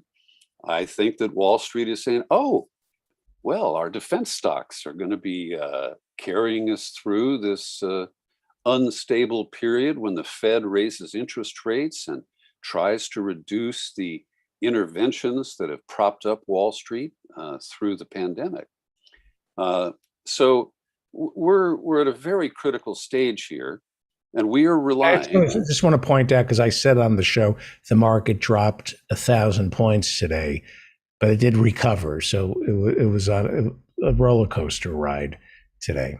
So yeah, the Dow was up less than 100 points, but NASDAQ had a pretty good day, and the S&P was in positive. But it was more than just rocky. It went into correction territory. So you're saying that they said, whoa, wait a second. We're going to go to war. This is good for defense stocks. And if gas becomes more expensive, that's good for oil companies. Mm-hmm. Yeah. Right. So, to me, when I look at Joe Biden, when I look at his team, which includes Victoria Nuland, who was, she has worked for Democrats and Republicans, but she and Joe Biden were Barack Obama's key people in Ukraine in 2014. And it was that period that led to Hunter Biden's payday at Burisma that we're told is, no big deal, personal family matters and all that stuff. But relying on their judgment, and Antony Blinken, who, is very tight with Biden, but we, I think, are going to learn the true limits of the wisdom of Joe Biden on foreign policy. And of course, he was part of the gang that supported the invasion of Iraq and the occupation of that country. Stephen Zunas, maybe you met him in San Francisco. He's a professor of politics at USF. And he likes to put up in social media reminders of Biden ignoring testimony from Zunas and other academics who warned against the invasion of Iraq. And so I can't point to more than one example of Joe Biden's wisdom on foreign policy, and that is that he was the apparently only or one of just a few voices in the Obama cabinet who opposed the twin surges into Afghanistan while Obama was president. I agree with Joe Biden on that, but he's Mr. Same Old.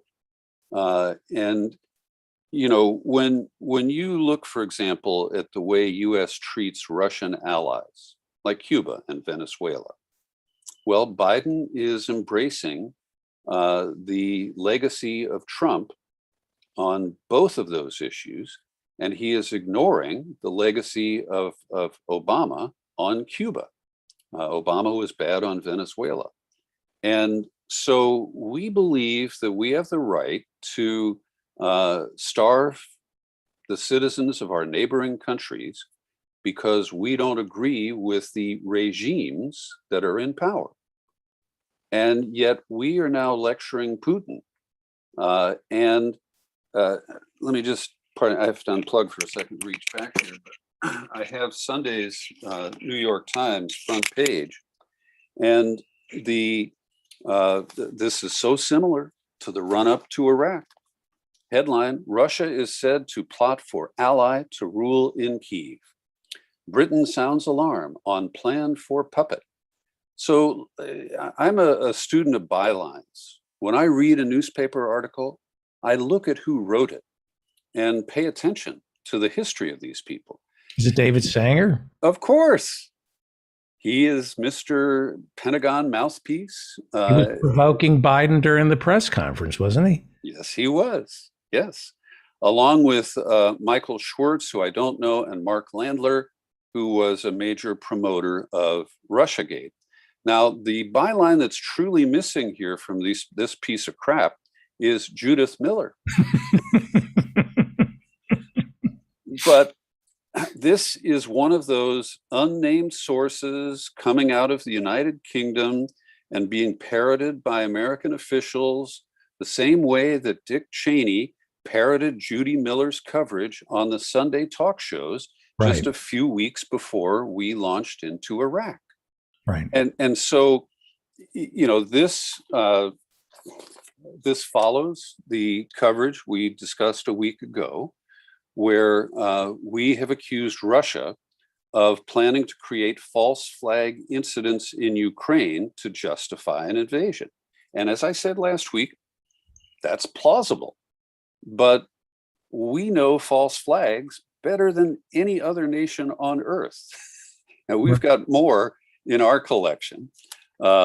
So as you look at this critically, we really have to ask ourselves, number one, is Joe Biden up to the demands of this impending crisis?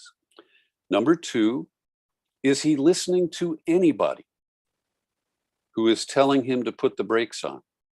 Because today, the White House announced that they have alerted American forces that 8,500 might be sent to NATO countries as soon as later this week. Now, we were told that the US will not intervene. And let's ask ourselves, 8,500 US troops against more than 100,000 Russians on the Ukraine border? What are they going to do? Play video games, work on their Wordle? We spend more on defense than the 12 countries below us combined, including Russia. We've spent all this money on defense. I refuse to accept that we can't go up against, I'm joking. Well, if it's all this money for defense, and yet we can't stand up to 100,000 troops in the Soviet Union and in Russia. Interesting. Well, we're not staging to do that. Today, we had a little practice round where coming out of an air base in the United Arab Emirates, we claim that Patriot missiles took out incoming missiles from the Houthis in Yemen. And, you know, this is a developing story. So at this point, I can't determine how true it really is. I've always been doubtful about the effectiveness of anti-missile devices and systems, including the Iron Dome in Israel. I'm so glad you're saying this. They're heavily hyped.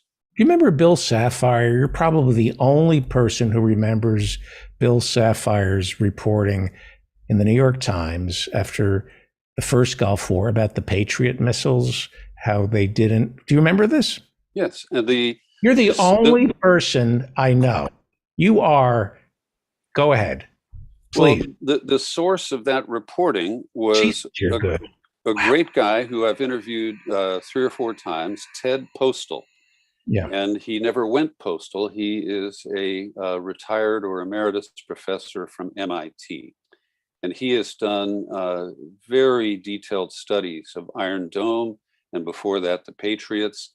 And it's all press releases, okay? Sure, in certain circumstances, they can knock something out of the sky. But the kill rate is somewhere between 10 and 20%. But Raytheon and the Pentagon and the Israeli government always say that it's 80 to 90%. Right. So, and excuse me for 1 second. Yeah. I cannot believe you remember this and you know about this. I'm in awe of you. During the first Gulf War, Saddam Hussein was firing Scud missiles at Israel.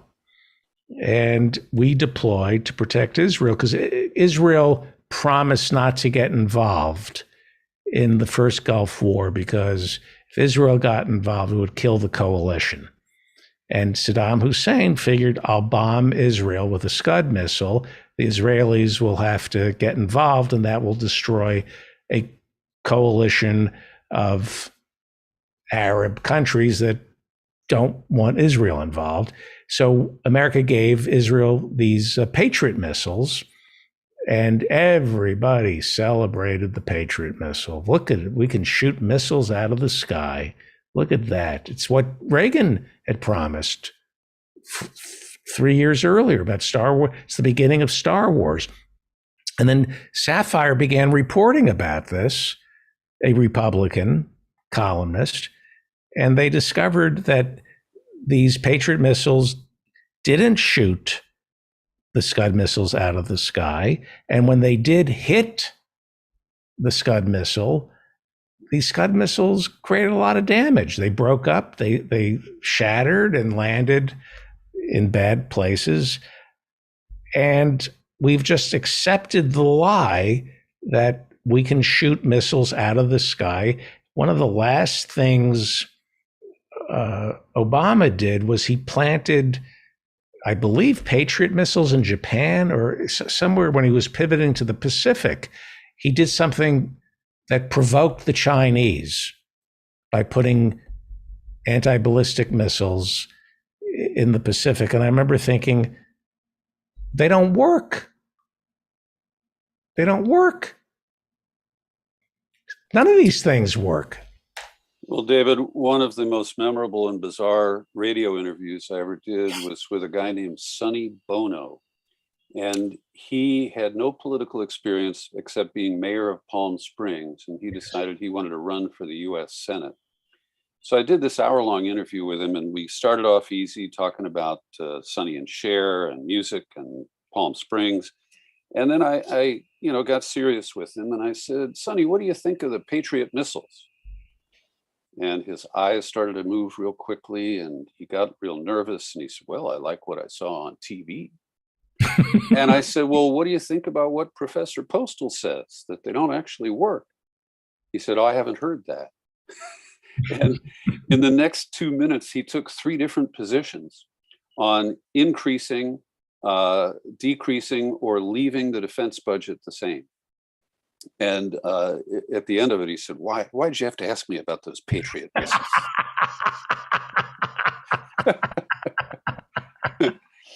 But I would like to recommend to your esteemed audience an analysis from Scott Ritter. And I've talked about him before. He was the one who told the truth about no WMD in Iraq. And he paid a huge price for it. They framed him for pedophilia.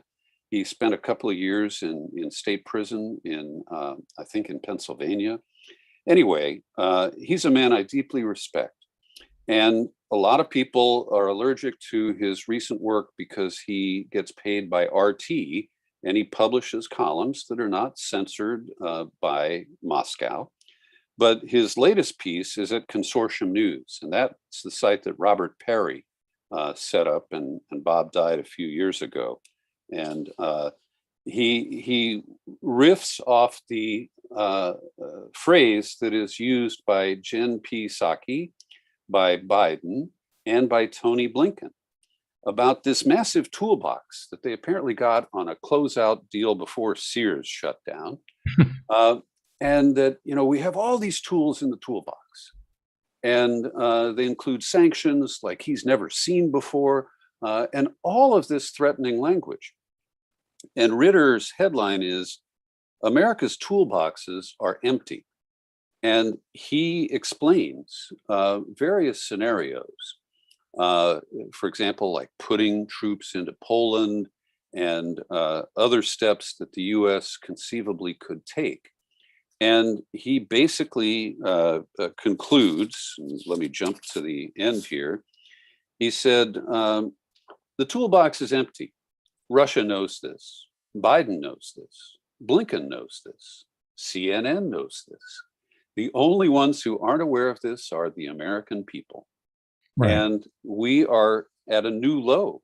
If you thought the media malpractice in the run-up to the invasion of Iraq was extreme, well, we have a new level because of the increased partisanship of media coverage. And so we also have Democrats who have pivoted from being against George Bush's war in Iraq into supporting anything that they think will put Putin in his place. And they have no idea of the consequences.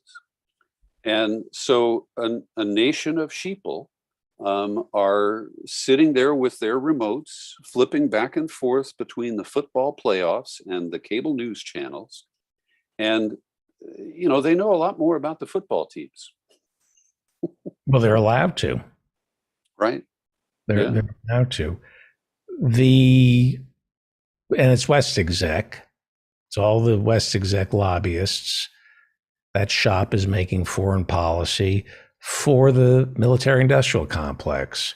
I like to think that it's brinksmanship in the service of the contractors who make our bombs and missiles, and that it's a game being played because Russia sells weapons to Turkey. They make money selling weapons. If they create artificial hotspots, it's good for both our economies, but this isn't about a hot war. This is about creating the belief that we need weapons. Well, and David, it's hard to know because we have to rely on American media for this, but Russia has claimed development of a hypersonic weapon. And this would blow right past our defenses. The Patriot missiles would be, pedaling like Flintstones, trying to keep up. And if it's true, this could be the venue where Russia will debut a single hypersonic weapon, just like we debuted atomic bombs in Japan in 1945. And if that happens,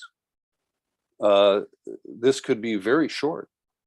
And then it's going to be, okay, let's dish up the respect.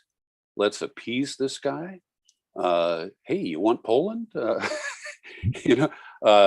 And I can't predict, but I want to raise that point because, again, it's not being discussed by the rented generals who are now back in their perches on cable news. They're all in it.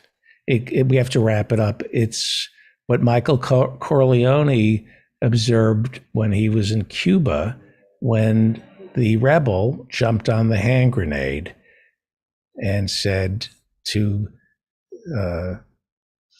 what's his name? Castro or Che? No, when Michael Corleone says to Hyman Roth, he said, I saw a guy jump on a hand grenade. He was, with Castro. He said, Batista surrounds himself with mercenaries. He said, they're not going to jump on a hand grenade.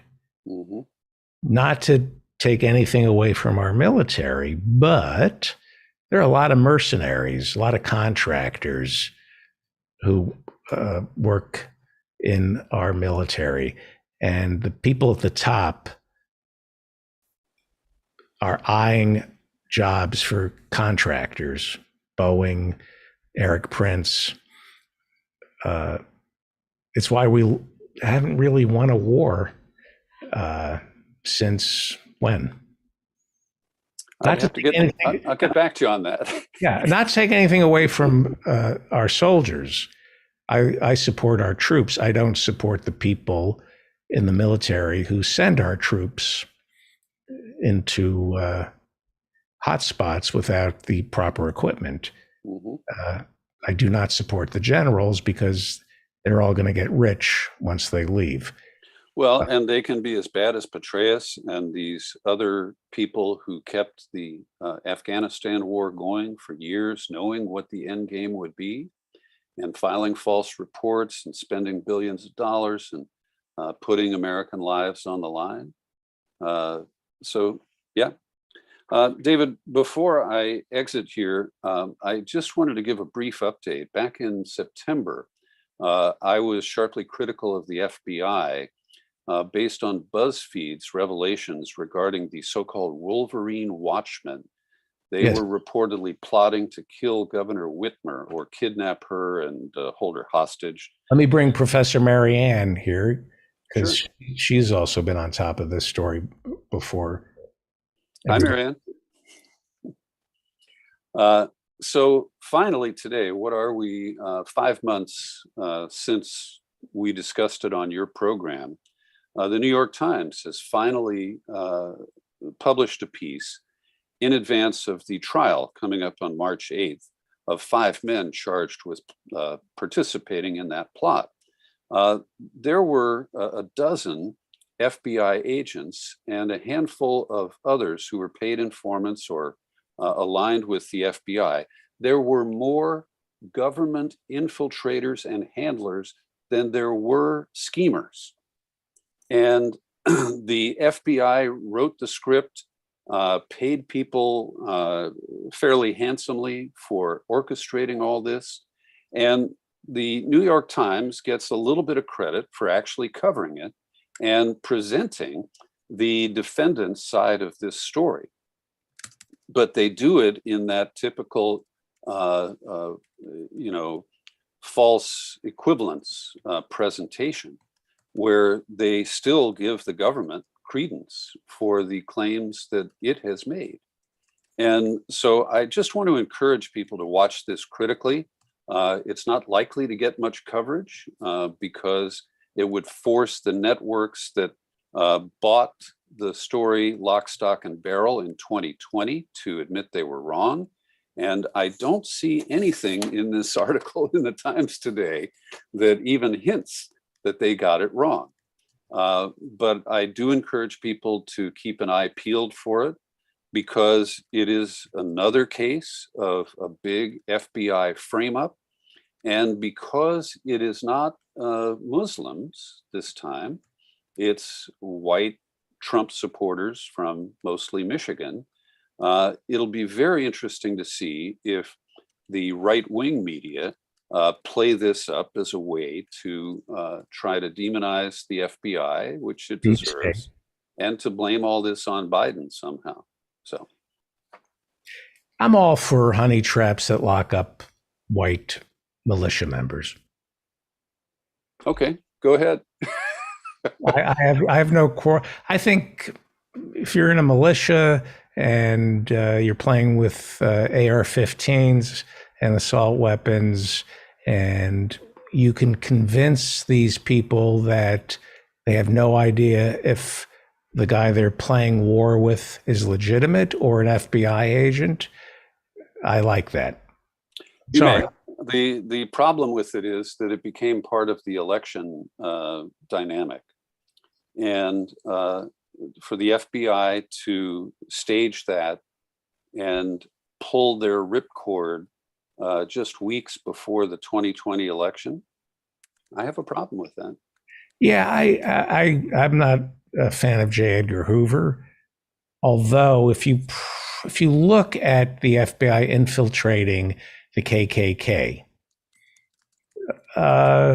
they were able to defang some of the firepower of the KKK by doing to the KKK what they did to the Communist Party, which is make everybody suspicious. So we do. Look. Entrapment, honeypots are legal. There are some bad hombres, as they say, playing with assault weapons who happen to be white nationalists. They're a danger to our government. And if the FBI wants to infiltrate and find out how far some of these people are going to go and convince them to do it, it's unfair, but it's nice to see it being done to white people for a change. Well, they have continued to turn a blind eye to Atomwaffen, despite the disclosures of murder plots that they carried out that were successful. And I'll just end this by saying, when they came for the Wolverines, David Feldman did nothing because he wasn't a Wolverine. To which I reply, you gotta go for somebody. You're a government, you have the police, you gotta lock somebody up. There's always got to be a them as opposed to us. Well, but I know who's not us, and they are the white nationalists marching in the woods with weapons. And I know that corporate executives are not us. Lock up these Wall Street robber barons. We have to lock up somebody. I can come up with 2.5 million people to lock up. Anybody can, and it's all the 99%. Well, they got us all turning each other in. I mean, like, perfect. Well, that's a perfect tyranny. Well, you haven't seen my enemies list. You need an enemies list and that we can agree on and start locking them up. Thank you, Peter. Because it's upsetting, but we do have a problem with an FBI that seems to care more about the Black Panthers still than the militia. So indeed, yeah. Thank you. And of course, Muslims and, hanging out in mosques. Thank you, Peter B. Collins. Go to peterbcollins.com for a literal treasure trove of interviews, radio shows, podcasts. peterbcollins.com. You're amazing. You're amazing. I'm thrilled that you do this show. Bye, Peter. Bye, Marianne. Take it away. Thanks for the extra time. And you have an amazing memory. You have an amazing memory. It's incredible. Well, Marianne Cummings is a professor of physics, particle physics, I believe. Did I get that right? Yes, you did. Yeah. I have no idea what that means, but particle physics. Particles. Particles, yes. And you are also our only elected member of the community. You were elected Parks Commissioner of Aurora, Illinois. And what are we going to do about the Democrats? I cannot do a show. Like, I get up every morning and I make notes about what I want to talk about. And all I want to talk about is how much I hate Joe Biden. And I'm thinking, you can't just talk about how much you hate the Democrats. I mean, it just, at some point, it gets monotonous. I mean, I hate McConnell. I hate McCarthy. But to me, I'm torn because it's so easy to hate Trump. And you turn on the news and it's always, we got him. Tonight we got him. Trump is in trouble. What are we going to do about these Democrats? Well, it's not about what we do about them, it's what we do ourselves. And what we do ourselves is that we enable all of this stuff. When we say vote blue no matter who, or I've got to support this, we've just basically given them permission to be as awful and as they can possibly get away with for the benefit of their donors. For instance, So- here's, okay. Yeah. So I was thinking over the weekend, F it. I'm going to do what Professor Marianne Cummings. I'm going to say, you know what? Let them lose the House. I mean, I'm not going to vote for my congresswoman. I'm going to look for a third party candidate. And then I thought, that's privilege. That there are people who will really suffer if we lose. Well, first of all, she's going to get reelected. It's a safe district. But my saying, F it, let the Democrats lose the House, there would be real suffering, wouldn't there, if the Republicans? There's real suffering anyway. Yeah. I mean, the bottom 0.5% of this country is losing ground. Precipitous. We've just lost whatever is this bit of good with the $300 tax credit for kids, which of course only applied to people with young kids, but that was something. Right. Because thank God for Omicron, because it got a 3-month pushback on the ending of the payment of the suspension of student loan payments. I mean, the Democrats have done very little except for make the change we really need almost impossible to get. They've just basically been a block for the last 20 or 30 years against any progressive legislation or any progressive policy of a widespread nature being implemented by the Democrats. I'll give you an example. I mean, everybody was all up in arms about Louis DeJoy as Postmaster General. Well, Biden just recently has made clear that there is going to be no major change in the post office. He has nominated a couple new people to the board. I don't know who they are. Dan Tangerlini, don't know, and Derek Kahn. One of them's a Democrat, one of them's a Republican. Really? Yes. So the board, so nothing's going to change. Well, why would he do that? I don't know. Kahn, according to The Hill, is a Republican who worked in the Trump administration and for Senator Mitch McConnell. Oh. Making him unlikely to remove DeJoy. Maybe that's, his great bargaining chip. Yes. Better. And basically McConnell took it. And now what? Mitch McConnell has absolutely zero incentive to do anything that he wants. Well, but McConnell said, I will do blank if you put this. Yeah. I think that's literally true, David. He will do blank. But at least it makes sense. It's well, I mean, in a narrow political way, it makes sense, but they've DeJoy appears to be set on privatizing parts of the post office. I mean, Congress is considering a Postal Reform Act, and it's going to, I think part of it is going to be something like a $46 billion in financial relief to the US Post Office. But that also includes like slowing down first-class mail and expanding commercial package delivery, at least, in other words, subsidizing FedEx and UPS and other private carriers. So, there we go. That's extremely consistent with what Biden, at least what remains of his frontal lobes, seems like. At least his lizard brain basically kind of like jives with that. That's his instinct. That's where he wants to go.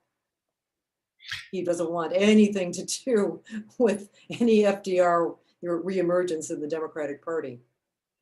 Right.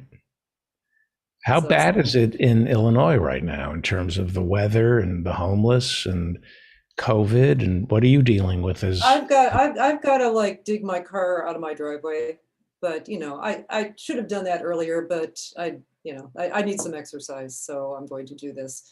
We're still at about, in my zip code, we're still at about 44% vaccinated. And I think that is just 2 vaccines, not the vaccines plus the booster.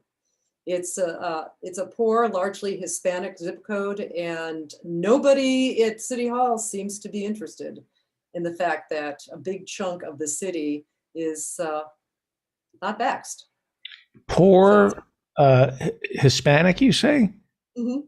So the people who take care of our kids and our elderly and touch our food. Yeah, you would be correct there. I mean, they're in every broad community, like the very affluent suburbs of Chicago, which is we're in the middle of, needs a place like our neighborhood. So needs a place for the low income people like myself to live, so we can do stuff for the well off. And that's exactly what this area is. And you're right, there's a lot of people working in food prep. There's a lot of people who are working in hospitals. I've been in the hospital often this last couple of years with my friend who has been dealing with the fallout of a traumatic brain injury from a car wreck 2.5 years ago now. So, I see it. But, I see the people who work there. I see the people who live in this area. She's got good karma, though. She's a former community college professor, and she meets up with her former students. She's always meeting up with them in the ICU. But anyway, that's Does this remind you of the Carter years? It's worse, but back then the hostages were taken. We felt impotent. We had just lost the Vietnam War. We were being yeah. I mean, Carter, I didn't really pay too much attention. I paid way more attention a few years earlier as a kid with Nixon, and we got rid of Nixon, and then we got rid of his VP, Gerald Ford. We thought that was, great. And Carter just seemed to be okay. It's another Democrat. I wasn't old enough to really appreciate Carter, and I wasn't either for the good elements of Carter, because I think if Carter had been what were the elected a second term, I think there would have been way more emphasis put on getting us off the oil, right, getting us to energy efficiency. And I know that Professor Harvey J.K. has explained things that I was not aware of all at the time. But I was aware somewhat later that he had in fact signed legislation to deregulate the savings and loans. So that much did. But and the airlines. But I didn't vote for Carter. My first time voting, I voted for John Anderson because Carter was turning too right wing. Ziggy Brzezinski. I thought, my God, you're national security advisor, and you got somebody who grew up under the Iron Curtain, behind the Iron Curtain. That's not a dispassionate guy looking out solely for the security of the United States. This guy has an agenda. I knew that at the time, so I didn't vote for Carter. And then I woke up and what a nightmare, Reagan was elected. And do you worry that what this country is thirsting for right now is a Reagan type, a sunny optimist who's going to come in? FDR was a sunny optimist who said, we can beat this depression, and I have ideas, and he cheered everybody up. Are you worried that? Oh, well, I mean, a sunny optimist who is kind of out of touch with reality and has like dementia, we got that right now. I mean, I think Yeah, there were a lot of people with Reagan, like even my parents, who were staunch Democrats, but nonetheless, they were kind of like tickled. Wow, we remember seeing him in the movies and that kind of thing. I don't think people have that feeling toward Biden. Um, I think people would have really liked a Bernie Sanders type populist. Unfortunately, there won't be one forthcoming in the Democratic Party in 2024. And there may be like doppelgangers on the Republican side who will be running on that. So that's probably what the Democrats, which, you know, everybody sees the polling, and, you know, COVID has not gone well, and the fallout for COVID will be felt by at least half the country. Now, you know, the laptop jockeys, or as you would say, people who read email for a living, which means the That was Professor Liu who said that. Oh, okay. But what I'm saying is that they feel that everything's great. Our 401ks are recovering, with, you know, whereas people in my neighborhood are really suffering. And I remember distinctly Pappy Bush, you know, just about nagging everybody at one of the debates that, hey, the recovery from the last recession is almost a year long. You know, what are people complaining about? But it was a jobless recovery, or the jobs that were coming back at the time were low paying jobs. It always seems to be that way. It's recovery for the, you know, the top 20% and higher, and everybody else treading water or getting worse. So when a candidate or president's rhetoric is not matching people's reality, then that party has a problem. And what concerns me, I mean, we've been talking about Ukraine, but, you know, there is one tried and true way for a party who is in serious trouble politically, facing a set of elections, manages to save itself. Right. And that would be going to war. So let me ask a real war with Ruskies, finally. So that's what I wanted to ask you. Yeah. Has America changed? Transpose 2001 to 2022. We're attacked on 9/11. Knowing what we know now after 9/11 and the 20-year war and Vietnam, can a president take us to war? Aren't we divided? Aren't we divided? People are not involved in it. I'm sorry? People, you know, I think people don't want to go to war. I mean, there's not a big feeling to go to war. I think if we do go to war, there won't be the enormous, well, maybe there might be. I might be I might be the one who's changed. I might be the one that's more jaded. But I don't know if people are going to go on the street by the millions like we did protesting the invasion of Iraq. Biggest anti-war effort in American history didn't stop the war. I've got pictures of my own parents on that big anti-war march in Detroit, holding up, you know, drop Bush, not bombs signs. Right.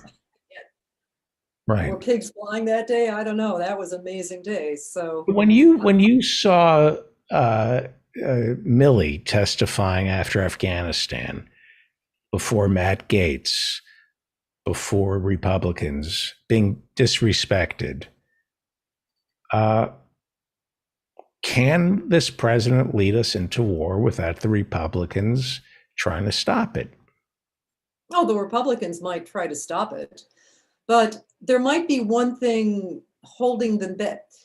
They probably won't do it directly, because it turns out that a good chunk of their base aren't interested in war. I mean, like Trump was speaking out against the Iraq war, the Afghanistan war. I mean, he was popular because he was speaking out against this foreign incursions when our infrastructure was crumbling.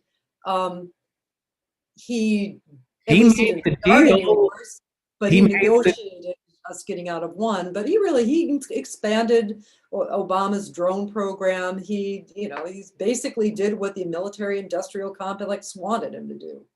Like, Didn't Pompeo make the deal that we had to be out of Afghanistan by the spring of last year, well, or they would start attacking our troops?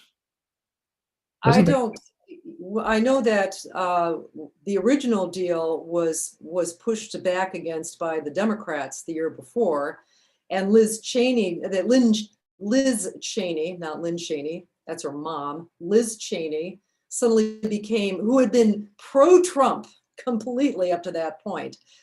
That summer to 2020, when Trump is now messing with her daddy's war, that's when she went to war against Trump. So, you know, the pullout date was April the 1st, and the Biden administration postponed that date.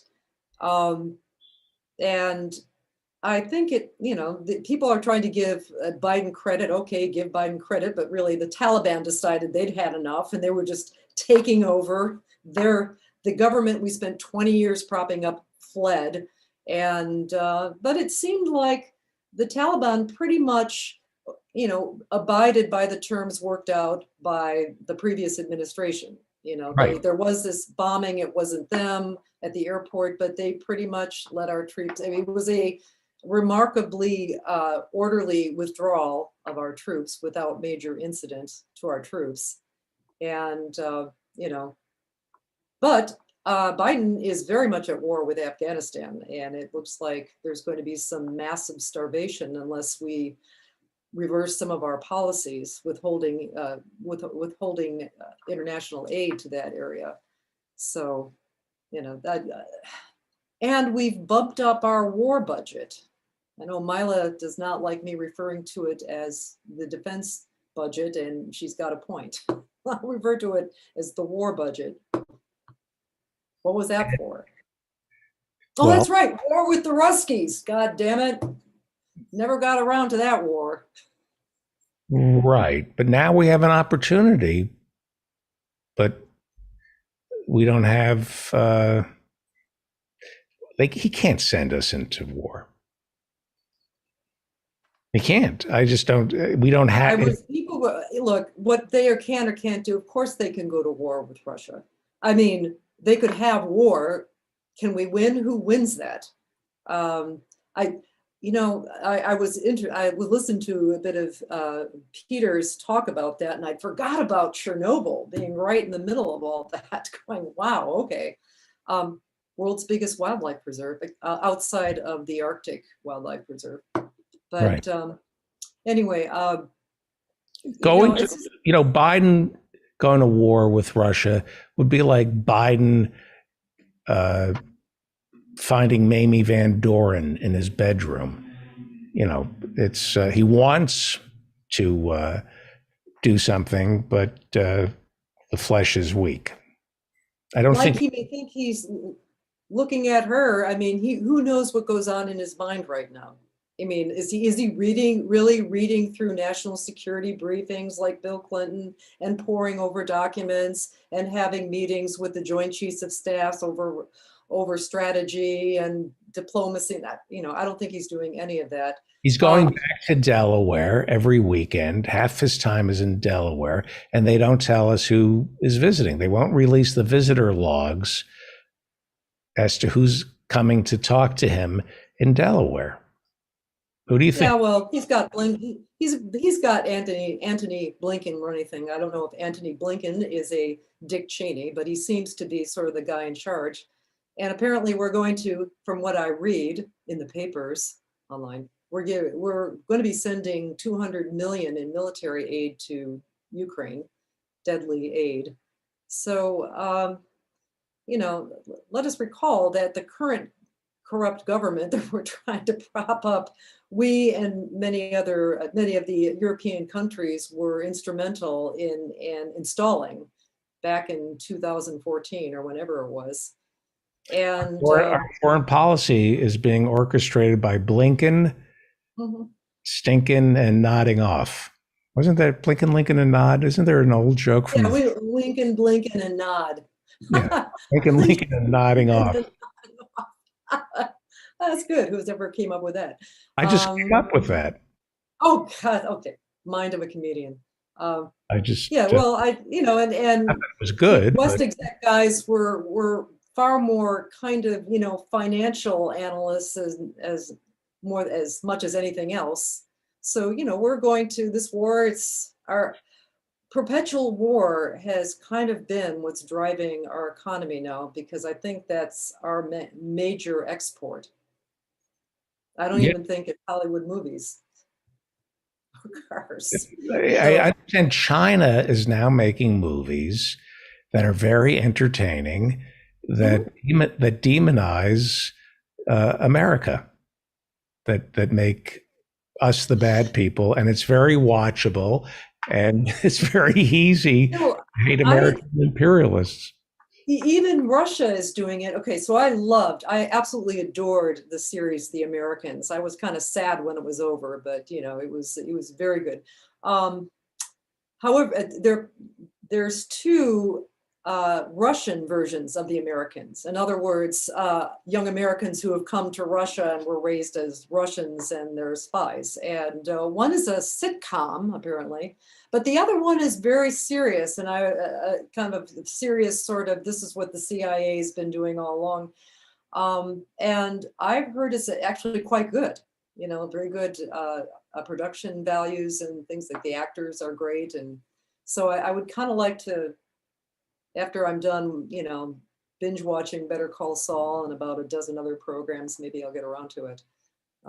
What are you binge watching? This is important to me because I'm done with Success. I've watched Succession 3 times now, and I need something new.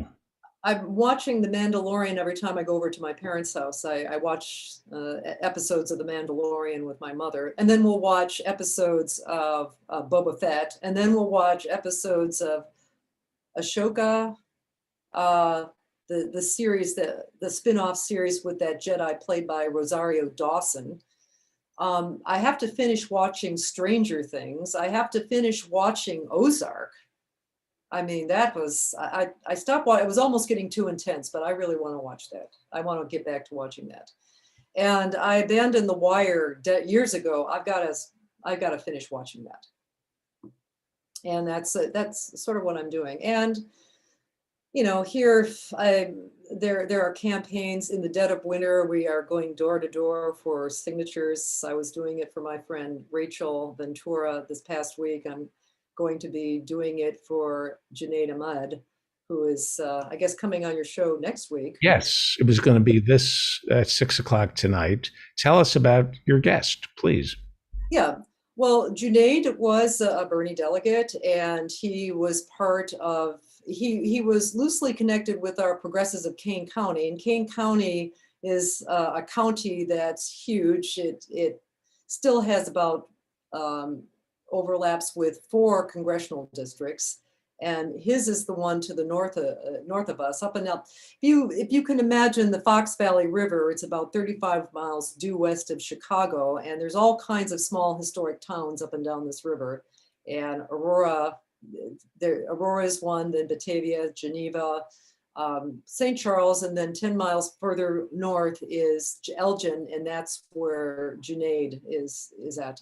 So his district is very interesting, and it had a large Hindu population. It has a significant Muslim population, and I think this time around, just parenthetically, I think the people like Junaid, who is only running because he's just dismayed that the squad hasn't been able to make an impact, that they were trying to play nice with the Democrats, and it is not working. He's got 2 kids in high school, at least 2, and he says nothing's getting done on climate. So that's what kind of pushed him over the edge.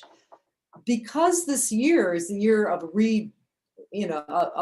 redrawn districts, I'm urging anybody who's still on the fence about running or supporting somebody who's primarying a corporate Democrat to get on board with that campaign, because I don't think people thought much about this. A lot of these districts, the incumbent will not have their natural advantage. I mean, the current configuration of the 8th district has only about 30% of the former district in it. So that gives you less of an advantage, and that is an opportunity for challengers to rise to the occasion. So, and I think Junaid is already a threat because there seems to be a shadow candidate that has a Muslim name. He hasn't raised any money, but they're trying to get him on the ballot. And we think that that's basically, being put up by his opponent, to split the Muslim community. I think that Junaid is appealing to far more than the Muslim community, but the Muslim community is important up there, and they tend to be very progressive. They were Bernie supporters the last time around. So Great to know. So, but apart from that, I'm just saying what I'm looking at the outside. But Junaid, he says, boy, I do not need to do this, and I do not want to make this career. He's got his own business. He's just doing this because A, he can, and B, he feels he needs to, and not necessarily in that order. I think he feels he needs to do it, and he is able to do it. But as he tells me, do I really want to be doing this? And I said, well, if you don't want to be doing this, then you're somebody, but you're doing it anyway, then you're somebody I'd want to support.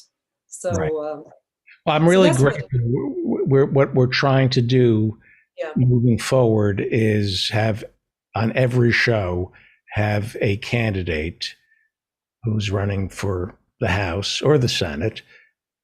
And I think that will inspire Americans to not feel paralyzed and powerless. That's or jaded. And I mean, look, I understand disappointment. I just understand feelings of hopelessness and, just kind of nihilistic tendencies. But when you see people like that, another candidate I'd like to have on is my friend Rachel Ventura. You had her on your show last year, and she was running against Bill Foster, did very well, but she decided this time around she needed a win.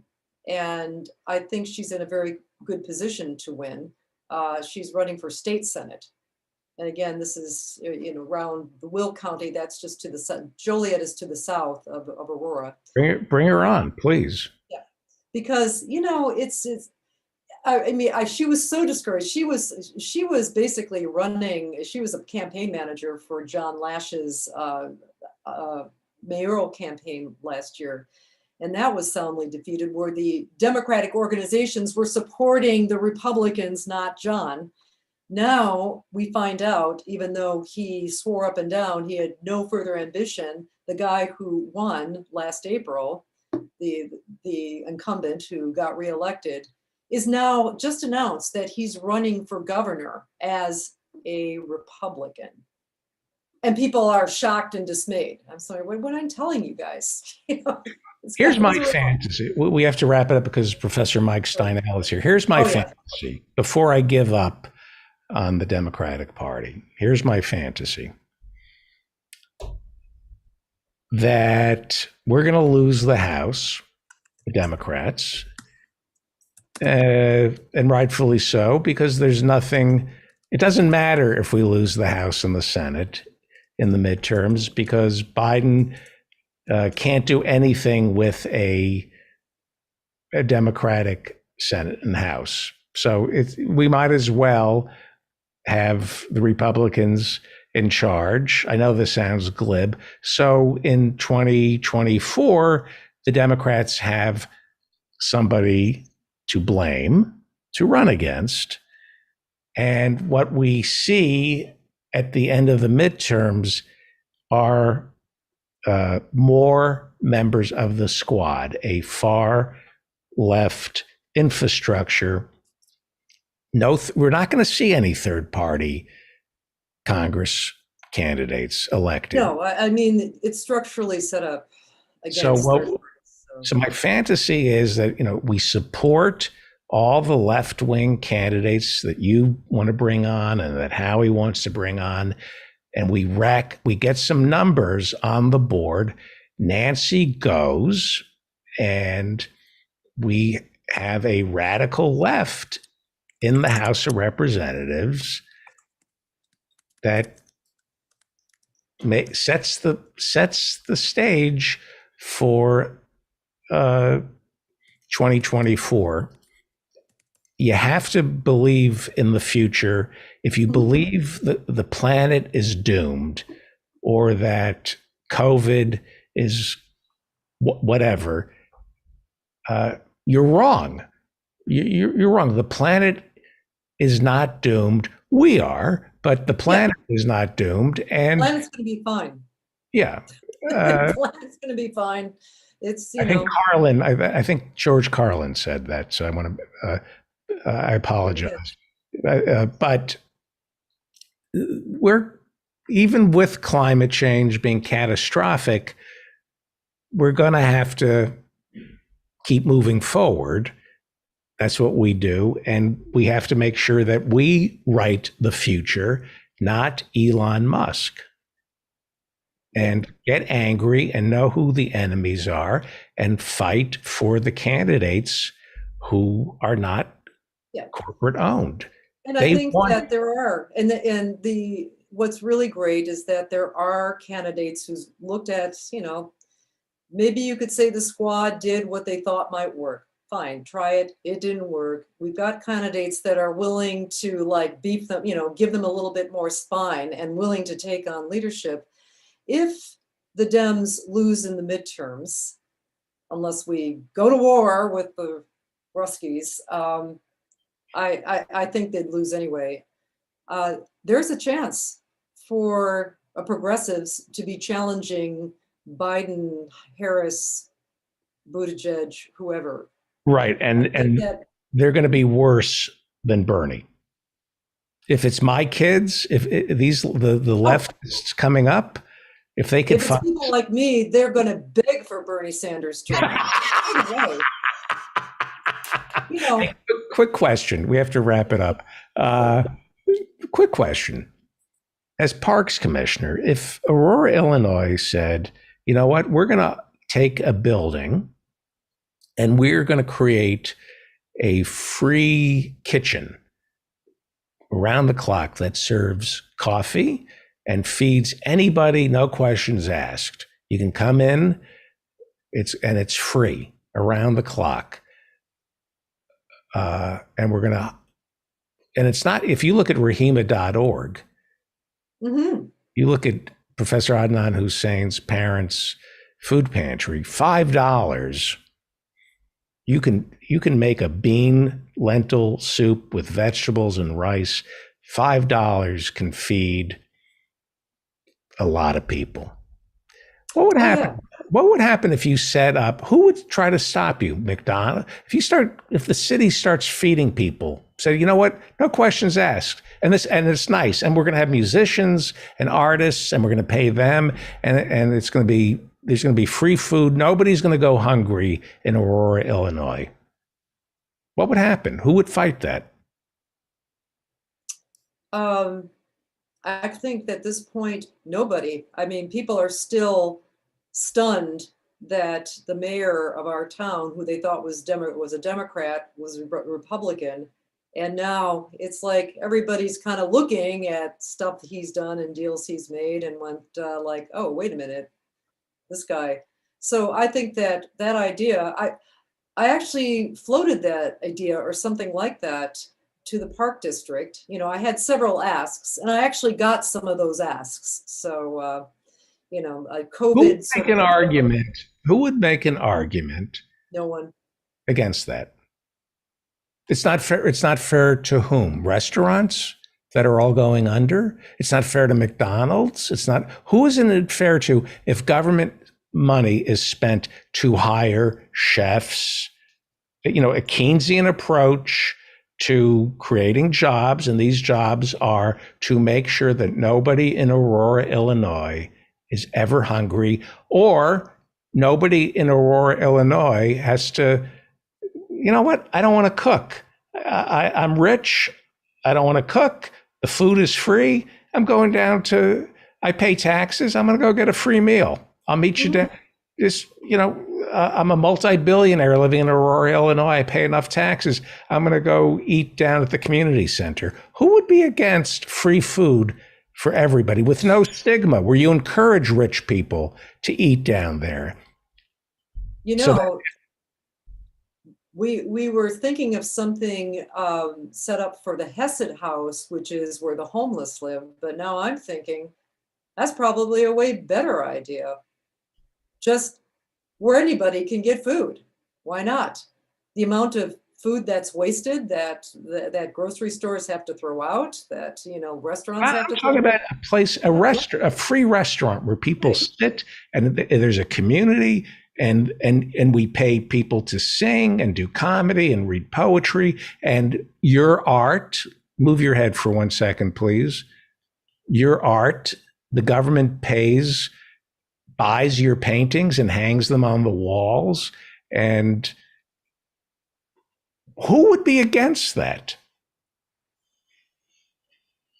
This makes me enraged, because Henry Huckabee says, the left hates organized religion, but the Catholic Church feeds people. Yeah, as does Hezbollah. Yes. So that's a very good point. And in fact, that's what the churches haven't been doing much. Now, of course, the last 2 years has been life in the era of cholera around here. So that's everywhere else, COVID. But my God, why not do that? And why is it hard to do it? Who would stop you? Who would go on record? I don't think Got anybody would fancy stop. food. You want fancy food? You go like in New York, huh? Go to a restaurant. Go to a restaurant. Go to Zabar's or wherever. Yeah. Something about like what Rahima.org, RAHIMA.org, what they provide. Food that not only can you live on, you'll live longer on. Are you a vegan? Yeah. I don't even want to call myself a vegan because that's trendy. I was just going to say I believe in a plant-based diet. Oh, that's better than I just say I'm morally superior. I have a morally superior diet, and I stand in judgment of people who don't eat the way I do. That's the difference. You're a politician. I'm not. Yeah, Thank guess you, so. Professor. Thank you. Peace out. Let's continue this conversation about setting up 24-hour restaurants. Well, my God, Professor Mike Steinel joins us, and I've seen that picture before. Hello, David. Dana Gould. Dana Gould sent that to me 10 years ago. Okay, tell the people who are listening on the I'm showing on my background the famous picture of Jack Ruby shooting Lee Harvey Oswald, and somebody very cleverly has turned it into Oswald's leaning back. We've got a microphone stand, and Ruby, instead of a gun, has a Stratocaster, and the sheriff, actually that sheriff, lived here in town and Really? died recently. Yeah, and he used to talk about this day. But anyway, I showed this photograph to a student. When I first saw it, my teaching assistant was in the room. Somebody sent this, and I said, "Oh, look at this. This is funny." And he comes over and goes, "What band is that?" It didn't even register. I said, "That's not a band. That's Oswald getting shot by Ruby." He goes, "Oh, never seen that before." So good. Been around for years. So the guy in the 10-gallon hat who was escorting Oswald out of the jail to another jail, the prison transfer. What did he say? What did he say? He never said anything. He didn't say anything, like that was conspiratorially. But you wonder why do you remember that? It's first of all, I've been going down rabbit holes because of your show, and we're going to get to Meatloaf in a minute. But anyway, you were very funny on Sam Cedar. If you haven't, listeners, if you haven't heard the show on Friday with David Feldman on Sam Cedar Majority Report, in mourning for Meatloaf, you got to listen to it. Yeah, I did a little of it on the show. Today? Yeah, I didn't catch. I haven't been. I've been snowed under, man. Yeah, thank you for saying that. And shows the Majority Report is so great, and so we can talk about Meatloaf if you. Yeah, we can talk about that later. But anyway, you mentioned last week, Kitty Carlisle came up, and What's My Line? Kilgallen. And Dorothy Kilgallen. I have a song I'm going to do live called Who Killed Dorothy Kilgallen? So I've been spending far too much time online reading about the death of Dorothy Kilgallen and all the stuff she was about ready to spring on the world. Arlene Francis. Yeah, she was on What's My Line. Was that her replacement? No. Arlene Francis killed 2 people, I believe. Accidentally? Well, she had a air conditioner in New York. By the way, if you want to grow an audience, the key to growing an audience is discussing... Kill somebody. No. Kitty Carlisle, Dorothy Kilgallen, and Arlene Francis. This is how you get an international audience. Arlene Francis, I believe, very sweet woman, as I understand. However, killed somebody, huh? I think 2 people. I think one there was an air conditioner that was attached to the window, and I'm surprised this doesn't happen every day on the hour. I agree. In New York, those big buildings with air conditioners, old ones, yeah.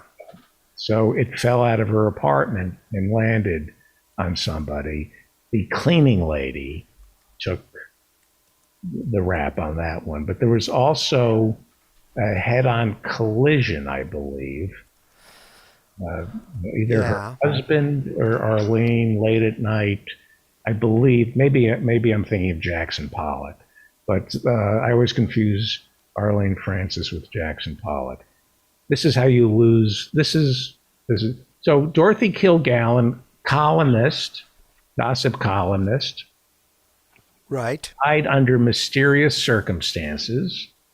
In the 60s, she had just done an interview with Jack Rubenstein, owner of the Carousel Club. Right. Who killed in plain sight Lee Harvey Oswald. They knew who Jack Ruby was. They kind of let him into the garage that morning. We shouldn't have been allowed in there.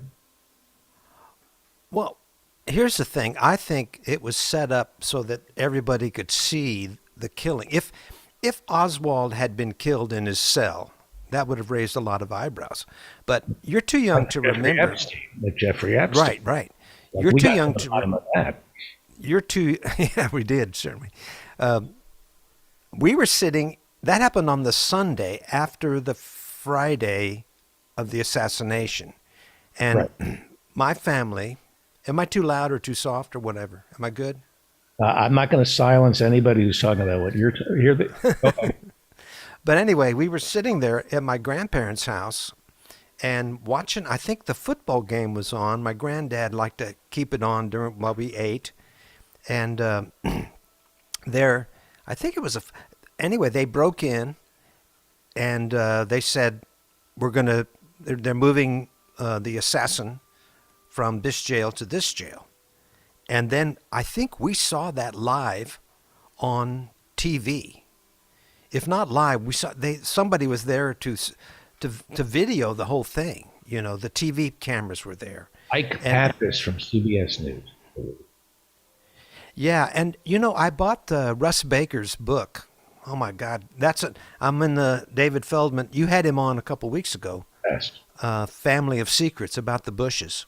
And the whole thing of where Poppy Bush was on the day of the assassination. He was in Well, this gets so intricate, but he was in Dallas the night before for sure, and maybe the morning of. As was Richard Nixon. He was in Dallas? Wow. He left like the night before. Well, anyway, It was everybody was there. It was it's crazy. It's crazy. Who wanted Kennedy dead? It said welcome. The hotel said welcome Kennedy. Hayden." Well, Dorothy had also she wrote about Marilyn Monroe and Jack and Robert Kennedy, and 48 hours after that story came out, she just alluded that there might have been something there. Bobby visited Marilyn on the day she died, and she died 48 hours after that story came out, and then of course she went after old Blue Eyes, and she tried to reveal some things about the plots to kill Castro. But anyway, So, you want as to I hear my song about it? well, yeah, in a secon, please. Okay. But as I understand it, Marilyn died in '62, and Marilyn died, Yes. and she was sleeping. As my understanding is, she was sleeping with Jack Kennedy, and then Bobby, the brother, carried on with her. He was very worried about her. And then she was keeping a diary. This is what I've read. This is conjecture that is probably true. She was threatening to go public with the romance. She was keeping a diary. Bobby visited her in Los Angeles to try to calm her down, and then they calmed her down. They gave her, that seems to be the, I read that in order for the amount of barbiturates to be in her stomach, she had to have taken 50 caplets of the sleeping pill that she used, and there was nothing in her stomach. None of the coatings of the pills were still in her stomach, and her colon was bruised. And it was, one writer thinks that it was common that the mob would do stuff like that. They injected her with, they gave her an enema of barbiturates. that's what I was told to do. But I'm being serious. My father's best friend, I'm not making this up. Okay. My father's best friend was a gynecologist who did abortions when they weren't legal. And he once told me when I was, 12 or 13, if you want to kill yourself, shove it up your ass. And I said, what? He says, take a handful of barbiturates, David, and just shove them up your ass. Now, why was this man giving a 12-year-old advice on how to commit suicide? Because he wanted to make my father laugh. And it made my father laugh really hard. I'm telling you the God's honest truth. I believe you. That my father thought that was the funniest thing. It is kind of humorous until you think. Doctor telling a young prepubescent boy how to. So yeah, that was. By the way, yes, I shouldn't tell people that. I just spread some. Yeah, if you need help, call. Yeah, call. That was not right for me to. Hey, before we get into the Dorothy King, I watched way too much football, and then this weekend I finally got the page proofs for my new novel. I'm sorry, I just can't believe that my father was laughing. Well, we just laughed at it. It's it's kind of a 12-year-old kid. I think you were raised in a sick family. Yeah. Explains a lot, David. Explains it sure a lot. does. Explains a lot. Wow. Go ahead. But, anyway, there was a game for the ages last night, and my team, Kansas City. Yeah, I'm from Kansas City. Even though they're in Missouri, we still claim them. Right. Kansas City Chiefs. The two teams scored 25 points in 1 minute and 58 seconds in the fourth quarter. And then Kansas City went, let me see, the Bills tied it up. Kansas City came back in overtime, and in 38 seconds, I think they scored. You know, That's good football. it was great football. It was. Now, when you look at all these football players, ex-football players with CET problems, getting arrested every day. Yeah, I it's mean, it's a terrible sport, but you know, it's just like I grew up. That was kind of the only sport that we watched religiously. Not religiously, but I watched those games. I remember being very into football, even though I could never play it. I was way too small. I went out. I played in junior high. I was a safety, David. I was half as played- tall. you played football? Yeah, in junior high, I lived in a small community. If you didn't go out for football, you know, you were a wuss. You were ostracized. A lot of pressure. But to you do are a athletics. wuss. I am a wuss, and I'm proud of it. But anyway, they put me in a game when we were way ahead. I mean, I had pants that, you know how the pants are supposed to go to your knees, and you got knee pads. Mine went halfway down my ankles. I was so small, nothing fit. You know, Right. it was. I wish I had pictures. I do have pictures of me on the basketball team, and with those shirts with the open things, and they're down to my waist, the armholes. You know, nothing fit. But anyway, they put me in. We were way ahead, and I was safety, and all I did was sit in the back there and go, "Don't come this way. Don't come this way. Oh God, please don't come this way." One play, they went the other way, and I went, whew, and then the game was over. But I did get to play. You know, I wasn't allowed to play football. I wasn't allowed to play. Was it Pop Warner? Well, not Pop. What was the football? we didn't have little league football. We had actually middle school football starting in seventh grade. Seventh. I and eighth wasn't grade. allowed to play tackle football. Yeah, you should. I don't think anybody should be allowed to. It is so brutal. I mean, guys are getting hurt right and left in that game yesterday, and they just go on, just haul them off. Yeah. No, it's not good. No, it's not. Causes more damage than boxing, turns out, to the brain. Well, I don't know. It depends on how hard how often you get hit, and what position you play. Those guys in the line, they're just banging it every play. It's brutal. And really the plays where most people get hurt is when they're going full steam. I remember one coach said when he sensed that we were kind of like wussing out on tackles, he said, "When I was a player, if I was giving it all my all and going full steam, it never hurt. It never hurt." I got news for him. It hurts just as much when you're going full steam. You know, Cenk Uygur played football, and he loved it. I asked him about this, and he said, "No, it felt great." And hit you like you get out there, and there's like getting hit and hitting somebody. It's all adrenaline and endorphins, and yeah, for some people, it's a very pleasant experience. You know, it's like they get like you say, they get like a hormonal rush from it, you know. Yeah, not me. Yeah, endorphins is like morphine but it's the morphine your body makes. So was when you Flipper an endorphin? Was Flipper an endorphin? And porpoise. He was a porpoise. Anyway, yeah. Oh, here's a song for you. Oh, sorry, Dorothy Kilgallen. No, but I even got another one. I've got some stuff done today. Let me see. A 7 and 8 hour show. Whoops. A 7 and 8 hour show every week, 2 times or more. You always talk in front for at least an hour or more. And if Dave Cyrus doesn't show, you can always stretch, you know.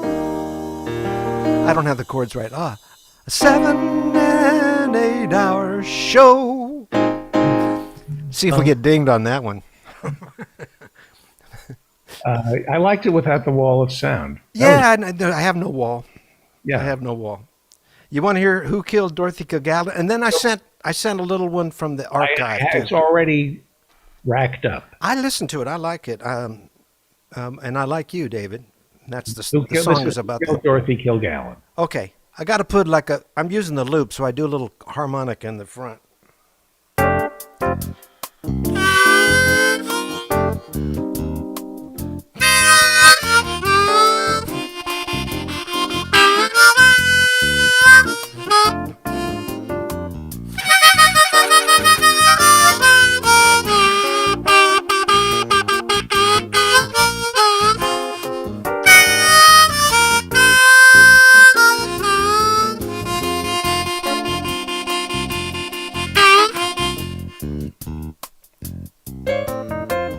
Who killed Dorothy Kilgallen? Who killed Dorothy Kilgallen? I've been thinking about this all day. It might have been the CIA. Ruby may have spilled the information about the Kennedy assassination. Who killed Dorothy Kilgallen? Who killed Dorothy Kilgallen? Who killed Dorothy Kilgallen?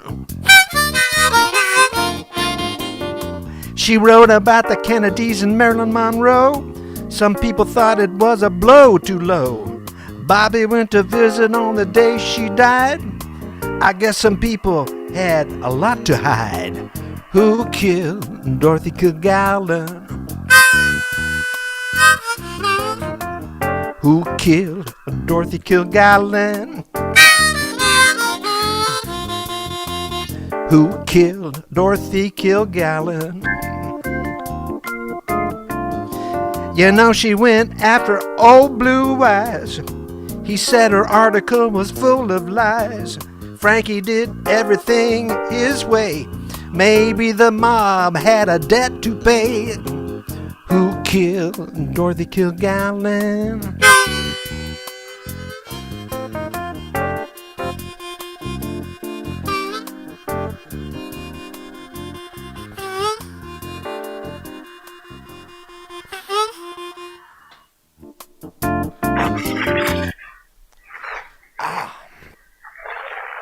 I gave myself a cramp. That is so great. That is you. We. I want to start the show with who killed Dorothy Kilgallen. That You want is. me to? Hey, you got your effects back. I see. Well, I don't want to talk about it because it's not working. What Oh. about a song about Ginger Rogers' mother too? I caught a little bit of that. Now, can I tell you something? You've used a term, and I don't understand where it comes from. A beard. I hadn't heard that term before. Beard. Oh, okay. What is it exactly? I was gonna. I can't. If all right. So if you were somebody else, Yes. I would, and if it were 10 years ago, ask me the question again. So what is this thing? The beard. What is that about? What's the beard? What is a beard? I can't bring myself to say your wife. If it were 10 years ago and it was a different person, I'm not going to say your wife. So it's a female that Ginger you Rogers' mother was a beard. like for hire. She Or just- dated J. Edgar Hoover, so nobody would know that J. Edgar Hoover was a cross-dressing, self-hating, closeted homosexual. That's what a beard is. Okay. All right. Where And does it come from? I don't know. I guess it's something you put on to assume a masculine sort of effect. Oh, that's interesting. Yeah, I don't know.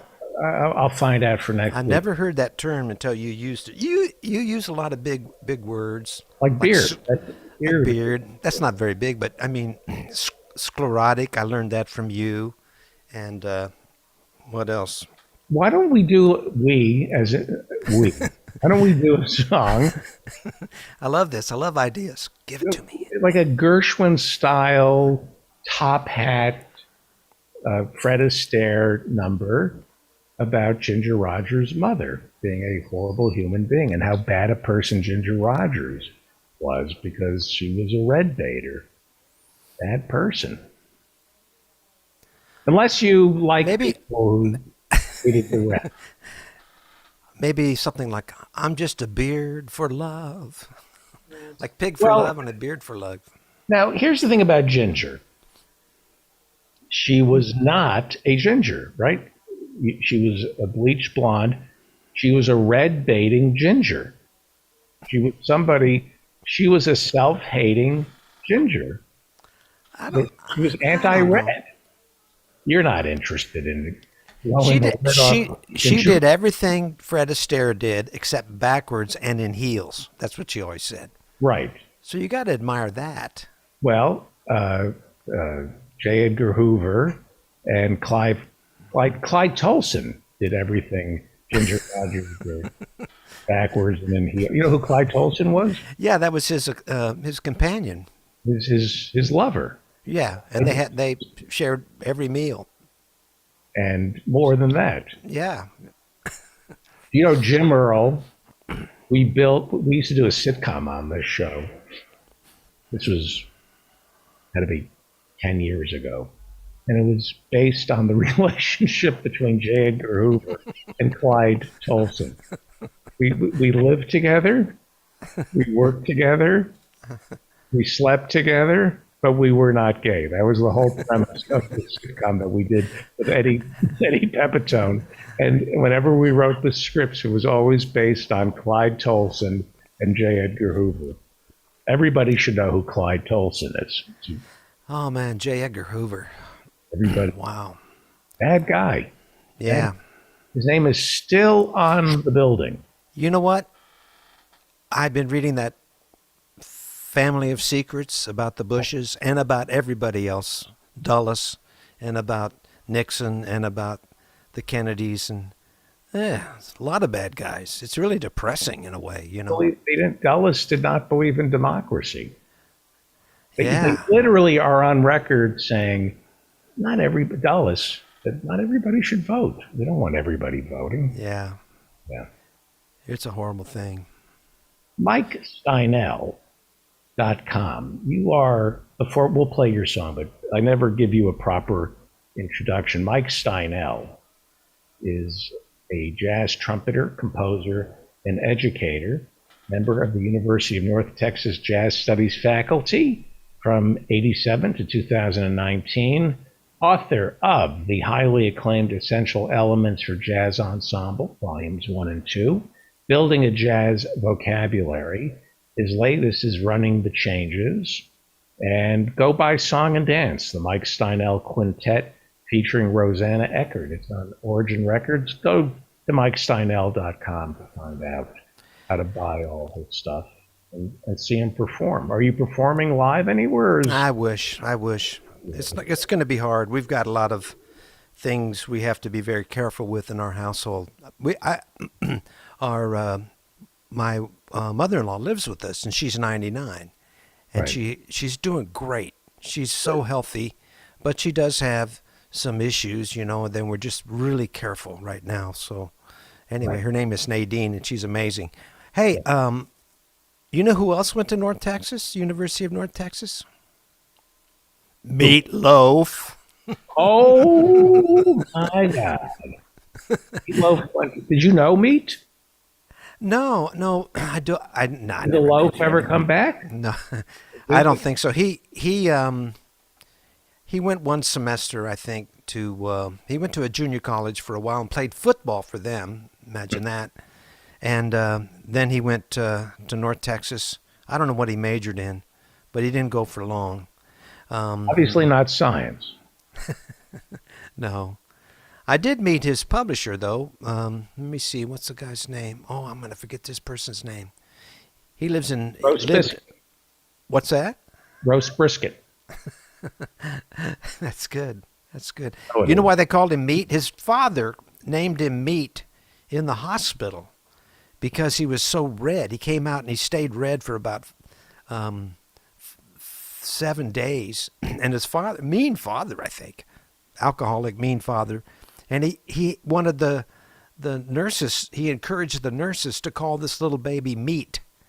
And then a coach, so he was Meat growing up, Meat. And then a coach called him Meat Loaf at some point, and that stuck. But So he was born red. yeah, he was Well, a there's an old saying in a maternity ward: better red than blue. Better red Yeah. than blue. That's right. I didn't know where you were going with that. But anyway, Listen, bat out of hell. All he needed to do was keep his science and his politics to himself. amen. I believe that. He was a powerful singer, though. I tell you what, Yeah. amazing, amazing. He put it all to work there. That's for sure. And what would compel somebody who's so talented as an actor and a singer to have to tell us what he thought about COVID vaccines and masks? Nobody, you didn't have to volunteer that stuff. Hubris. Yeah. And it gets people into trouble. People die because Yeah. people, Bill Maher has to talk about vaccines and masks when Bill should just, well, I guess I'll be careful what I say. But yeah, it's too bad. Yep. Because You want to play the little song I sent to you? Yeah. I like this one. It's very short. It's about a minute and a half, but I think this could be a theme song from It should be time my- to time. It is my theme song, and I like this. And we need to play. This is my one of 100 theme songs written and performed by Professor Mike Steinel.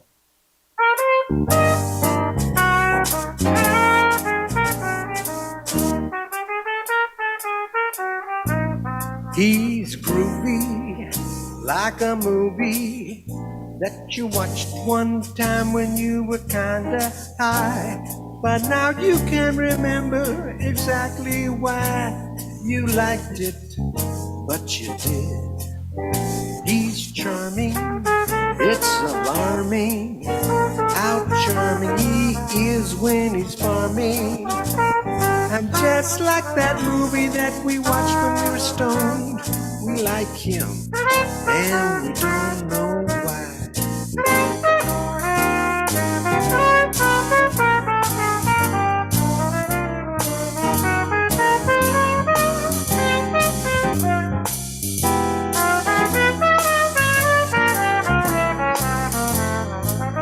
He's gregarious, he's hilarious, and most of his head is hairyless.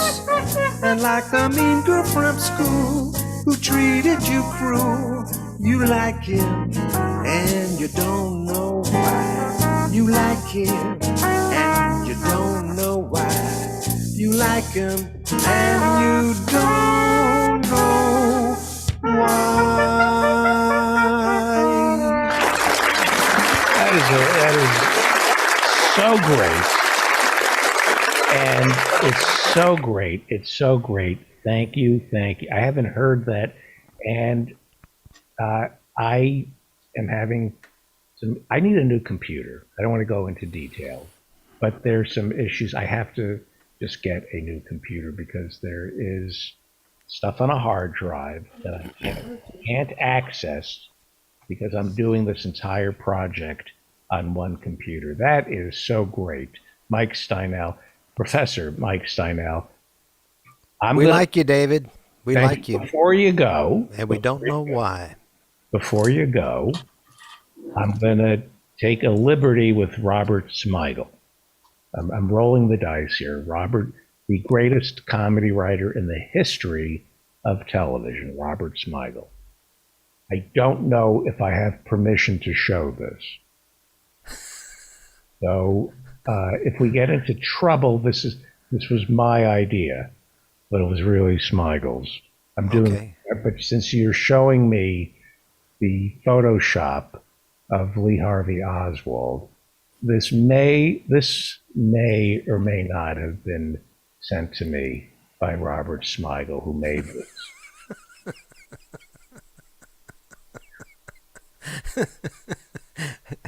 Betty beats Trump.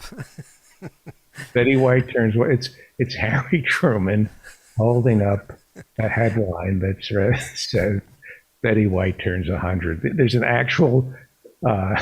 There's.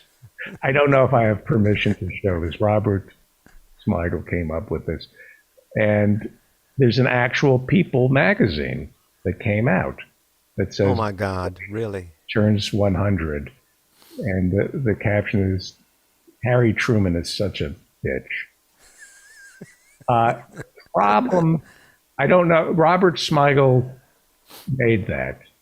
I don't know if I have permission to show that. Well, So if I don't have permission, then I made it. But Robert Smigel. Now, who would get that? How many people get that? well, I guess you have to know about Truman and Dewey. Right. You know. You have to know that Dewey, that when Harry Truman was running for re-election in 1948, Yeah. Miss Dewey was expected to beat him, and they went ahead and printed a banner headline that reads "Dewey beats Truman." And Yeah. the next day, there's this iconic photograph of Harry Truman holding up the newspaper, the headline "Dewey beats Truman," and People magazine, anticipating Betty White to make it to her birthday, what was it, last week, had a cover story, Betty White turns 100. It was on all the, if you go to the grocery, you can see it. And It got out. It was on the it got stands. out. And, Oh my then- God. and Robert Smigel may or may not have decided to make this Photoshop, which made You know, so hard. Dewey got beat, but he went on to a great career. He invented the Dewey Decimal System. Yes, he did. Yes, he did. He did not. I know. Dewey couldn't get, he had like a pencil thin mustache. That's why Yeah. they lost. He He needed a beard. needed a beard. Wait a second. Was Dewey, let me just kill time here for a second. Okay. Plug your I have no gigs. Okay. Very exciting. Yesterday, the page proofs arrived for my novel, Saving Charlie Parker. Right. So it's close to getting done. I spent my eyes hurt from looking at a screen. I spent all day proofing and then redoing the audio book that will be for that. I got to get some help. I don't know how. I woke up today at 4:30 thinking, how am I going to market this thing? How am I going to, I don't care about making a whole bunch of money. I like what you said about we don't go into this for money, but I would like for it, I'd put a lot of work in. You want things to have some exposure. So I still have struck out with publicists, but I'm still trying. If anybody's out there wants to take on a retired jazz professor as a client, I'm ready. I'm ready. Okay. Yes. I agree with you 100%. You weren't listening. I was trying to find out about Thomas Dewey. Now, Thomas Dewey, there's different Deweys. The Dewey that Louis? Louis, Huey, and Dewey. I used to have my students in pedagogy. We read about Dewey, who wrote, let me see, Education as Experience. Very, very important guy in American education. I used to tell students, did you ever make a volcano in science class? Did you ever go to the zoo? His whole thing was you learn things by experiencing them, not by reading about them. And we kind of lose track of that. But he was not the same as the Dewey the politician, and not the same as Dewey the Dewey Decimal guy. I think it's three Wasn't there an different Deweys. Admiral Dewey, Yes, I think there was. like from the Spanish American? Yeah, might have been. We're just grasping at straws here. Out there, somebody knows, but I could look it up, but Yeah. I'm not. no, I don't think you need to. It's What- trivial. I'll tell you, my favorite band is going to be the Oswald Ruby duo. That looks pretty cool there. Yeah, yes. He's wailing, man. I He's love the wailing. Who Killed Dorothy Kill. That's perfect. I'll show. flesh it out. I'll flesh it out a little bit. And yeah, I'm sorry she had bad things to say about your man, Sinatra. She did not like Frank Sinatra. A lot of people. And he was mean to her. Yes, he was. Yep. He was Betty mean to called her. her a broad. No, he called her something. He commented on her looks. Yeah, Yeah. Not the nicest guy, but great artist. he was. He was. Yeah. David, I better sign off here. Professor Mike Steinel. That is our show. Thank you, sir. Professor Mike Steinel. Go to MikeSteinel.com for more information. I want to thank all our guests. Dan is not here, so we're not going to do Community Billboard. I would like to thank Gina Huckamaki, and I'd like to thank Howie Klein, as well as David Cobb, Dr. Harriet Fraud, Professor Adnan Hussein, Peter B. Collins, Professor Marianne Cummings, and of course, the brilliant Professor Mike Steinel. Don't forget, we do office hours every Friday night, starting at 8 p.m. Go to my website to sign up. And if you would like to sit in our virtual studio audience, go to my website. While you're over there, sign up for my newsletter. Subscribe to this show wherever you get your podcast. We also have a YouTube channel, so please subscribe to that. I was going to play an interview that Henry Huckamaki did, but I can't play it. I need a new computer. Let me just see. Let me just try something. Let me see if I restart something, if this works. I doubt it. I may freeze. I may kill the show, and that won't be the first time. Let me see if I can do something here. I'm seeing the beach ball. Let me see. Yeah, can't be done. Okay, F me, and F you, Apple. F you, Apple. I can't do it. I have a relatively new computer, and now the whole thing is just, hang on, let me just try it one more time. Here we go. Here we go. No. All right, can't do it. I thought I could play Henry Huckamaki. I would have to shut my entire computer down, and we can't do that. I'm trying to run software that won't work, so I can't do it. Okay, not going to be angry. Just adding to my enemies list.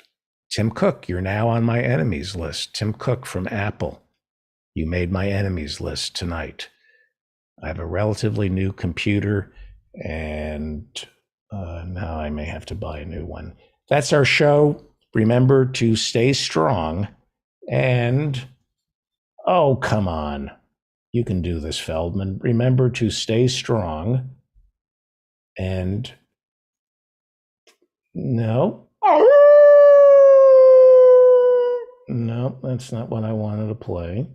Remember to stay strong and boycott.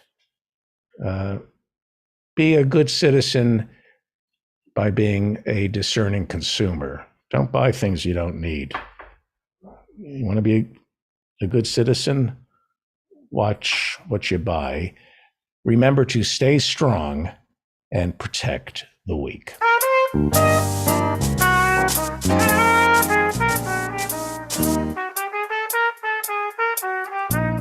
He's groovy like a movie that you watched one time when you were kinda high. But now you can remember exactly why you liked it, but you did. He's charming, it's alarming how charming he is when he's farming.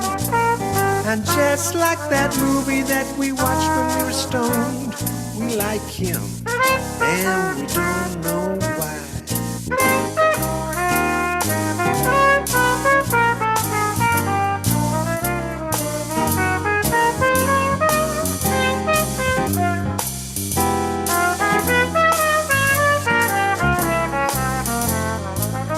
He's gregarious, he's hilarious, and most of his head is hairyless. And like a mean girl from school who treated you cruel, you like him and you don't know why. You like him and you don't know why. You like him and you don't know why.